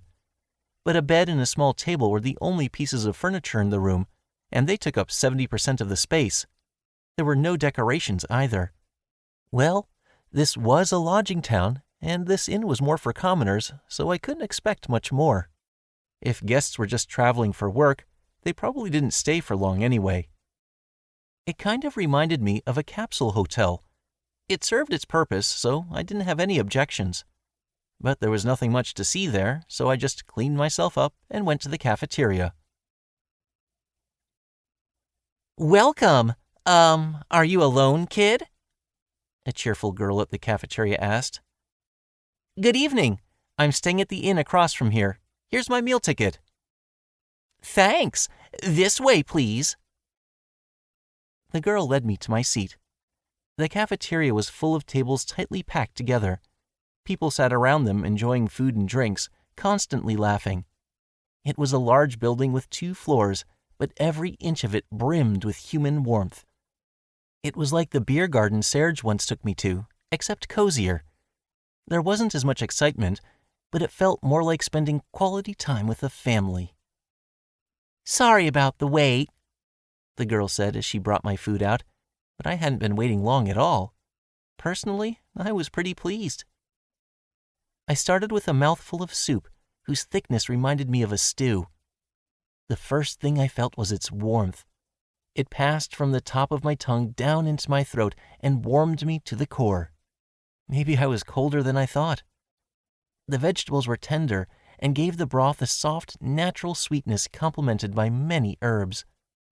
It covered up the aroma of the finely sliced meat, which had a wild, savory flavor. It was nothing short of delectable. The bread was black and hard, but tearing off a piece and dipping it in the soup softened it up. The soup added to the taste of the wheat, and it was more filling than the soup on its own. The salad was made of boiled leafy greens, red beans, and dressing. The beans were sweet and went well with the tartness of the lemon. I was easily motivated to eat every last bit of the meal. It warmed my body and soul, and I felt re-energized. "Excuse me," I said to the girl. "Yes? Wow, you finished already?" "Yes, it was delicious." As I had her clear my dishes away, I decided to ask her some questions. "I'm looking for a man named Pedro. Do you know anything about him?" "What's he like?" From what Guts said, he was about 170 centimeters tall, with brown hair all over his head and face. He was a bear beastkin, and his most defining trait was his green nose. I told all of this to the girl. "Oh, that guy. You know him?" "I've seen him before, if that helps." "Do you remember the last time he came here?" "Not sure, but I know I've seen him a lot." She thought about it, so I silently waited. "Oh! Did you remember something?" "No, sorry, I don't know." "Oh. But I do know that there are some people he'd come to the cafeteria with a lot. Maybe they'd know something." "Do you know where I could find them?" "Yeah, their base is in this town, so you can probably meet them there. Head way down the road in front of the cafeteria, then—" It sounded like I'd found a good lead. I went off the information I received at the cafeteria by chance and searched for Pedro's acquaintances. I found myself on a road with more carriages than pedestrians. The buildings in the area were larger than elsewhere, and everyone there seemed to either be loading or unloading goods from carriages or guarding the people doing that. This appeared to be a warehouse district. In the corner of the warehouse district, there was a sign depicting a gigantic sitting dog, almost a wolf, with sharp eyes. It was Wild Dog, the delivery service I was looking for. "Excuse me." What do you want, kid? You need something delivered at this time of night? I introduced myself to the two guards outside the building and asked them if they knew anything. Looking for someone? Well, Asimo does work here. Not here right now, though. He's probably off drinking at a bar or something. "Do you know which one?" I asked. No idea. Wait, actually, someone was treating everyone to drinks today, right? Oh yeah, saw something about that on the bulletin board. Hold on a second, I'll check. "Thank you." One of the men went inside the building. Hardly ever hear about anyone going missing around here, though, the other man said. "Is that so?" Occasionally we hear something like that from a carriage that's passing through, but it usually just turns out that someone got in a little accident. A lot of food passes through here between Gemmel and Caliban, so there's a lot of traveling by carriage going on. If anything strange happened, we'd know right away. You sure this Pedro guy didn't take a different route? I couldn't deny the possibility, but based on my current information, all I knew was that he normally took this route. That was the only lead I had to go on. Sounds like you've got it rough, kid. Well, good luck. Hey, I know where he's at, the other guard said as he returned. Once he gave me the information, I left the warehouse district. Chapter 4, Episode 32. A Bar Where I Don't Fit In. Is this the place?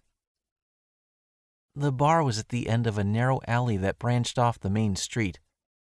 While the street I came from had many flashy stores and restaurants, this place was rather plain. The building seemed old and gave off a desolate vibe, but I could hear men constantly laughing inside, so it was evidently quite popular. The entrance had swinging doors, the likes of which you'd see from a saloon in a Western movie. While they were made for someone to push through on their way in, I could just walk right under them. I guess that was thanks to my childish body, but the swinging doors seemed to be positioned strangely high up. The bar looked bigger than expected on the inside, with quite a bit of space extending far back. The seating was kind of cramped together, but there were well over 30 seats. What? What's the kid doing here? Came to get someone? Hey, looks like somebody's wife's in a bad mood. I didn't think about it when I was going in, but considering how young I looked, I stuck out like a sore thumb. A few drunks looked at me and grumbled. Some simply looked curious, some looked amused, and some looked disgruntled. But the range of looks I got varied wildly. I smelled alcohol, of course, but there was also a horrid stench that I could only assume came from cigarettes. I wanted to ask the questions I needed to and get out of there quickly, but there were so many people around that I didn't know who I was looking for. Judging by the location of the bar and the atmosphere inside, it was likely only frequented by regulars who lived in the area, so I figured I could just ask the bartender. This is a bar, kid, the bartender said. Ain't nothing here for you to drink. He didn't say it outright, but clearly he wanted me to leave. I wasn't there to drink anyway, so it didn't matter much, but I showed him my status board all the same. Oh, you've got the God of Wine's blessing, eh? I'm looking for someone. Is there someone named Asimo here? I asked. The bartender gestured toward a corner of the bar. Thank you. I left a medium bronze coin for the bartender and headed to the table. 8 men sat around it, in 2 booths of 4 apiece. They were probably all delivery men. Their ages and races varied, but they were all pretty stacked. I'm sorry to interrupt, but I heard that Asimo was here, I said. What do you need? The person in the seat closest to me asked and turned around. He was a human in his early 20s. I don't know if it was because he was pretty drunk, but he was in a good mood, much to my convenience. I introduced myself and explained the situation. So, you want to know about Pedro, do you? Yes, I just need to know when you last saw him. Yeah, sure, I could tell you. But you know, there's a right way and a wrong way to go about asking for a favor, he said and glanced at his empty mug. How about an ale then? Oh, moron. Youch! Asimo yelped. The man sitting to his side punched him, turning his jovial voice into one of agony. What was that about, boss? Quit soliciting a little kid for drinks. You already drink like a damn fish, the other man said. Sorry. Hey, kid, I last saw Pedro 2 days ago. In this town? Yeah, the other day, early in the morning. I was getting breakfast and we happened to go to the same restaurant. We had a chat and all, so it was definitely him. Do you know what happened after that? He was the first in the restaurant and he was the first to leave. Don't know where he went, though. Said something about heading off to Caliban as usual, though. And he must have taken this road. Do you know any reasons why he wouldn't have reached Caliban by today? Can't say I do, kid. Another of the men spoke up. He looked like he could be 50 or older. I know Pedro myself. He's been using this road since he was a kid, when his old man was in the business. He should know all the danger spots and how to handle a horse. Asimo, you said you saw him early in the morning? Yep, after sunrise. So that excludes him getting into an accident in the darkness then. Did anyone come back from Caliban today? I did, another of the men said. See anyone stuck anywhere on the road? I saw a few people resting, but not Pedro. I know him too, and if I saw him, I'd remember. I just got back from there too, and I didn't see him. If he's been seen in this town but not since, I think there's a good chance that something happened to him, I said. What are the chances that something happened and he went back to Gemmel? His client says he went to visit his home, but he wasn't there. So he didn't go back to town then? What if he did go back to town but stayed in an inn instead? How the hell he do that for you, dumbass? He'd be wasting his money. Well, hell, I'm too drunk to think. Hey, Simo, anything else you know? You ate with him, so he must have mentioned something else. Mostly he just bragged about his love life. He said he wanted to propose to his squeeze when he got back to town or something. Like I was going to listen to that crap anyway. Oh, but he did mention he was saving up money for clothes and a ring, I think. You think he got involved in some sketchy job and they made him disappear? You're overthinking it. Maybe he tried to deliver too big a load and got in an accident or something. Those were both plausible explanations. Either way, I felt like there was something to find on the mountainous road to Caliban. Those who took the road today said they didn't see anything, so I would need to search the forest by the side of the road. Quit your yammering already, someone shouted from behind us. Everyone turned to look at a red-faced man glaring at us from the counter. You, kid! The man slumped out of his seat and stomped toward me between the narrow space between the tables. When this place turn into a playground, huh? I'm sorry. I'm looking for someone who... Why should I care? He had a point, I guess. I don't come here to see kids. I hate kids. Now get out before I force you out. I'll leave as soon as I'm done asking questions, I said, and moderately bowed my head. But that probably wasn't what he wanted to hear. He clicked his tongue and clenched his fist. Whether in this world or on Earth, drunkards just don't listen to reason. You little, the man said and swung his fist down at me, but I caught it in one hand. He yelped, apparently not expecting that. He looked at his fist and tried to yank his arm away, but I expected him to try and punch me again if he did, so I didn't let go. I was the one who didn't belong here, admittedly, so I was planning to leave as soon as my business was done, but I didn't want to get punched. The man firmly planted his feet on the ground and tried desperately to tug his arm from me, while I tugged back. There was a nearby pillar that I could use to push back on with my legs too, so in a game of tug-of-war, I wasn't going to lose. If he happened to pull me up, I would have been left dangling, though. When I had to deal with angry drunks on Earth, just tolerating them and taking the beating was the least messy option.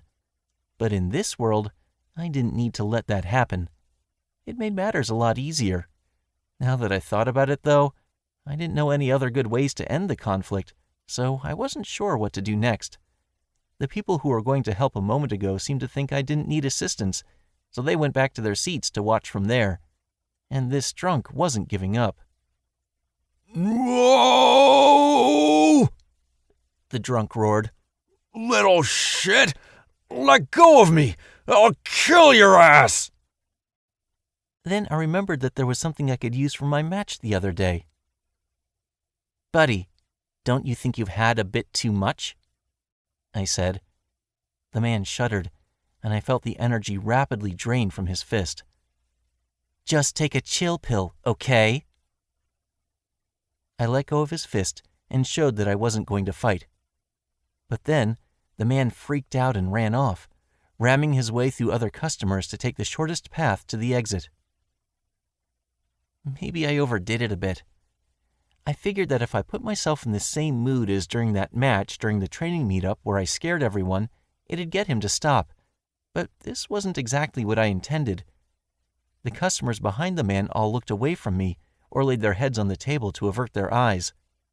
A beastkin man's tail curled up. Nobody wanted to make eye contact with me. Also, I don't think that man paid his bill before he left. At any rate, now I stood out even more. I went to the counter and said, "Sorry about that. Is this enough to cover his bill?" I set 3 silver coins in front of the surly bartender. "Too much," he said. "Use whatever's left over to buy drinks for the other customers. It's on me, especially the people who just spilled their drinks and the people I was talking to." "Ho? What's that, kid? You're buying drinks for everyone?" a customer shouted before the bartender could respond. "Yes, I'm sorry that I got in the way of your fun." "Hell yeah! Free drinks! I'll take it!"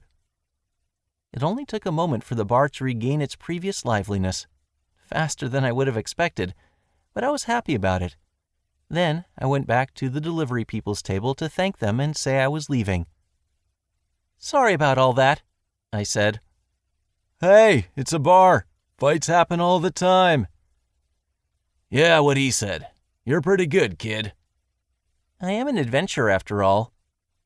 "But, well, probably a good idea for you to leave soon." "Thanks for the drinks." "Thank you for answering my questions." I left the bar. A lot had happened, but now I knew that Pedro had been in this town, so I gained something. That alone was a step forward. Coming here was worth it. And while it was the drunk who started a fight with me, I kind of felt bad about what I did. I wasn't expecting it to be so effective, considering Beck and friends just thought I was a little scary. Maybe the drunk was more timid than his size would indicate. I checked my status board for answers, and there was a new skill I hadn't seen before. Intimidate 3. I wondered why this new skill was level 3 already. Chapter 4, Episode 33. The Work of the Lemur Birds. I pondered this new skill as I returned to the inn, and the man at the reception desk welcomed me back. It was dark at the entrance, so I thought nobody was there, but this was convenient for me. "Excuse me, is there anywhere around here where I could let my familiars out without bothering anyone?" I asked.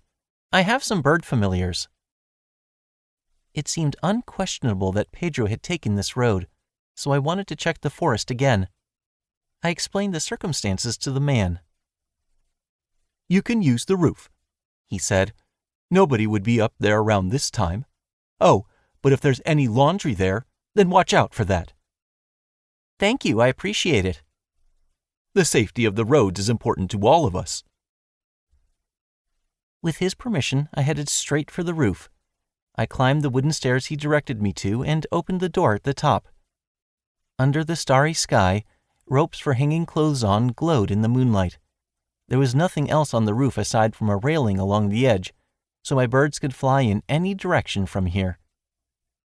When I opened my dimension home, my lemur birds loudly cawed and flew out. I told them to hush so they wouldn't awaken others at the inn, and they listened. "Now, I'd like to ask for your help again. Observe the whole mountain from up above this town," I said. The 6 lemur birds flew into the cloudless sky in a V formation. They were led by the highest ranking of them, Eins, the nightmare lemur bird. When they would hunt for prey, he always took the lead unless I gave orders otherwise. Eins was brazen enough to perch on my head instead of trees sometimes. He was the leader of the 6. Next were Zwei and Drei. These 2 seemed to enjoy delivering letters, so I usually gave that job to one of them. But they had big appetites, so they always demanded a lot of food when they got back. I thanked and rewarded them by answering their demands, but I felt like they had grown somewhat since I first made contracts with them. From what I heard, they were rewarded with food by the people to whom they delivered letters as well. I didn't know if they were just growing or if they were getting fat, but I needed to keep an eye on these 2. Behind them were Fear and Fumph. These were the only females in the group, and they seemed to be close with Zwei and Drei respectively. They left a big flock to be with me, but maybe they would grow their family in the near future. Then there was Zex, who was in the back of the group. He was the smallest of the lemur birds, but when he flew on his own, he seemed to be the fastest. He must have stayed in the back to make sure he stayed at the same pace as the rest of the group. Zex just seemed to like flying, and sometimes he would fly around the mine like a speeding bullet. Maybe he was a speed demon. As with my metal slimes, I wanted to make sure he didn't get in any accidents. At Einz's quiet call, the 6 of them cleanly flew off in different directions. I shared my vision with Einz, and it appeared to work fine. I could see through his eyes as he looked down upon the mountain from high in the sky. The lights in the lodging town shined like stars in the darkness. Einz was pretty high up. Curious about the other birds, I switched to their eyes, but what I saw was much the same with all of them. It was night, so I mostly just saw darkness. It was only possible to share vision with a familiar when they were within a certain distance, but outside that distance, not even the darkness should have been visible. Presumably, that meant they were close enough. The furthest one from me was currently Zex, and when I looked through his eyes, I could already see the foot of the mountain. He darted through the sky with nothing blocking his way. I didn't mind that he was having fun, but hoped he wasn't forgetting to actually search for clues. I told him to remember the mission, then suddenly noticed something. Even if he traveled in a straight line, the foot of the mountain should have been more than a couple 100 meters away. Maybe he could just see far in the distance from his altitude, but it didn't seem like we should have been able to share vision so easily. Maybe my taming magic was rapidly improving, but if it was, I had no idea when that happened or why. The only new thing I had done related to taming magic lately was take the aptitude exam, but that didn't seem like enough for such a change. Fumph found something, so I decided to put that thought on the back burner for now. I switched to her field of vision, but I couldn't quite make out what she was looking at. I could make out the branches and needles of a conifer tree somewhat through the darkness, but little else. Something appeared to be moving, so maybe it was an animal or a human. There was some sound as well. I couldn't see whatever it was, though, so I had no way to know if it was a person. But this was the first report I received here. On top of that, Fumph had flown over the side of the road to Caliban. I wanted to have all my Lemur search that area, so I called them back. Fumph turned right around. I switched to the eyes of the others to check if they got the orders. Einz did, so did Zwei. Dry did too, and Fear wasn't far from him. Zex had gotten pretty far away and would likely arrive last, but he was on his way back. Having to keep switching between all their eyes was rather bothersome. I wondered if there was a way to see through all their eyes at once. The contracts let us share our senses, so they could always signal if something special happened. But I wanted to be able to readily see everything they saw at once if possible. I saw the sharing of vision as something akin to looking at CCTV footage on a screen. That being the case, I tried to imagine a split screen on top of that. It reminded me of a part-time job I'd once had as a security guard. It actually seemed to be working. On one side, I saw what Zex saw, and on the other, I saw that Einz was already above town. The two images didn't overlap, but I saw them both in my mind. There seemed to be a bit of static, but it was good enough. I tried harder to envision a security room receiving images from multiple cameras, and that made the images clearer. I'd need more practice to view 3 or more images at once, but I felt like I could handle at least 2. My taming magic seemed to be improving after all. I didn't remember doing anything to practice with it, so that was odd, but I figured I could ask Taylor or the Jamil family about it some other time. While I was testing this out, the Lemur birds assembled around me. When I asked them to head off and search again, Fumph led the way this time, racing back to where she'd found something. After they got there, they split into 2 groups of 3 and resumed their search. I asked them to be wary of monsters and told them it was fine to leave if it seemed too dangerous. They responded affirmatively, then lowered their altitude. The 2 fields of vision I saw gave me a close look at the trees. The starry sky was hardly visible, so the image was even darker than it was up above.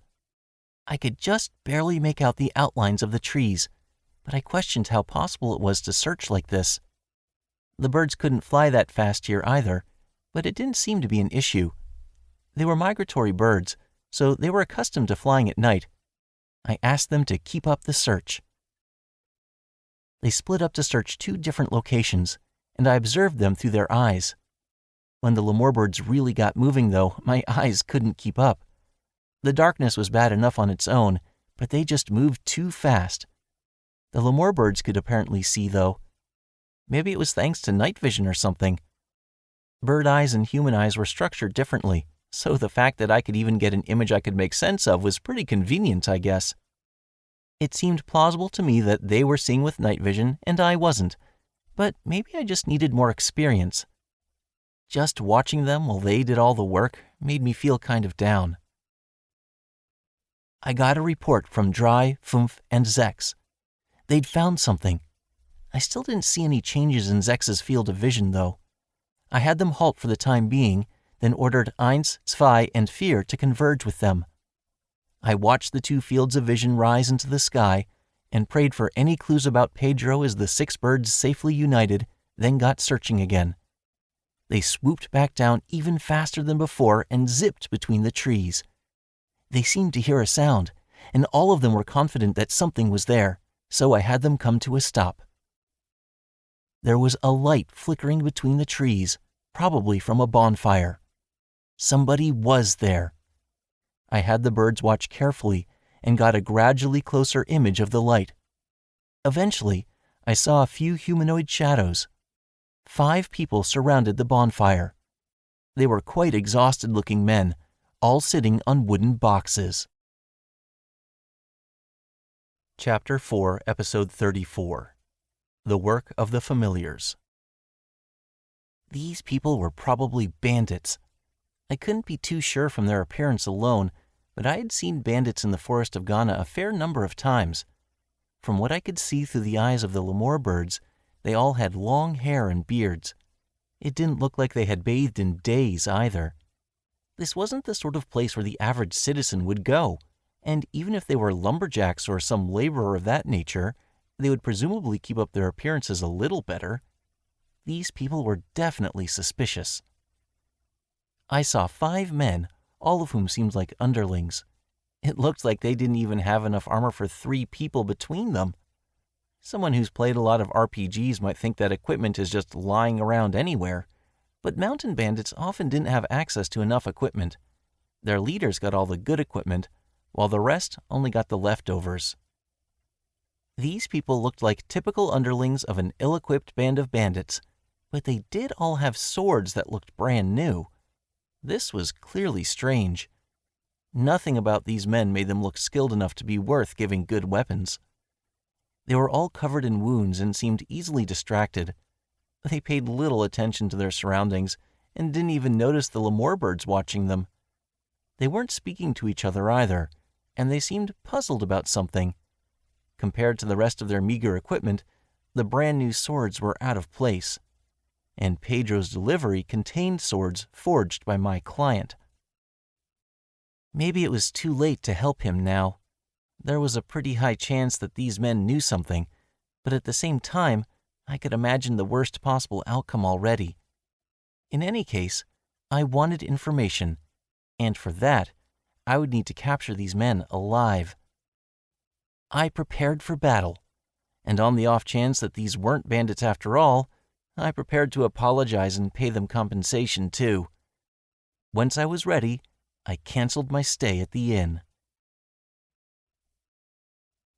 Using my slimes and my special rope, I relied on my stamina to charge straight through the forest for about an hour. It took some time because there was no road, but I'd gotten close to where my lemуrbirds were keeping watch. I took a break as I decided to look through their eyes again, and the bandits seemed to be asleep aside from 2 who were standing guard. They still had no idea about me or the lemуrbirds. The trees were too tightly packed together for me to use a bow, though, so I couldn't use the paralyzing arrows I normally would. There was no great place for me to stand either. I would have to depend on my familiars this time.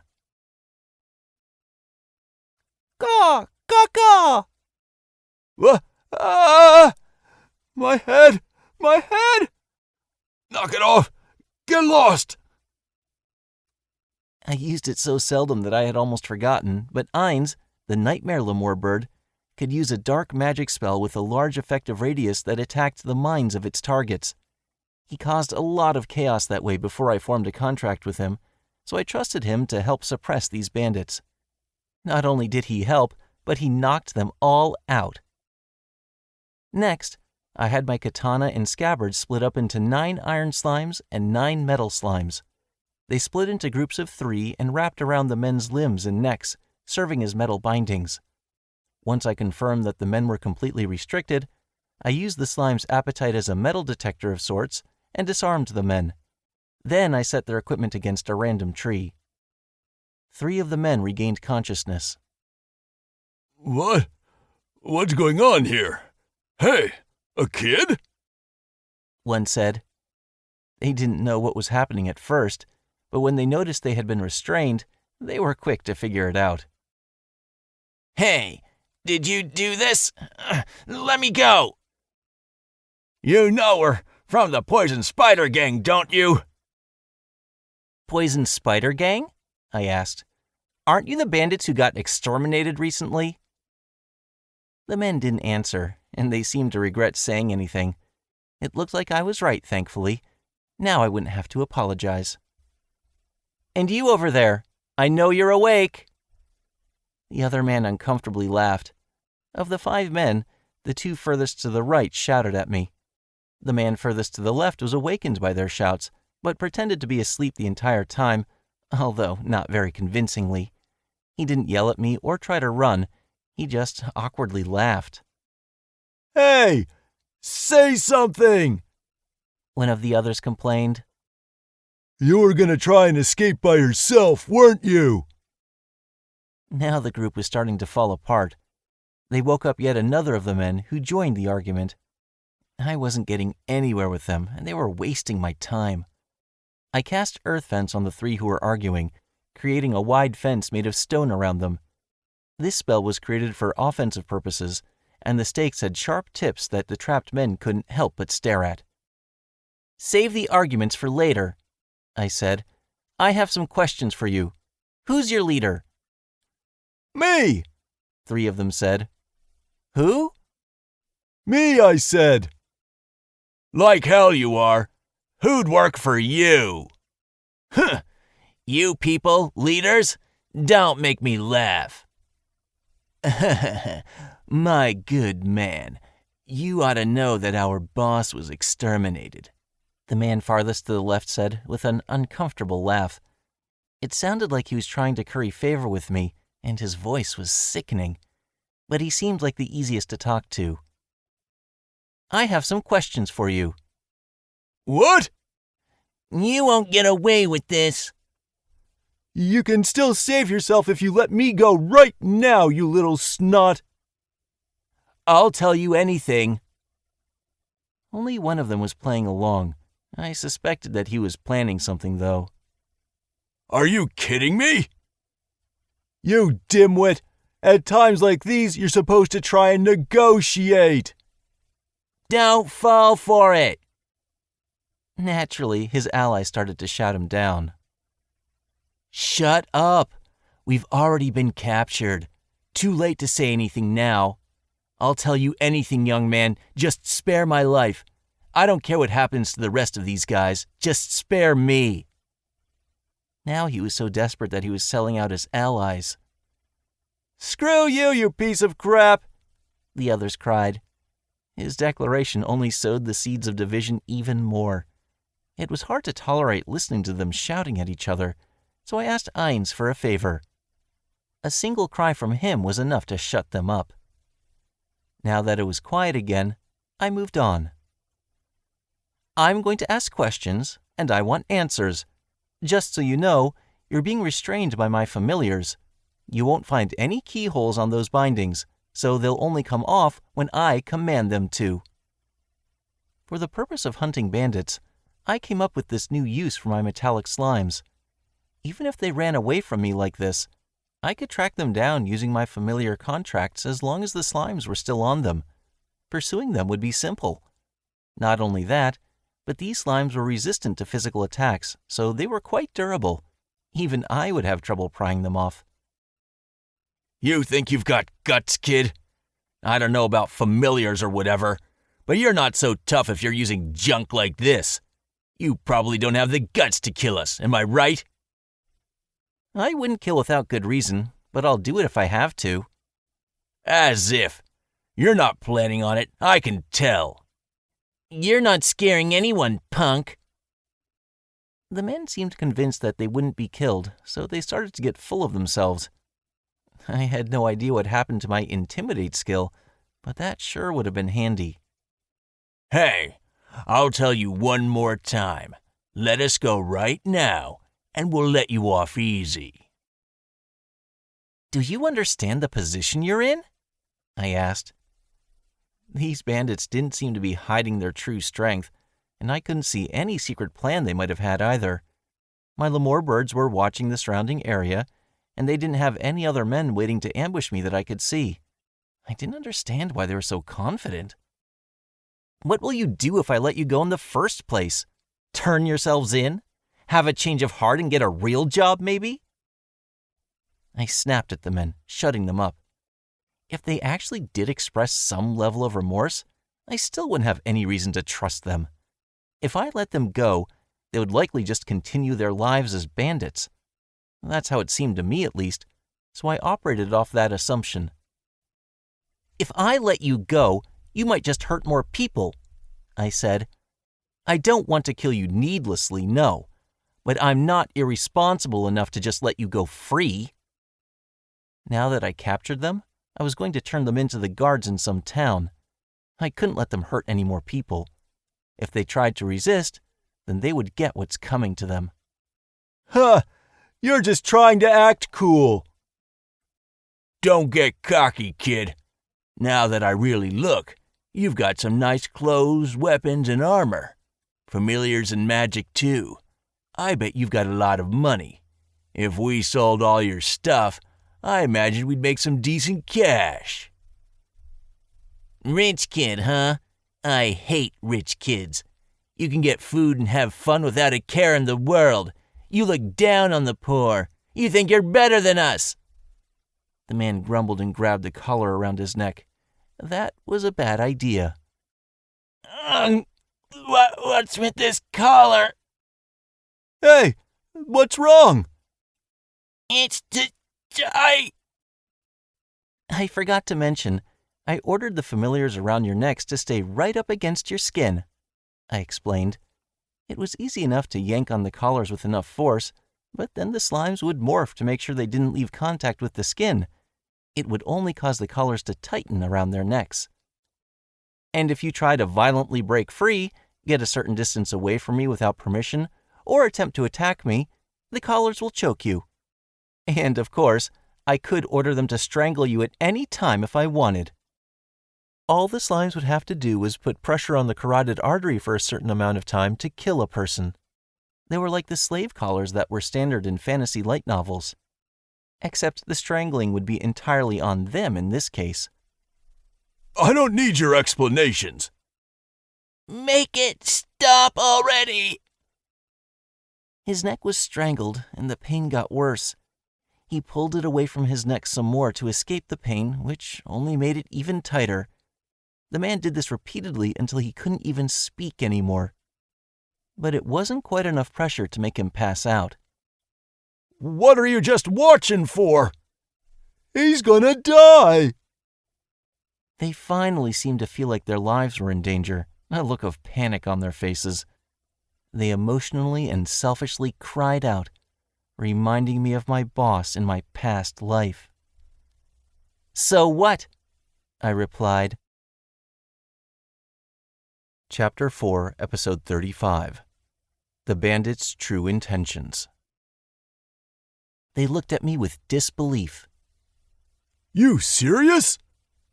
He's seriously gonna die! I don't know what your background is, but you're bandits now, aren't you? Are you really in any position to complain about being killed? Besides, I said I wouldn't kill you for no reason. But if you're going to be defiant and try to run away, I have no reason to go out of my way to keep you alive." Bandit extermination missions generally involved killing them all.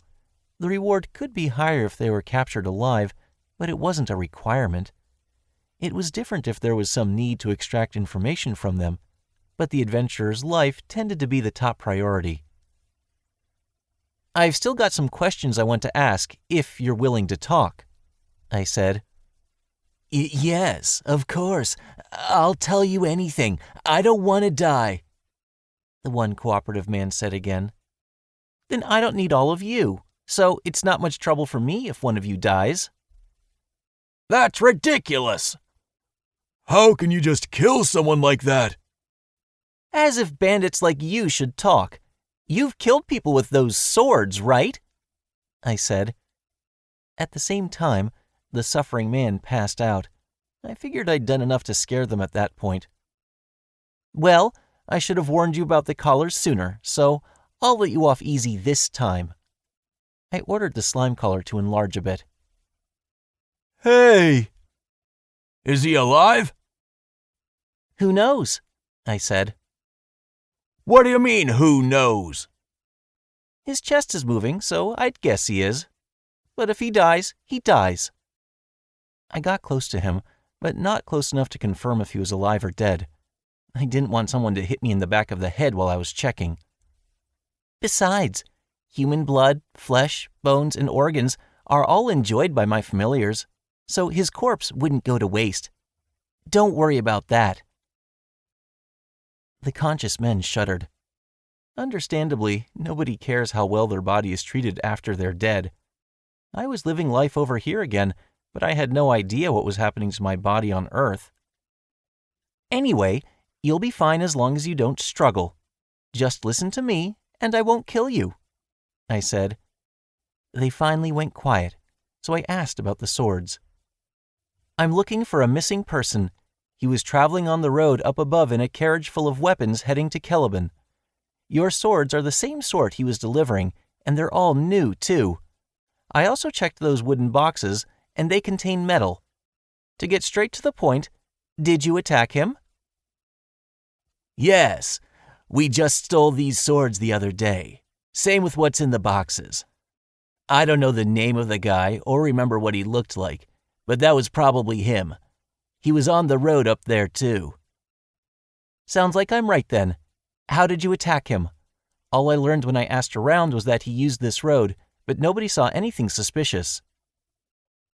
"Yeah, we were just going to stop him and take his stuff, but one of our arrows hit his horse and it went berserk. He ended up tumbling off the side of the road. We're used to hiding any signs of our attacks, so we buried the wheel tracks and covered up the grass on the cliff where the carriage fell off, then took all the goods from the carriage and ran off." "What happened to the coachman?" "I don't know." I didn't know how that could be. It's not like the carriage could have gone anywhere without him. "Don't hide anything. You killed him, didn't you?" "No, we didn't. He was knocked out by the fall, so we just tied him up, and our pal here who's been sleeping this whole time used magic to make grass grow tall enough to hide him under it. Then we just stole his goods and left. We don't know what happened to him after that. It's true." "You really didn't kill him?" If they wanted to hide their crime, there was no sense in leaving the victim alive. I suspected they were lying to make themselves look better. "We didn't. We had no intention of killing him to begin with. We just wanted his food and goods. We weren't trying to make him fall off the road. We've never killed anyone, the coachman included." "What? Never? Aren't you bandits?" "Our job was just to clean up after jobs and little things like that. The boss handled the main job to make sure there were no mistakes, so this is the first time we've attacked anyone personally. This goes for all of us, even the guys who are talking themselves up. The worst we've done before was burglary or picking pockets." "So you were scared, is that it?" I looked around, and one of the men who snapped at me before was glaring. I mean, we were bandits and all, but what's wrong with being afraid to kill people? We're not like you or the boss. We can't just kill people like it's nothing." "Nonsense. I said. I felt my head cooling after hearing their points. Is there something wrong with being afraid to kill people? No, that's the right way to feel. But I can't say I believe it. You say you are too scared to kill the man, but you didn't exactly help him either, did you? So what? You saying we should have carried him back to town? Did you look into what caused him to faint? Even if you don't have any medical knowledge, I'm sure you know that he could have been in danger if he banged his head. He might have looked safe outside, but you don't know that his head was fine inside. He could have died before ever waking up. Not only that, but while there were a few dangerous creatures in this region, it wasn't unusual to encounter goblins just about anywhere. The gods assured me that the forest of Ghana was relatively safe, but they were there too. If he was found unconscious and tied up, they undoubtedly would have killed him. You mentioned you don't know where he is, so you don't even know if he's safe. You weren't trying to make him fall off the cliff? You didn't kill him directly, so you claim not to have killed him? Don't be ridiculous. Plenty of people die from accidents. That could include anything from traffic accidents to children engaging in dangerous games. Tons of people die all over the world every day. But accidents have no perpetrators. If it was a consequence of their crime, it's a murder. They violently robbed this man, and now he could be dead as a result. Then they left without checking if he was safe. They couldn't claim that they didn't kill anyone after that. Gone silent again? I said. What happened to all your energy from before? What, you're gonna lecture us, kid? What do you know? A lecture? This isn't a lecture.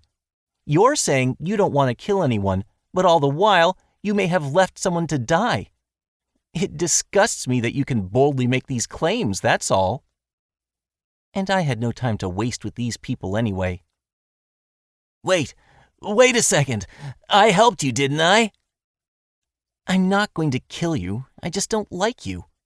Instead, I'm going to make you take me to where the carriage fell.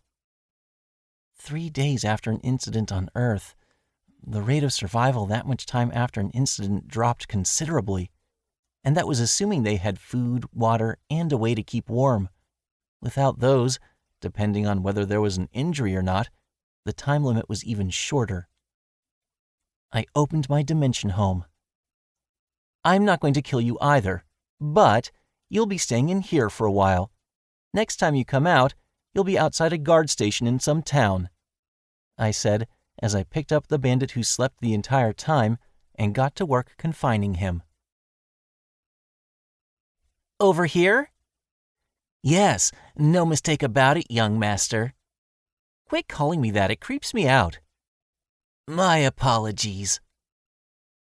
I carried the man on a makeshift seat strapped to my back as we climbed up the unbeaten path.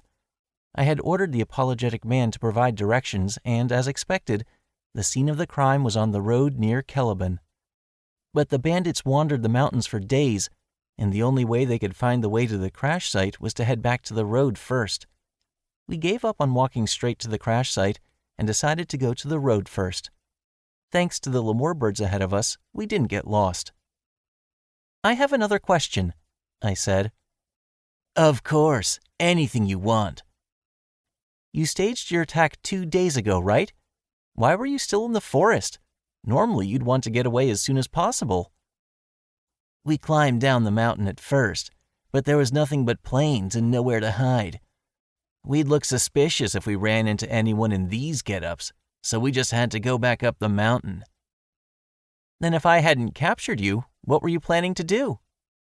Nothing much. You didn't even have a plan? We had our hands full just running from bandit hunters. How did you make it this far without a plan? We had food from odd jobs before the bandit hunters came and still had it when we fled, so we ate that as we traveled here. But we ran out 3 days ago, so we had to steal from someone. That's when they happened to target Pedro, presumably. Why did you take the goods if you just needed food? Our boss had ties with some merchant with whom he exchanged stolen goods and money for food and weapons, so we thought the goods could come in handy. And do you know who that merchant is exactly? Well, no. But if we ever did get the chance to sell something to them, it'd be unfortunate if we didn't have anything on hand, you know? So you had absolutely no plans at all. Got it.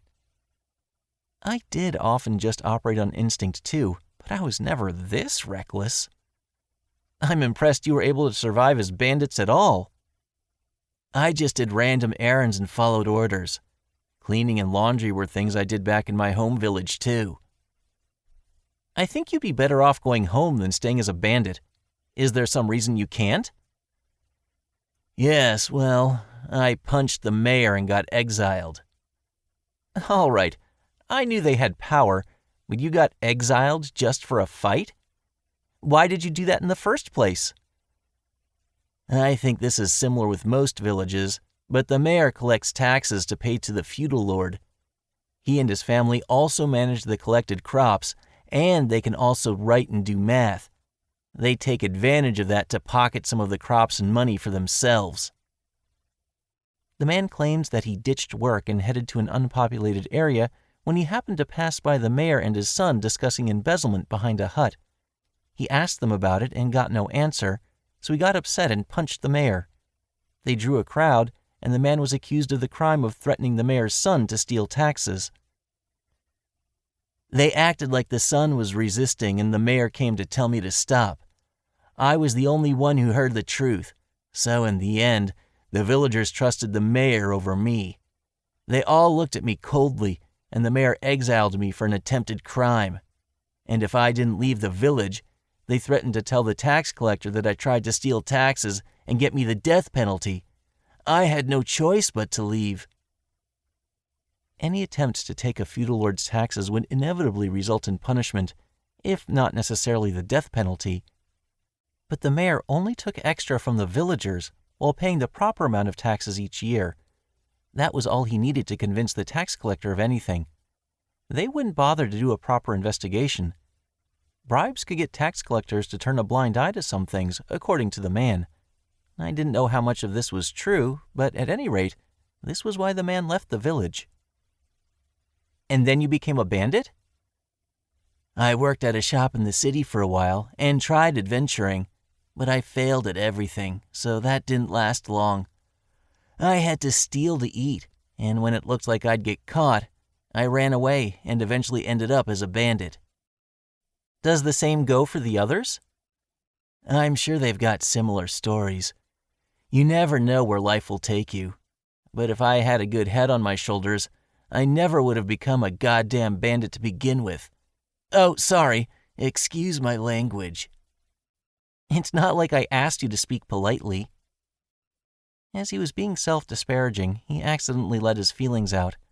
We didn't talk much after that, so we just silently climbed further up until I heard a lemur bird call. Hey, we reached the road. Where do we go now? I asked. Let me see here. It wasn't that high up. It was closer to the foot of the mountain. Left then? Let's proceed along the road now. Tell me when we get to the right spot. Right. We met up with my lemur birds and kept walking for another hour. Wait, the bandit said. Here? Probably. Can you turn me around? Is this good? Oh, yes. It's past there. The path is around a corner a little to the right. We went a bit further until the path zigzagged and we came to a corner hidden from view by trees when looking from a distance. It wouldn't even warrant mentioning if we didn't know what it hid, but there was a patch of weeds, too. Here? No doubt about it. The man got off of me, then I tied a rope around a nearby tree and prepared to descend. What is it? I asked.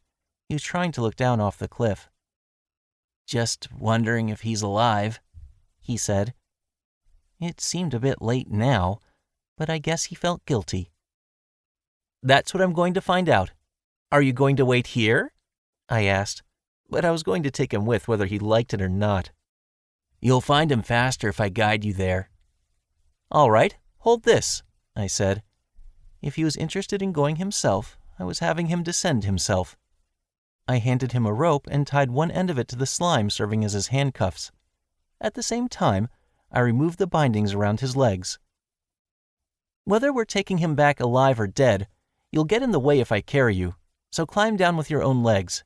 You can walk now. I'm having my bird familiars watch you, and you still have that collar to contend with, so don't do anything stupid. Right. I glared at the surprised man, then descended the steep slope. It didn't take long to find the missing person after that. Thanks to the guide I brought along, he wasn't difficult to locate. I cut through the weeds, hiding him. "Pedro, can you hear me?" I cried. He was still breathing. "I'm an adventurer. I'm here to save you. You're safe now." "Adventurer?" he mumbled. I kept talking to him as I rushed to remove the weeds wrapped around him, but I took the utmost caution not to put any burden on Pedro. "Are you okay? Can you describe what state you're in?" "Back hurts." "Your back?" I could see his face now, and his muffled voice became clearer. But his face was covered in sweat. I checked his forehead, and he had a high fever. He also showed signs of dehydration. It seemed like he had used up a lot of stamina. Thankfully, he could still respond to questions, but he needed to be taken to town to receive treatment quickly. "Hey, get over here!" "Right." I called the bandit over to the man he nearly killed, then handed him a feeding cup and a bottle from my item box. "Feed him the contents of this bottle. Don't force it, just a little at a time. Got it?" Yes," the man said, and timidly fed Pedro the water mixed with salt and sugar as I continued my work off to the side. Pedro groaned and coughed. Are you okay?" the bandit asked. "Pedro." "My back." "Your back, right. Does your head not hurt?" "My head's fine." His voice was much better after drinking water, but he was shivering. I checked if I had a blanket. "Ah, here we are. I'll put this blanket on you." The weeds somehow seemed to have protected him from the cold wind at night up until now. I finished cutting him free from them. Next, I took a stretcher out of my item box. "You've sure got a lot with you," the bandit said. "I'm here on a job. Of course I brought anything I thought I might use. Anyway, we need to take him back up. I'll free your hands now if you'll help." "Right." The whole carriage had fallen. Considering he passed out after that, there was a chance that he banged his head as well. I carefully placed him on the stretcher and opened my dimension home. "You grab the other side. We'll cautiously carry him inside." "Got it." This was the best way to transport Pedro without rocking him too much. "Hey," Pedro said. "What is it?" "Thanks, both of you." It was unclear if he remembered the bandit or not, but he thanked us. The bandit looked away awkwardly.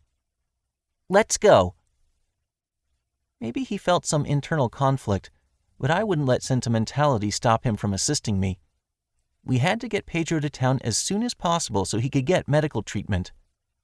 What? Wait, hey! I thought you said you wouldn't kill us if we played along. "I won't, but the situation has changed. I need to restrain you more thoroughly so you can't move at all." The one obedient man and I restrained the other bandits to make sure they did no harm to Pedro. Then we both ran to the nearest town. Chapter 4, Episode 36. Back Down the Mountain. The morning after I found Pedro. "Thanks for cooperating with us so late last night." "No problem. Thanks for letting me stay over." "It's fine. Here's your reward for the 5 bandits you turned in." "Thank you." I received a small bag from the female guard, then left the guard station in Caliban. It was still early in the morning, and few people were outside. The wind blew softly against my cheeks and cooled my body. I was kind of exhausted. I ended up going on quite a wild goose chase the previous night, but I managed to track down Pedro. I let the guards at the station take care of him after I got to Caliban, but his injuries weren't as serious as I thought.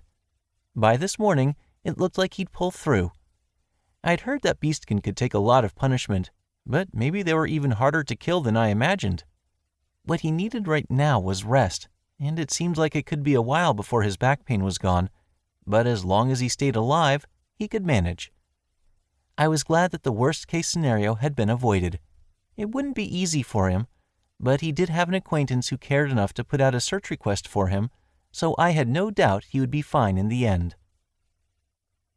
I tripped and almost dropped my bag. I heard the silver coins clatter inside. For every bandit captured alive, whether a bounty was on their head or not, you could be rewarded with 2,000 suit. It was a surprisingly high reward, meant to encourage adventurers to voluntarily take bandit hunting jobs despite the danger. Incidentally, the bandits I captured were doing time in prison with penal labor. The reward money was paid for with the labor of the captured bandits. This meant that the 5 bandits I handed over were going to be taken somewhere, and that would be their life after that. When they learned that Pedro was still alive but couldn't move, they seemed to feel some remorse, and they were shockingly obedient in the end. I prayed that they could get through their sentence without any issues and make a return to society. I wandered around a bit until I came across a building that looked like a church. It was about the size of the church in Gemmel, but the gate was beautifully constructed, and there were banners and such decorating the outside. An old monk and 5 young monks were cleaning the grounds, so this was most probably a church. On that note, when I first came to this town, the guards told me that there were churches for 2 different religions here. One was creationism, and the other was divinity. They both worshipped the same gods. I didn't think about it too much, but the church I went to in Gemmel was dedicated to creationism. "Are you lost?" the old man asked and approached me as I was staring at the building. "No, sorry. This is a church, right?" "Yes, a divinity church." "It is? I've never seen such a beautiful church before, so I was surprised." I see. Are churches like this rare? Would you like to see the chapel?" "The chapel? I don't know. I'm a follower of creationism." "We worship the same gods. The differences in our religions are trivial, and the gods love us all equally. You're free to pray here if you have the time."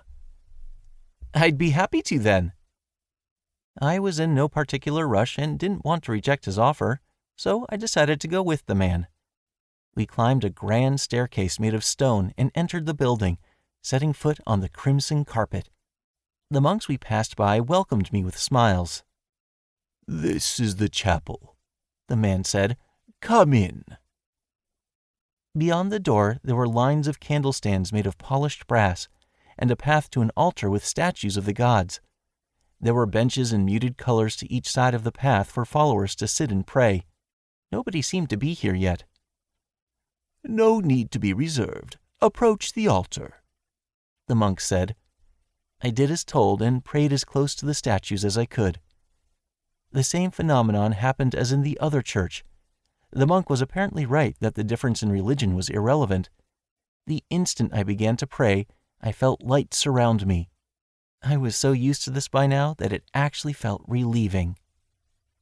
"Welcome!" "Whoa!"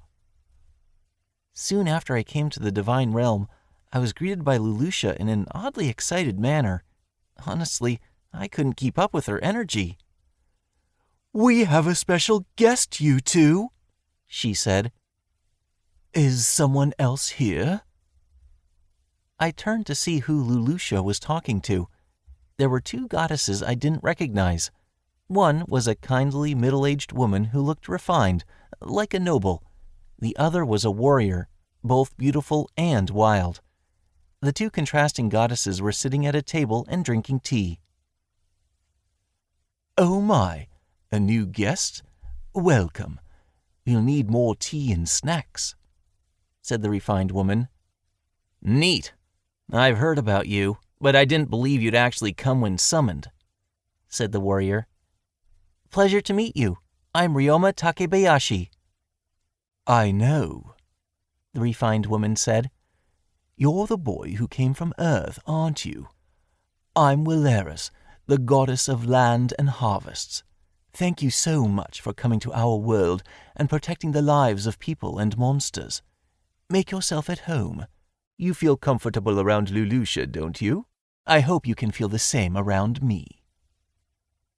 Well, I suppose. Out of all the gods I'd met to this point, she was definitely the most cordial. And I'm Kirilol, the goddess of war and judgment. It's a pleasure. Likewise, thanks for having me. I knew she was a god of combat. She could probably do me some favors. Why so stiff? Come on, Ryoma, loosen up a bit. I may be used to coming here, but meeting 2 new goddesses in one day is kind of a new thing for me. Just let me get used to it. So, did something happen, Lulusha? Just having a little chat between us girls. I hear that's a thing on Earth, but we totally ran out of things to talk about. Oh, I think the other gods mentioned something about this. I suppose this meant that it had been going on for 2 days, though. I suppose there's only so much to discuss if you keep things going that long. Then she dragged me into it to try to liven up the conversation. I tried to get something going, but it didn't work out so great, Kirilol said while narrowing her eyes at Lulusha. Your topics of conversation are just too extreme. Disputed territories? What kind of girl would want to chat about that? You're the one who wanted to talk about current events, Lulusha. Sorry about them. I was hoping they'd give a proper explanation instead of bickering between themselves, said Wilaris.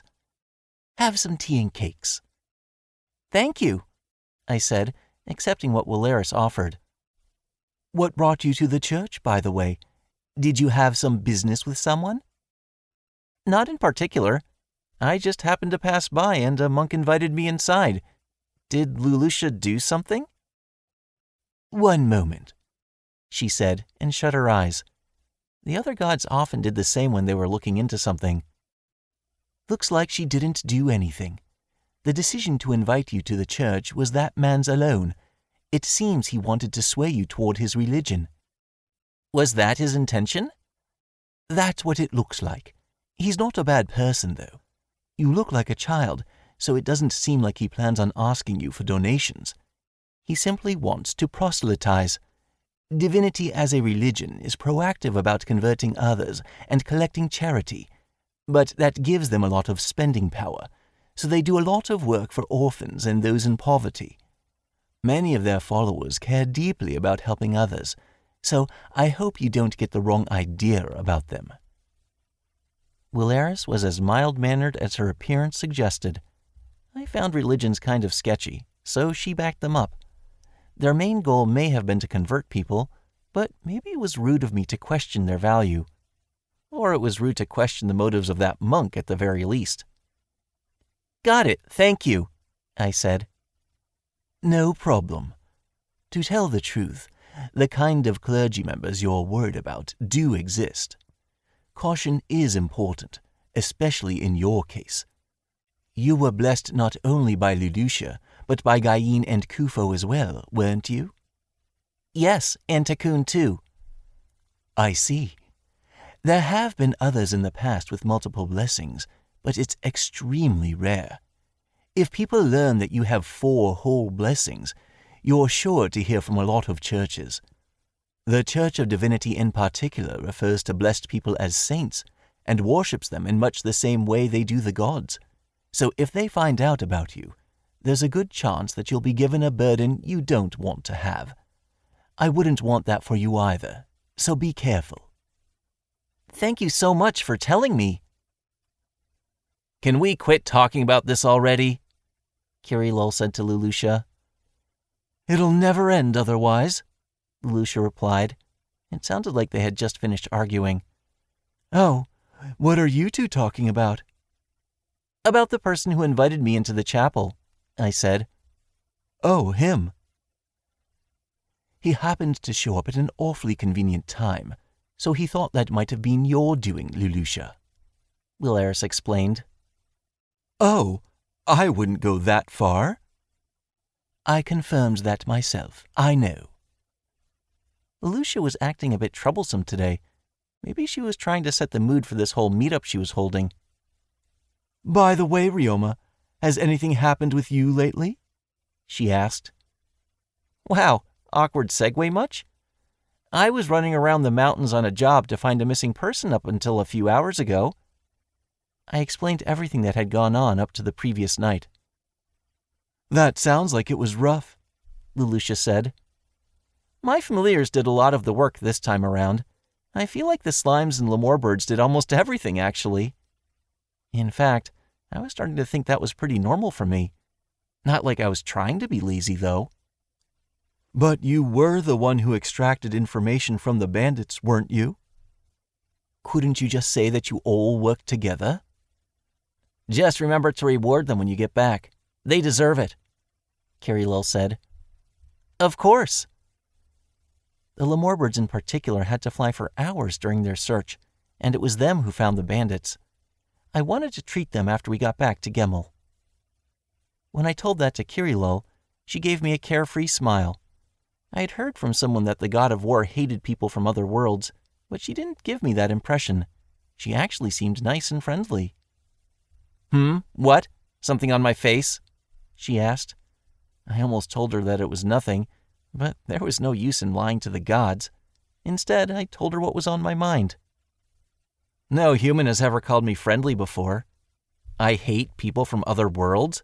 Who told you that? For Nobelia is the one who hates people from other worlds.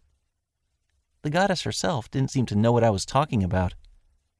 I don't remember who mentioned it, but it was one of the gods. Maybe it has something to do with compatibility, Will-Eris suggested. She seemed to know something. You know how people from Earth see things differently than we do. True, a lot of their personalities don't really mesh with mine. I couldn't say it was impossible, but from my perspective, she seemed easy to communicate with. Try and remember, Will-Eris said. This is the first time you've been able to talk to someone from another world like this. None of the others did much more than stare at me. I see. If you couldn't talk to them for long, you couldn't have befriended them, I said.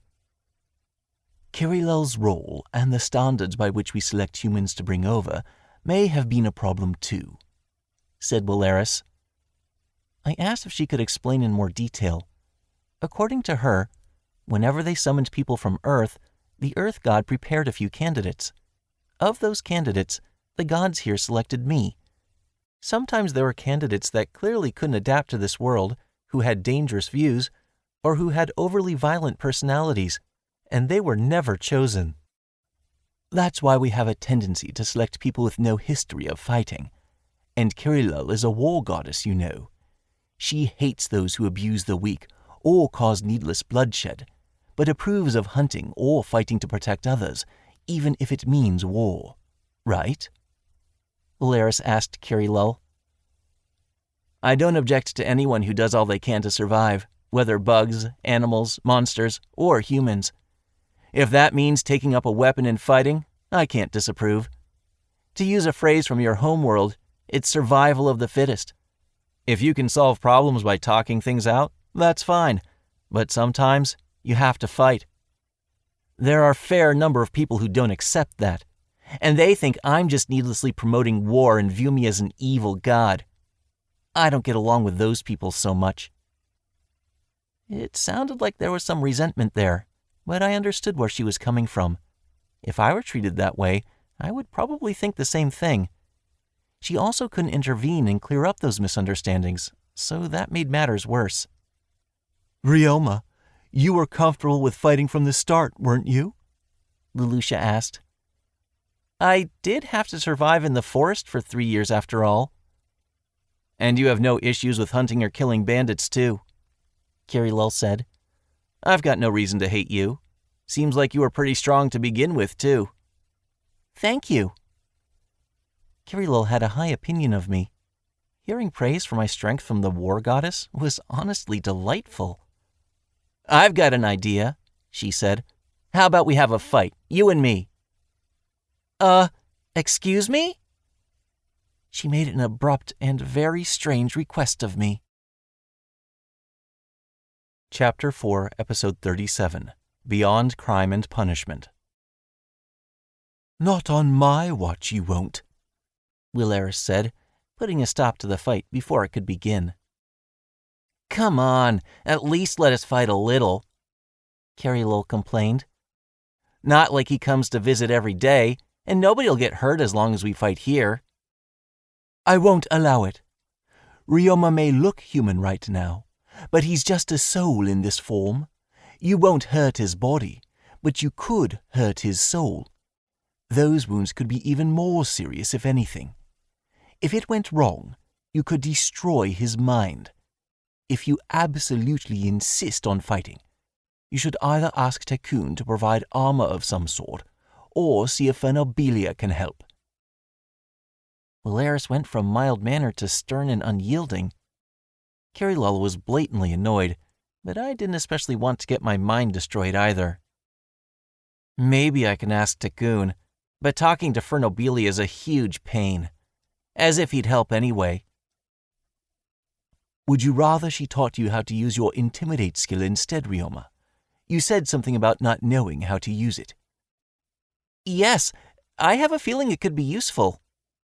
"There, isn't that more productive? Can you explain it, Kerilol?" "It'd be easier to understand through practice than through words," Kerilol said.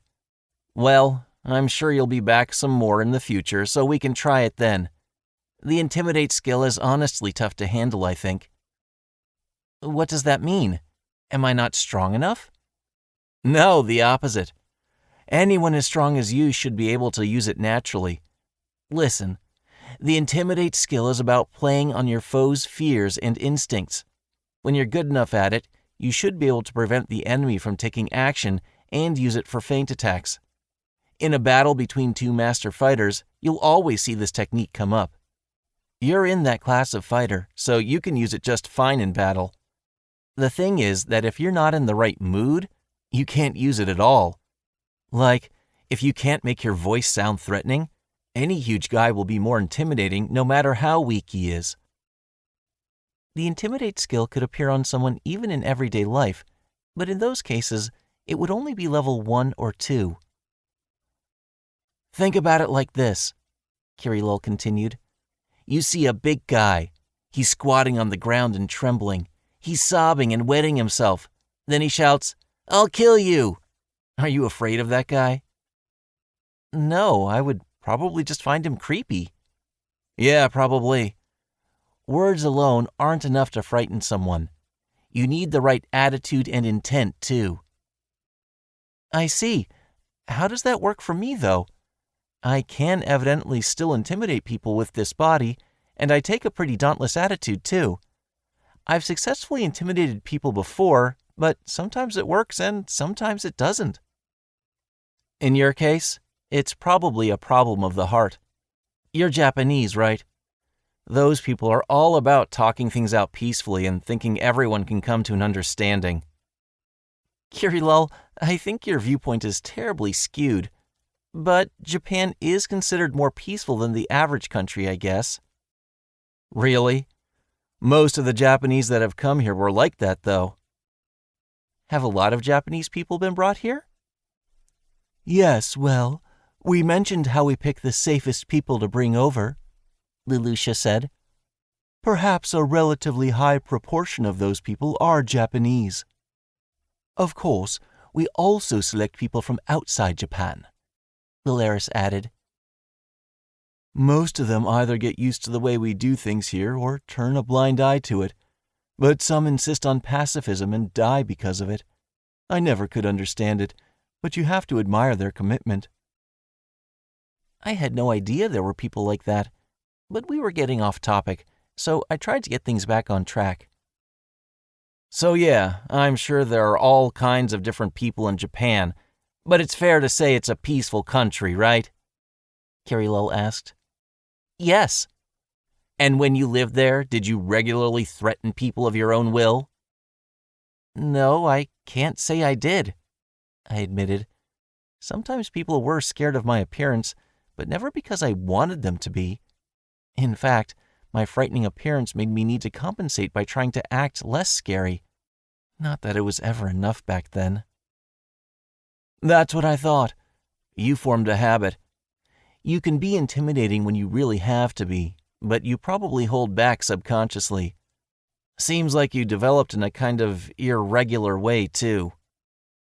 I was curious about what she meant by that last part, but before I could ask, Wolaris and Leloucha glared at Kirilo like they thought it was rude. Well, anyway, there you have it. It's a problem of the heart, she concluded, awkwardly shifting away from the subject. I still wondered what she was talking about, but decided to ask her another time. And problems of the heart aren't my specialty. You've got this thing you call counseling in your world, I think. Never done that before, and I'm sure you'd have to do it for a while to see the effects of it. Personally, I learn better through actions than through words, and teach better that way too. So, if we could just— No, you're not going to fight, Wolaris interjected. Fine, I got it. Then not much I can do for you, honestly. Take your time learning through experience. You'll get the hang of it eventually. So I just have to practice, and there are no shortcuts? That's the idea. Your body's still got room to grow, so if you want to get stronger than you are now, you've got plenty of time. Fair enough. I was barely more than 10, so it wasn't like I only had another decade or two to improve. I planned on hunting more bandits in the future too, so I'd have ample opportunities. Which reminded me of something on my mind. On another subject, do you think it's possible to rehabilitate bandits after capturing them? I asked.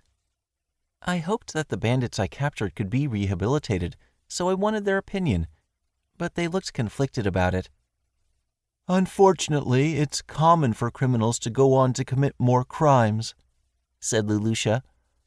Bandits who are part of guilds get banned after their arrest, so even after they're released from prison, they can't rejoin, so it becomes difficult for them to find employment. Of course, it's not impossible to find work without the aid of a guild, but most employers use guilds to find vetted workers. Unlike in Japan, the concept of self-defense is commonplace here, said Kirilo. Not a lot of people are going out of their way to hire former felons if it'd put them at risk. I hear that you've hired people from the slums, said Wolaris, but much of the population won't even hire them, even if their records are clean, because of preconceived notions about their criminality. I had to sympathize with them. In a way, I understood how employers felt. The thought of hiring someone who might do harm to my employees was frightening. But there was a specific memory that ran through my head. I think it would be a bit better for everyone if they could get jobs, though, I said. Maybe, depending on how much they regret their crimes, how much they're willing to change, and how much they can tolerate the prejudice they'll face, Leloucha said. I do think that giving them employment would make their rehabilitation easier, though. Is something on your mind? Wolaris asked. Something that happened to me in the past, I said. Do you know about my past, Wolaris?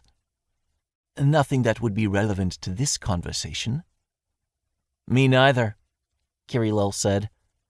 Wolaris and I don't involve ourselves in picking people to bring over from Earth.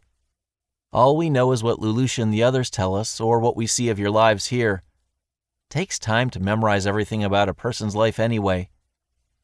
I thought that all the gods knew about me, but that made sense.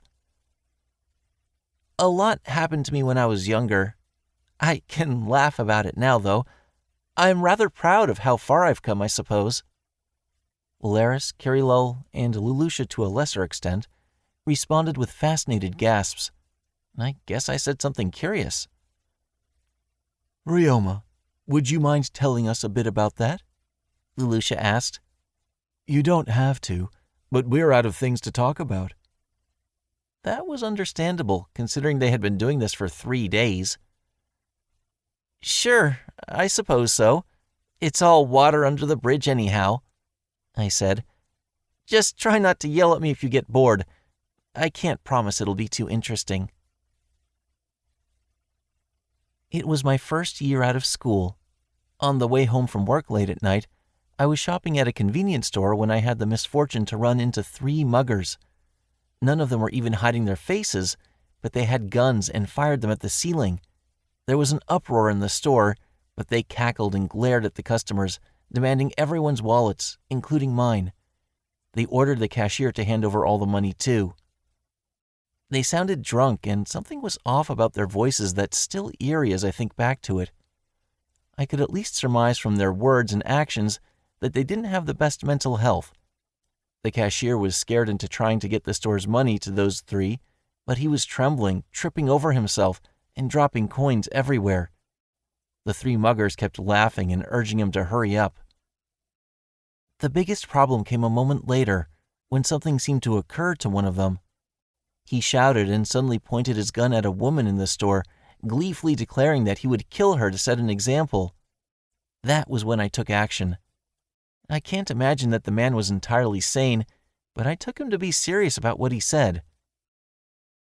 All of the men were now directing their attention to the woman, like they were expecting to see some entertainment. They didn't even notice me, so suppressing them was simple. But in the process, I ruptured one of the mugger's internal organs, fractured another's skull, and damaged the 3rd subclavian artery. When the police finally arrived, I was accused of unjustifiable self-defense and taken into custody. They might have even assumed I was a mugger. I didn't go along voluntarily, or even get the chance to explain myself. I remembered being handcuffed and taken to the police car by force. At the station, I think I was first questioned about unjustifiable self-defense, but I was pretty frantic at the time, and my memories are vague. In any case, what I remember most is the astonishment and fear with which I was viewed by officers when I arrived. My stay in custody was repeatedly extended, during which time a few details were established. All of the men I attacked were armed with handguns, whereas I was unarmed. A later investigation uncovered that the men were all using illegal substances. Considering how they fired the guns after entering the store, there was presumed to be a high chance they would really shoot the woman. Because there were 3 of them, there was a high chance that they would have struck back even after they'd been disarmed, so it was unthinkable that I could have held back in that moment. I did inflict heavy wounds, but I only attacked them by knocking their guns out of their hands with my arm and delivering a single strike to each of them. I told someone to swiftly contact the police and a hospital right after attacking them, and treated their wounds to the extent that I could. Security cameras recorded everything and proved that I attacked them as little as possible. Witnesses to the incident provided testimony that said the same. With all that information, my actions were deemed to be justified. I was declared innocent by the law, but the story doesn't end there. While I was in custody, news spread that a single man had fought and heavily injured 3 men with guns. Much commotion was made about it. I was treated like a hero at first, but then the media approached the families of the muggers for interviews. "My son did something wrong, but did he have to be beaten so badly?" one of their elderly family members said. "If there wasn't a hospital nearby, he could have died," cried another. After that, I started getting demonized online and in magazines on a daily basis. By the time I was finally free to go, there was no place for me at my company anymore. The reason was given that, while I did save someone, they couldn't ignore that I nearly killed 3 people. Once friendly coworkers no longer dared to approach me. They disparaged me behind my back, calling me a piece of shit who never got what I deserved. The story had started to fade from the memory of the general public by this time, but it wasn't so easy for my coworkers to forget. Less than a week after I returned to work, I was called to a meeting with my boss and an executive at the company. They wanted me to resign. It seems like you fully intend to keep serving our company, but you have to understand something," the executive said.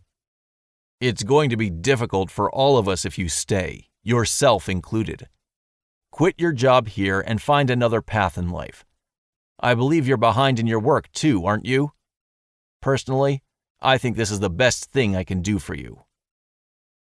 When my boss heard that, he even prostrated himself to the executive on my behalf. But he wasn't convinced, and in the end, I agreed to quit my job. The responsibility for any losses and the dissatisfaction from coworkers that would come about as a result of you staying would probably be directed at the man who kept you here," the executive said to ultimately persuade me. That man would be my boss. He was a great person. He would clean up after his subordinates' messes and voice his disagreements with superiors if they had unreasonable demands. He was harsh when it came to work, but dependable and respectable. While I was in custody, he even helped pay bail for me. He was also a loving father who loved to display pictures of his 3 children, calling them his treasures. I owed a lot to him, and the company was willing to threaten his position. That being the case, I decided to leave the company. "Thank you for everything," he said at the end.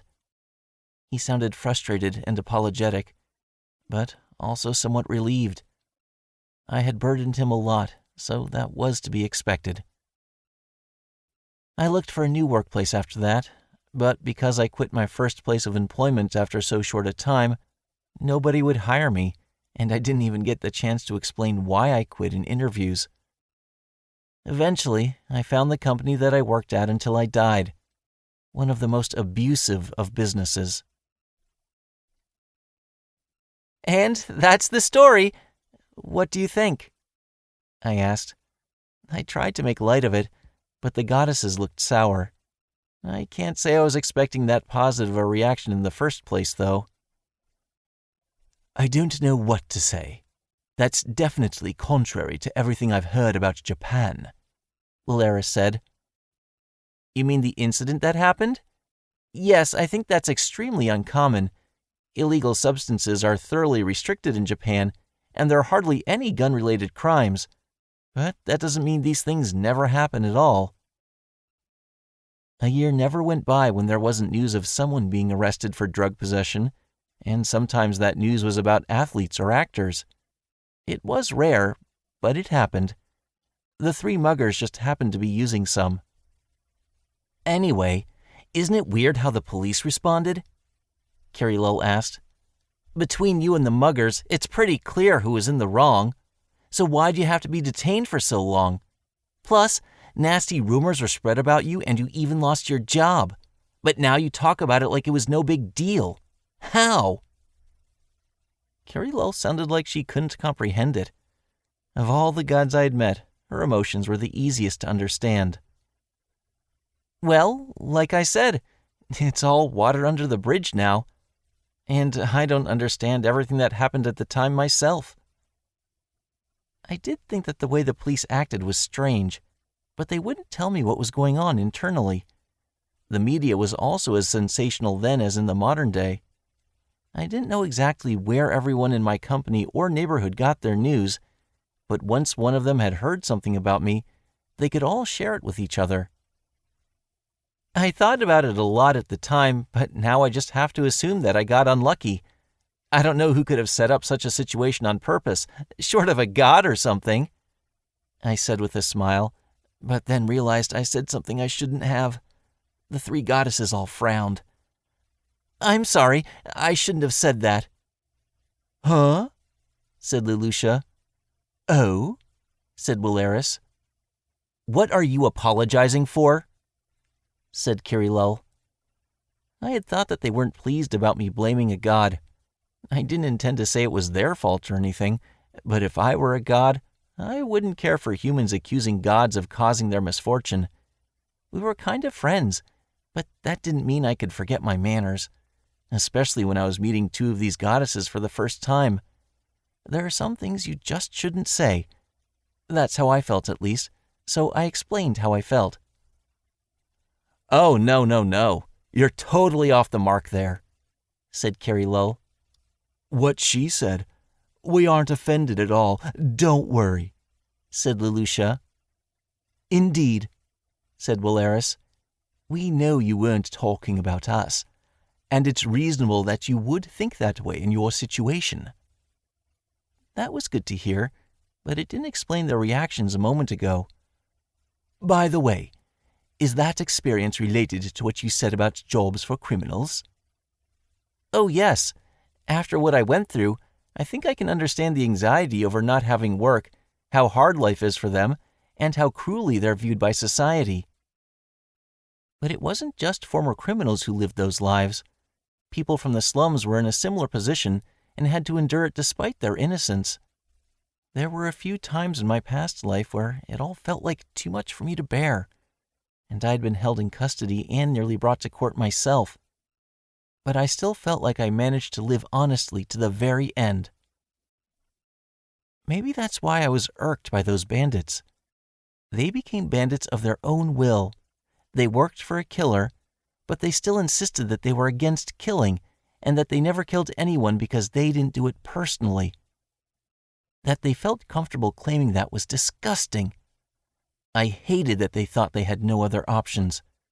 But there was no point in just taking that anger out on them. While both this world and Japan had inequality, everyone had certain protections under the law. The state couldn't punish anyone without a trial, and if they did, they would themselves be breaking the law.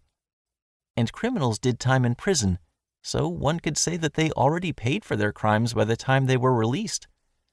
That doesn't change the fact that those crimes were committed, of course, and that remained on their criminal record.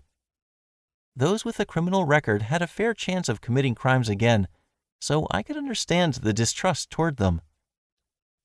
That being said, it seemed unreasonable to expect them to suffer and work for unfairly low wages in miserable working conditions. People can feel as negatively about their crimes as they wish, but under the law, it was up to the courts and the judges to decide the sentence for their crimes and punishment. Once that sentence was completed and they were out of prison, that should have been enough to make up for their crimes. If anyone after that didn't think the sentence was good enough, they were allowed to have those feelings, but to subject people to abuse because they had criminal records was akin to punishing them without a trial. Imposing their own punishment on a criminal for breaking the law when the law said that it was up to the court to impose punishments on criminals didn't seem sensible. This distrust toward former felons and fear that they would inevitably commit crimes again only put them in a position where they would even more likely commit another crime, so I felt like it was all illogical. And most of all, if we would just give these former felons proper job opportunities, they wouldn't be able to use the excuse that they had no choice if they committed a crime again. I get what you're saying, but aren't you overthinking things? Carrie Lull asked. Feels kind of theoretical. I don't know how it seems to you, but I've always been like this, I said with a laugh. I was the type who always read the rules or the manual first, and when I was young, I was called especially straight-laced. Even now, the way I dealt with the bandits was like an extreme version of that. Knew it. Just like when we talked about intimidation, Carrie Lull said quietly. What do you mean? Most people would avoid former felons, obviously. The reason being that, like you said, they could be dangerous. They worry about their own safety in the event that something happened, but you don't have to be so concerned about that. In both your past world and this one, you're an especially strong person. But even you've actually faced danger, like that unlikely incident you got into, right? I suppose so. Not so much by the end of my life there, though. So look, in your case, you can be attacked by muggers and win that confrontation just fine. That's why you don't even have to try and intimidate them. And you can even get close to giving their targets a helping hand. And if they try to attack you, you can just beat them up yourself. You think it's because I'm confident? Fact of the matter is that random tough guys are no match for you, and you've gotten through misfortune that'd normally be unthinkable. Yeah, maybe you've got some subconscious confidence.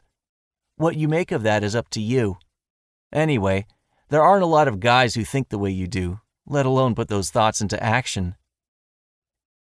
Your ideas are logical and idealistic, said Will Eris.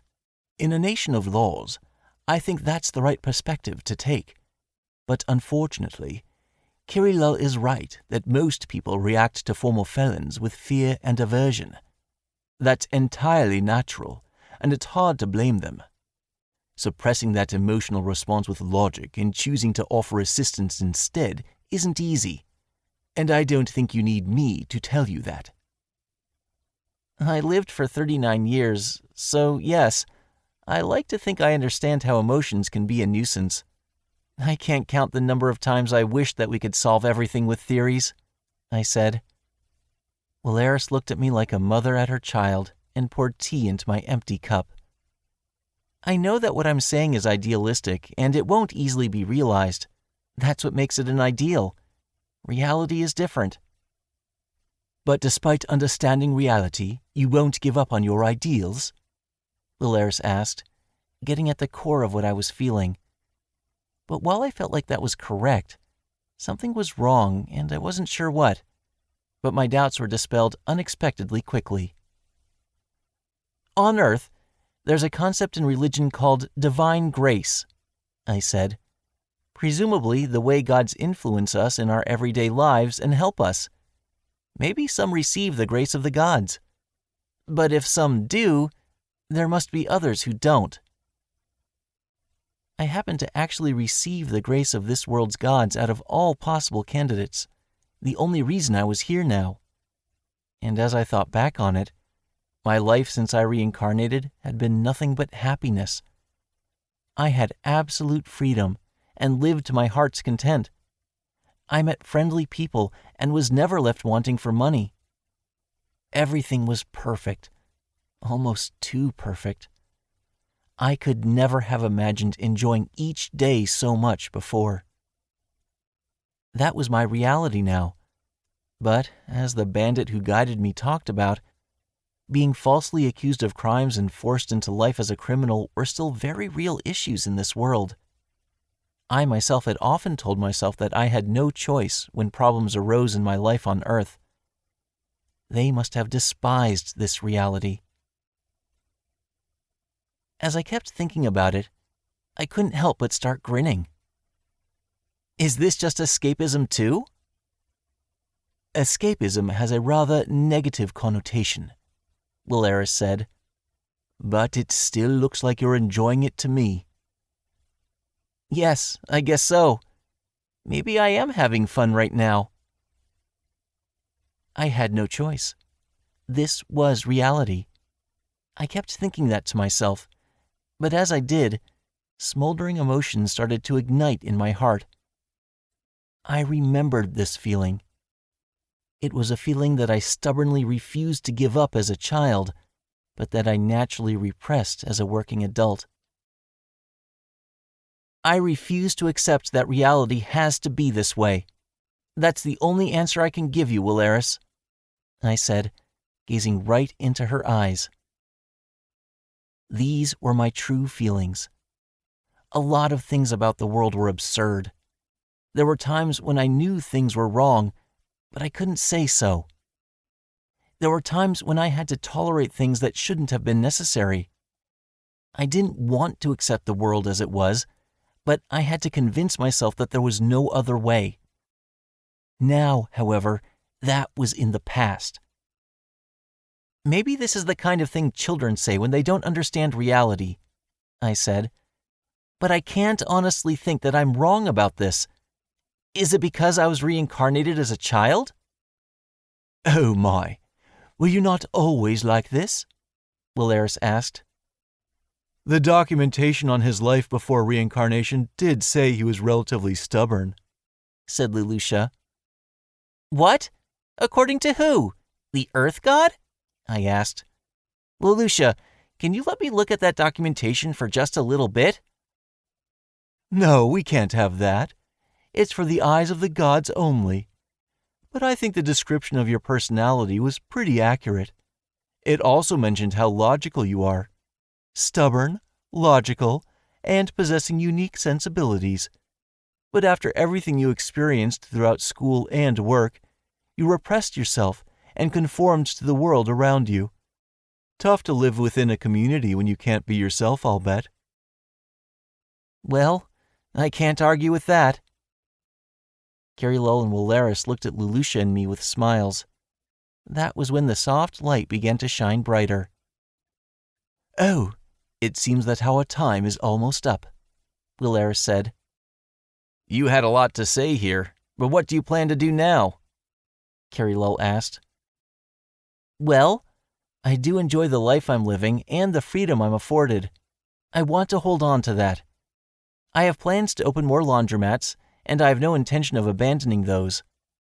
In another couple decades, I should be able to hire quite a number of people. I'll also keep researching slimes, and maybe other things if I think of something else. I have the Duke's family and plenty of other people who I'm sure will help me if I need it, so I think I can ensure my own happiness. But I'd like to take the happiness I've been granted and spread it around. I'm going to try and pursue my ideals more.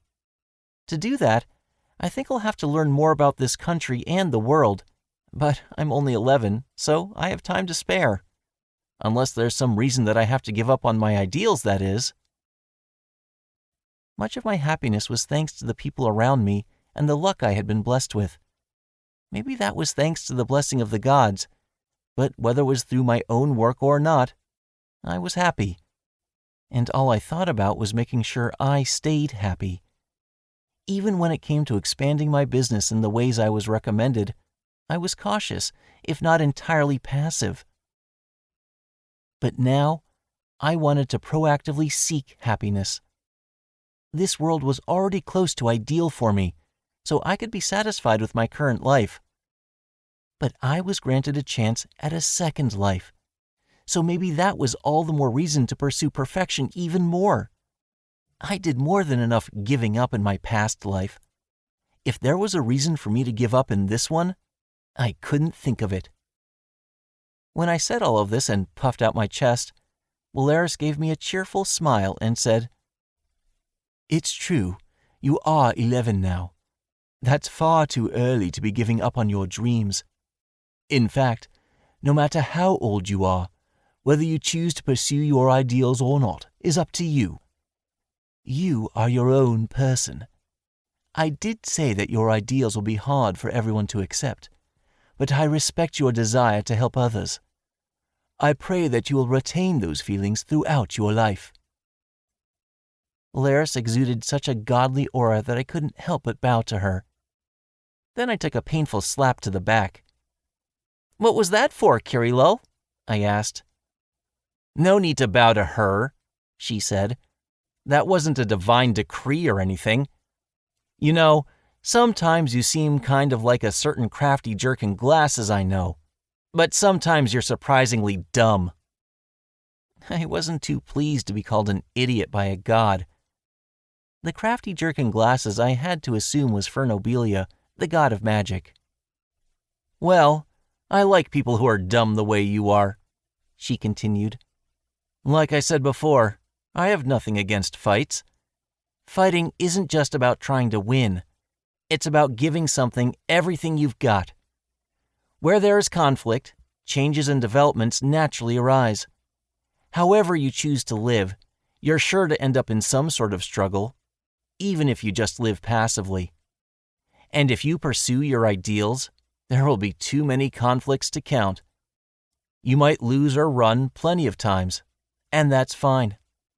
You can always get stronger and try again later. You only live once, so fight the fights you want to, or else you'll regret it." That was a unique way of putting it, but she was definitely supportive. I was about to say thank you to Kirillol and Wolaris, but then Kirillol suddenly shouted before my words were fully out of my mouth. "Gah, you're so formal!" she cried. "Ryoma, you've spent enough time with us now to relax a bit, right?" Wolaris asked. "Whatever, just thanks, both of you." "All right," said Carrie Lull. Take care of yourself until next we meet, Walera said with a giggle. I'll introduce you to my husband next time. We don't get a lot of humans around here. I'll watch to see what you're doing once in a while, too. And let's have a fight sometime. Wait, where's my thanks? Whined Leloucha, but my mind was already returning to my body. Chapter 4, Episode 38. For the Future. It was night by the time I returned to Gemmel. When I stopped by the laundromat, my employees greeted me. "Were you having dinner?" I asked when I saw them at the table. "Would you like to eat too?"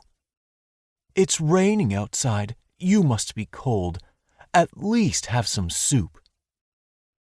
Starting with Chelma, all the women stopped eating to get some food for me.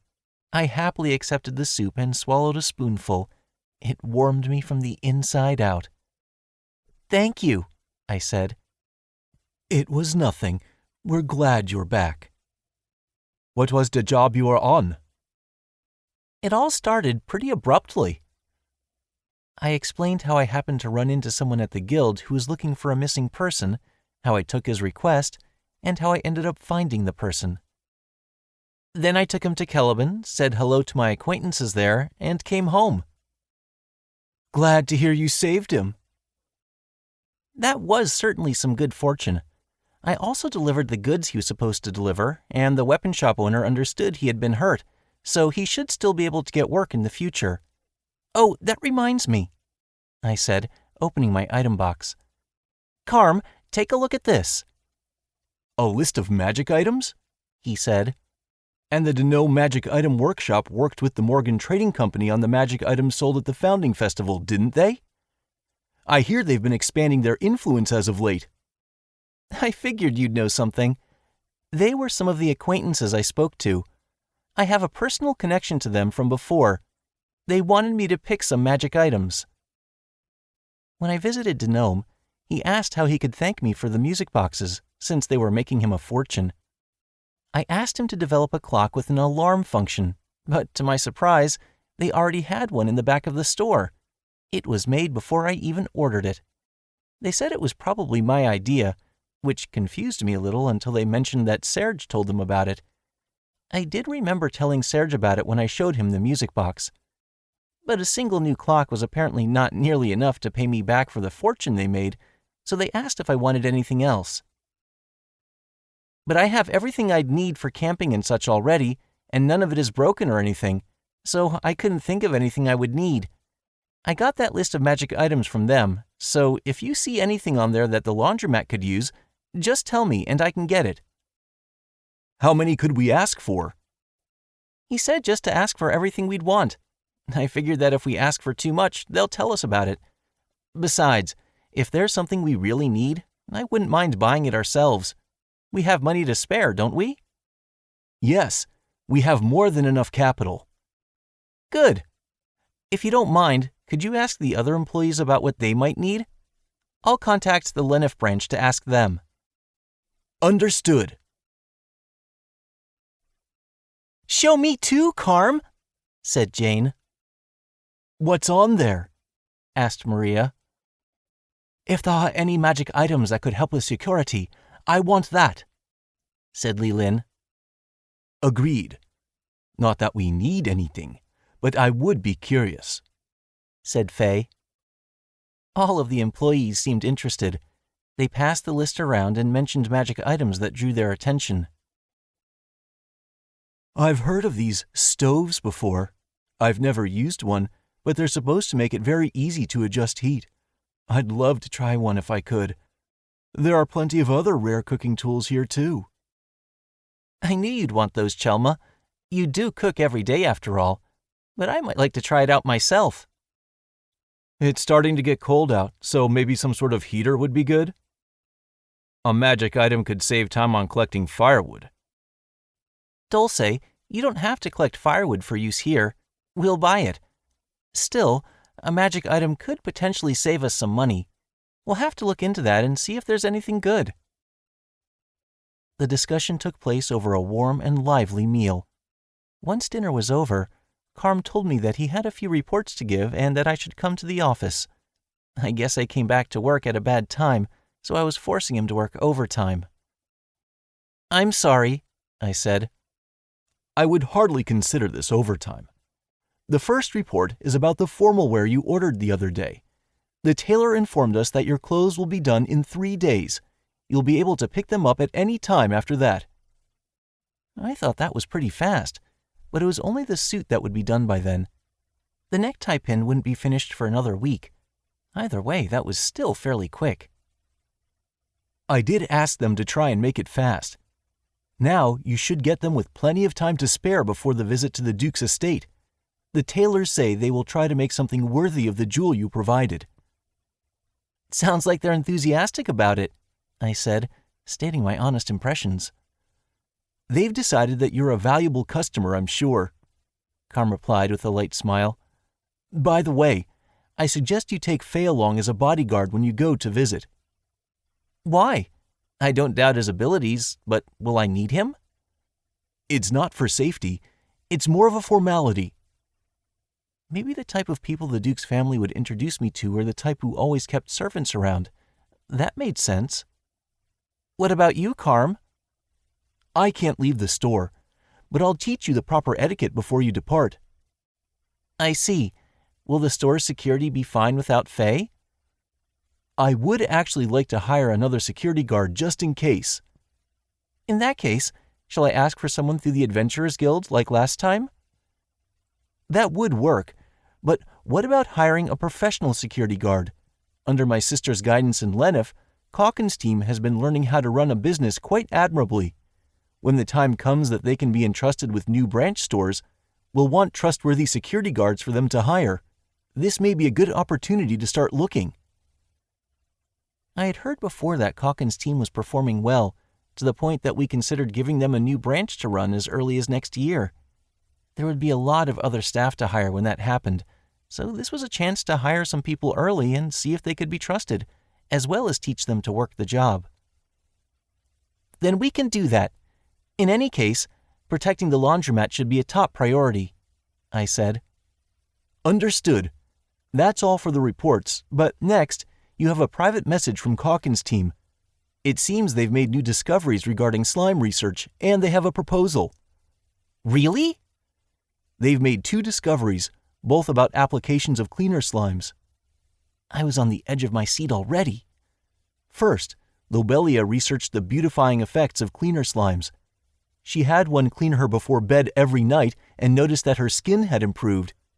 She then asked employees to help with experiments and offered full body washes to customers and confirmed her findings. It seems to be especially effective against acne. Is something wrong, boss? I'm fine. I just never thought of that. Beauty wasn't something I spent much time thinking about, but that did sound helpful. Cleaner slimes enjoyed eating filth, but when washing the body, that presumably included dead skin and old keratin.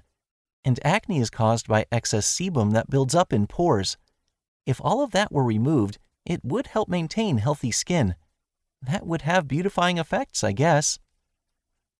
The details are all in this document. Thank you. I'll send them a letter containing my thoughts later. What's the other discovery? Tony discovered another use for cleaner slimes. Considering how they could clean filth from clothes after washing them and not leave any moisture, he had the idea to make them clean the writing off of documents when something was miswritten. They could clean all ink off the paper so it could be used again.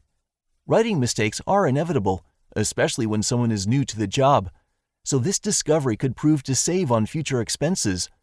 A little caution will be necessary, however. This was another blind spot for me. It was a simple enough idea, but I never even thought about it. Can we pay them a bonus for these discoveries? I asked. Slime research isn't their job, but I do think their findings will be of value to our business. I agree that they deserve a bonus, but how much? At my company in my past life, bonuses were a month's worth of pay at most. How much is their income again? They're still training to be managers, so they currently make 150 suit per day. If so, then working 6 days a week earned them around 3,600 to 4,000 suit per month. But this seemed like it could be helpful to our business, so I wanted to be sure they kept up the good work. About 3 months' worth of pay sounded good to cover both bonuses and research funding.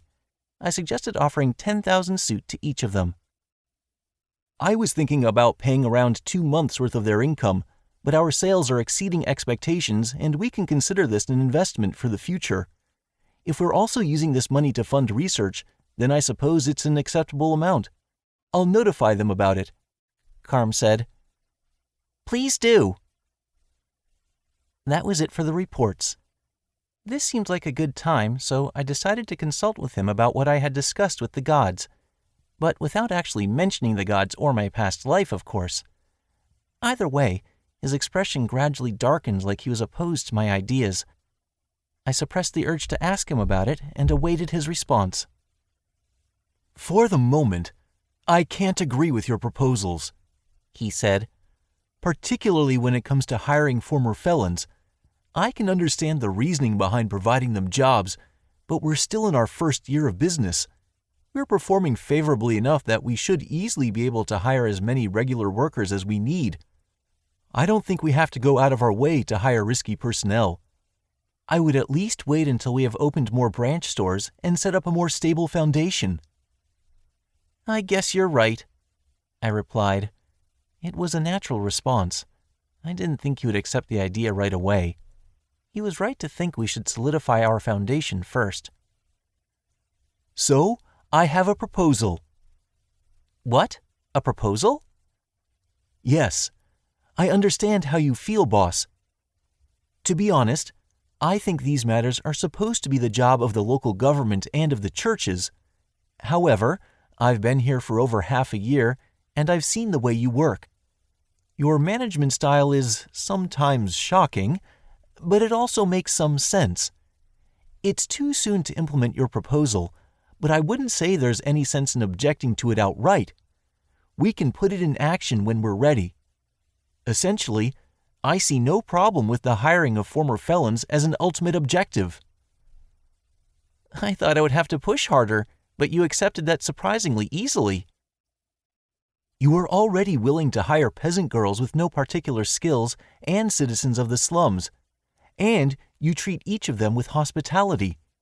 This doesn't come as much of a surprise at this point, but thanks to you, we have all been able to work together in peace. I still think this is an idea we will have to be careful about, but I'm glad you spoke with me about it beforehand, and I'm not so averse to it that I would object outright. Some say that a manager needs not only to turn a profit, but to think about the role they play in society, and I'm sure that seeing your work thus far has made me consider that. But like I said before, we need a stronger foundation before we go through with this. If you would be more proactive about leading us toward that, I believe it will be beneficial to our business. I see, I said. Carm seemed to understand my wishes and how I approached them. He never missed anything. Thank you. Then what should we start with specifically? What if we tried purchasing slaves? He suggested. I forgot that was legal here. I think I know at least basic knowledge about slaves, but not that much. Can you tell me a bit more about that? Carm happily explained. This country had 3 categories of slaves: poverty slaves, debt slaves, and criminal slaves. Poverty slaves were sold into slavery by either themselves or their families in order to survive or help their relatives. Debt slaves were forced into slave labor if they couldn't pay off a debt by the deadline. Criminal slaves committed a crime and were forced into slavery as punishment. Poverty slaves and debt slaves often end up in their positions due to unfortunate accidents. So if we want to both hire more employees and work toward your ideas in the future, I think this may be a place to start. And criminal slaves are also restricted by special spells that prevent them from escaping or hurting others, so they should present a lower risk than former felons. While there are some who end up in slavery due to misfortune, there are others who find themselves there as a product of their own actions. Poverty slaves and debt slaves traded their freedom for the bare minimum required to survive. Some, of course, hope to be released from slavery early. We pay relatively well, so I think we can offer them that opportunity." I see. Is there anything to watch out for while purchasing slaves? It's illegal to physically abuse them or deprive them of necessities, but you should already meet all the qualifications. It won't be much different from hiring staff through the guild. Interesting. While I was thinking about it, Carm had a question for me. Do you have problems with slaves? I'd more say I'm just not used to them. I knew that slavery existed in this world, but never had any desire to buy slaves myself. But much of what Carm said was convincing. They were normal in this world, and this would be a good opportunity to learn about them. I told him my thoughts. Then I suggest that you visit the Molten Slave Trading Company in Gonago. Mr. Morgan told my sister and I that they were a safe business before we came to work for you. If we need slaves, I think they would be a good place to look. Gonago happened to be the city where the Jamil family's estate was located. I could stop by while I was in town. It was so perfect that I had to wonder if Carm had it in mind when he made this suggestion. I looked at him curiously, but he just kept up the same serene smile. He was certainly a dependable assistant. I was determined to thank Serge for introducing me to him later. Side story. Behind the scenes with the nobles. Unknown side. As Ryoma was thinking about his future, somewhere else other things were occurring. Is that all for today's plans? Yes, thank you. Is it time for dinner then? Or a bath? What should we do, Elise? It's up to you. I'd like to be able to take a nice, long bath. Let's have dinner first. Understood. One moment, please. The maid left the lavishly furnished room, leaving Reinhardt and Elise alone. They sighed, exhausted after days of work and dealing with visitors. I swear it's the same thing every year. Isn't there anything we can do to improve on this? Said Reinhardt. I hope so. If it were at least just people coming to say hello, it would be easier, said Elise. They knew it was their job, but they were only human. Exhaustion was inevitable. Once nobody else was in the room, they no longer bothered to hide it. They glared at the pile of documents. How many of these appeals do you think are legitimate? Reinhardt asked. Oh, I don't know. 70%? That's my optimistic guess. What a pain. The documents were all appeals from nobles they knew, and most of them were loan requests. I think this is suspicious at least, Elise said. Let me see. Oh, this? What they really want is money they can show off with, I suspect. And here's this proposal again. How many times have we gotten this now? This person is so wasteful with their money. It was almost socializing season, an important time for nobles.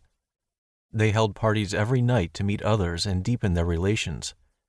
And if they didn't want to embarrass themselves at these events, they needed to spend a fortune. It was so costly that some noble families spent the rest of the year living as frugally as commoners, if not more. A family went bankrupt every few years from trying too hard to improve their social standing and overspending. And now that it was the end of the year and socializing season was about to start, an increasing number of nobles were secretly requesting loans from more financially stable families. I'd like to reject this one, but I'm not so sure, Reinhardt said, reserving his judgment. There was a reason he couldn't easily dismiss it. Most of the rest also say they want funding for defenses against monsters, don't they? They sure found themselves an annoying excuse. If they wanted funding to protect their cities and population from monster attacks, there was some sense to that. They had to approach loan requests from the nobles under their command with particular caution. If they responded poorly, their reputation among nobles could drop. The Jamil family had a fair amount of influence, but they stood nothing to gain from provoking anger. And it was unfortunately true that, over the last few years, there was an increase in monster attacks throughout the country. As such, they couldn't dismiss all of the appeals as excuses, so first they had to gather information and judge it carefully. Oh, right. Isn't Ryoma coming soon? Reinhardt asked. Why do you bring that up? The monster increase started 3 years ago, didn't it? I just remembered that was around when he said he started living in the forest, that's all. Now that you mention it, you might be right. It's amazing he was able to leave his home at all. That's true. Apparently, he's going back to that forest full of monsters he came from. Do you think he'll be all right? I guess it was always full of monsters, so maybe it doesn't matter. From what reports have told me, it seems like he's doing fine in the city. I don't see why he has to put himself in danger like that. I don't want him to do anything dangerous either, but he can make his own decisions. He's plenty powerful anyway. I know that. I'm just worried. And he must be lonely now that Elia's off at school. Reinhardt wryly smiled and said, He'll be fine. Ryoma knows what he's doing, and he has allies. And even Elia has made friends thanks to Ryoma, apparently. You're right. They won't be children forever. But I just can't change how I feel. If your father were here, I'd ask him to go check on them. You had better not leave too, Reinhardt said with a frown. It would have been easier if Dad had been nice enough to leave Sabus behind, but he just had to take him along. Elia's away in school. You shouldn't need the extra help anymore. Isn't that what he said? Elise asked with a chuckle. He was gone in a flash. That was a surprise. He did a good job ditching, I'll give him that. Yeesh. As the discussion shifted to the topic of their family, the mood lightened up. Then the maid returned. Dinner is ready, she said. Got it. We'll be right there, Reinhardt replied. Did something happen? You two look more cheerful than when I left. We just chatted. It helped us relax a bit. Yes, that, Elise said. I'd like to get ready to have a guest stay with us soon, if you can prepare the room. As you wish, the maid answered. And don't forget the other preparations. A lot is happening at once, so I'm sure it will be difficult, though. Don't worry, I won't forget. We care for our colleagues as well. Satisfied with the maid's firm response, Reinhardt and Elise began to walk to the dining hall. But then they were interrupted by another maid. She was holding a letter. I believe this just arrived, she said. Who is it from? Reinhardt asked and checked the name on the envelope. He instantly turned glum. Another one, he said.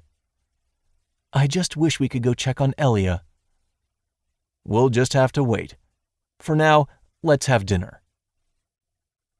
Reinbach, their competent butler, and the daughter who brought so much joy to their lives were all away. Their hardships would continue for some time. Extra story. An acquaintance of an acquaintance and Takebayashi's bad habit. Tabuchi sighed. Excuse me? Hello, landlord. This way, please. I didn't know why I was here. It's been awfully cold lately.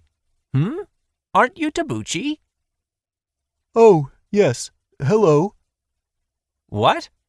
Did this person ask you to come too? No, Tabuchi just happened to run into me. Isn't that right, Tabuchi? Yes. After I missed my train stop and fled from the young video producer, I ended up here. To sum it all up, it was a pretty idiotic series of events. I happened to encounter Urami, who invited me up to this room. You seem pretty tired, Urami said. I was going to ask the landlord for his story, but I was wondering if you'd like to give me your story too. Well, I can understand why you wouldn't be too chipper," the landlord said. "Do you mind, Tabuchi? He is a reporter from some magazine." After we entered this room and he introduced himself again, I learned that Urami was a reporter for the magazine that had published most of the articles exposing my company's scandals. He was the writer of those articles, in fact. Normally, I wouldn't want to needlessly answer questions for a reporter, but this wasn't a normal time. "Sure, why not?" I said. "Seems like the company is going to hold an official interview tonight anyway, so there's no use in hiding anything now." But I didn't have the energy to get out of my chair. "I probably can't guarantee you have nothing to worry about, but let me tell you this," Urami said. "You can just talk to me off the record. I would appreciate it if you gave me material I could write about, and I'd be lying if I said I didn't hope for that. But as I've pursued this story, I've become more curious about what kind of person Takebayashi was. I'm mostly here right now for personal reasons." "If Tabuchi is for it, then I'm open to talking," the landlord said. "So what do you want to ask about?" I asked. "Just tell me anything, really.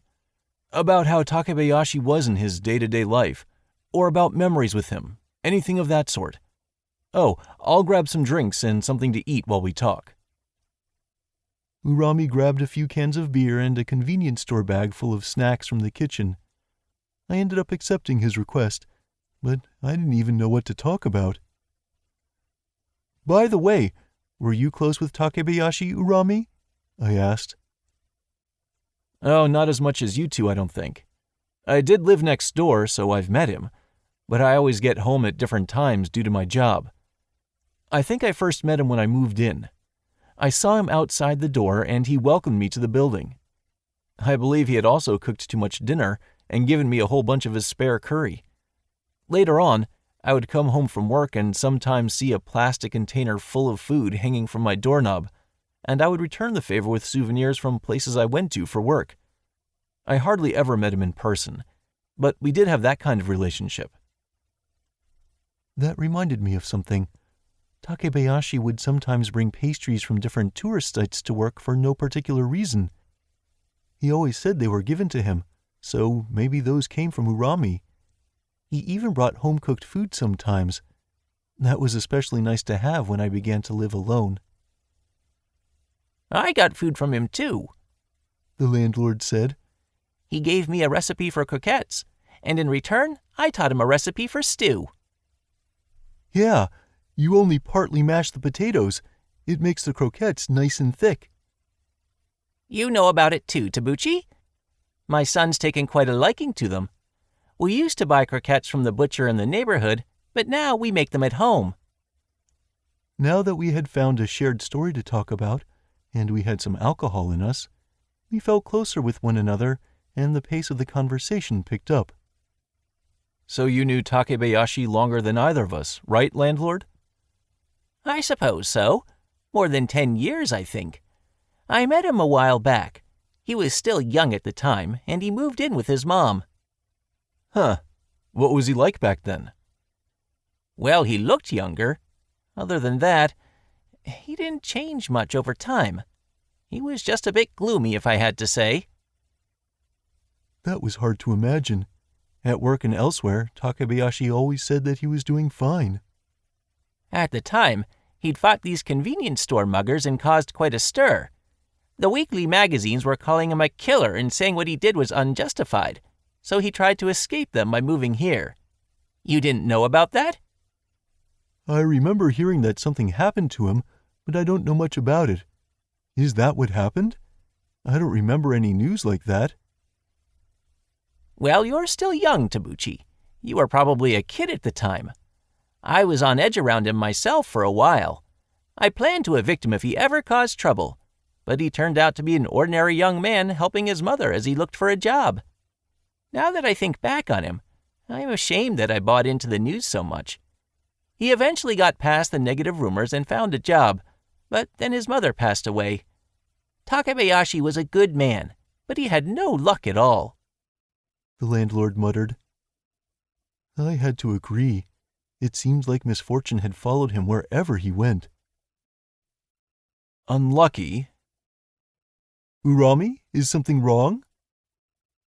Well, as I've investigated Takebayashi, I've discovered a lot of strange things that surrounded him. The incident with the muggers, for example, I learned about shortly after finding his body. I asked my coworkers who had connections within the police force to look into that incident, and they confirmed that Takebayashi stopped some muggers, it was reported on the news, and he was held in custody by the police, but they couldn't confirm much about why any of this happened. When I asked him to explain what he meant, he looked distressed and just said he meant what he meant. The documentation from the time was thrown out because it was an old incident. Officers who were involved in the case have since passed away and such. Whenever they got close to any clues, they were out of reach. My coworker said maybe he was arrested by mistake, so they tried to cover up the evidence. But I'm sure they were joking, of course. Meanwhile, I've uncovered countless scandals from his company. It's all been so easy that it's almost strange. I didn't know the specifics of what a magazine reporter's job was, but I could think of something strange myself. There were a lot of things like that around Takebayashi, I said. Such as? Trains would stop while he was riding them, and when he tried to use a taxi, it'd get stuck in traffic. Things like that happened all the time. I heard about this from people who were at the company longer than me, though. This was a story from before I joined the company. It was by no means a big company, but back then they were receiving requests from overseas and receiving employees from countries with rapid growth in information technology. Takebayashi had a lot of stamina, so he was the one who often did the international travel. He had to take planes for this, but there was constant trouble with the planes he bought tickets for. It wasn't so bad when the flights were just late or canceled, but often the issues began after the planes took off. The planes never crashed or anything, but the planes he rode in had belly landings 3 to 5 times in 2 years. I was told to never get on a plane with Takebayashi. I do remember a few years ago when an airline company drew a lot of negative attention for the frequent issues their planes got into. There are more stories like that surrounding Takebayashi too. When he had a part-time job in high school, those businesses would have mass layoffs or go bankrupt or so forth, so he lost his job just as he learned what to do. Yes, a strange amount of bad luck surrounded him, the landlord agreed. Now that I thought about it, it was almost like Takebayashi was cursed. Well, sometimes he had it coming. What do you mean? Can you tell me about that? Well, sometimes people can be stupidly honest, you know? I think you can imagine that. Takebayashi was a good person, but I think he brought some things on himself, I said. Whenever there were employees who seemed sick, he would do their work for them. He would do the same when somebody wanted to take the day off for a wedding anniversary or other such events. The deadlines for this work were clearly unreasonable, but he pushed himself to meet them with his superhuman stamina and focus. He said he'd be fine because he was strong every single time. He did several times more work than everyone else. Maybe this is rude to say, but I don't think Takebayashi was that incredible at the job, or much of a genius or anything. He just never got tired, so he could work efficiently non-stop. Takebayashi wasn't lying, for better or worse. He really did have enough stamina, and even when much of the company caught the flu, he was fine. For all the work he took upon himself, he didn't look any more fatigued than everyone else, and we took advantage of him. Maybe he didn't realize it himself, but I think he was doing more than he could take. Mind if I have another beer? Go ahead. I opened another can and poured the cold nectar down my throat. The next words came from the depths of my stomach.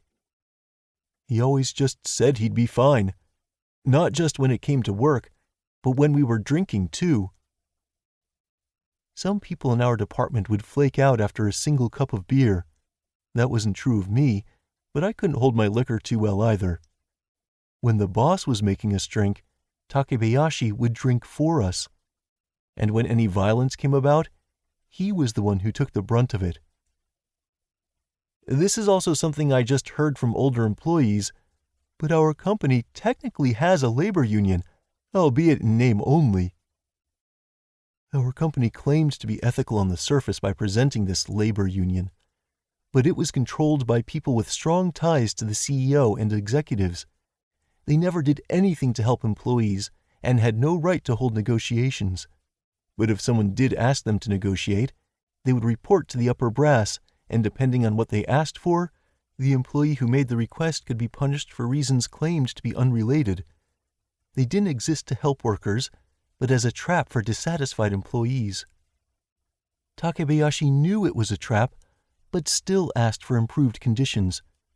From what I heard, his coworkers at the time were breaking down from overwork.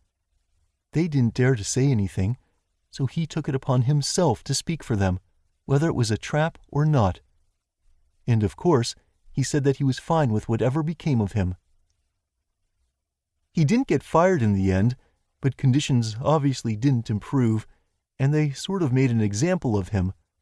The boss and others who were around at the time would call him a traitor. Takebayashi was shrewd in some ways, but clumsy in others. He cared about others, but not so much about himself. Both at work and in my private life, he helped a lot. That went for everyone in our department. But he could have lived his life a bit more carefully. Yes, landlord, that's absolutely right. He was durable in both mind and body. He could tolerate minor problems. He would push himself to climb over every wall in his way, even when he could have walked around them. That's just how he was. Well, the clients I inherited from him say that's why they trusted him, though. I see, Urami said, bringing more beer. Maybe it was because he was a magazine reporter, but he knew how to get people talking. Each time I answered a question, it felt like a weight was lifted from me. These two were mostly strangers, but I just wanted to keep telling stories. It was like when I would tell Takebayashi about my own issues. This concludes By the Grace of the Gods, Volume 6, by Roy. Narrated by Ray Greenlee. Copyright 2019 by Roy. English translation copyright 2021 by J Novel Club LLC. Original Japanese edition published in 2019 by Hobby Japan. Cover illustration by Ririnra. This unabridged audiobook is published by arrangement with Hobby Japan and J Novel Club LLC and was produced in the year 2023 by Tantor Media Incorporated, a division of Recorded Books, which holds the copyright thereto. Please visit tantor.com for more information on our growing library of unabridged audiobooks.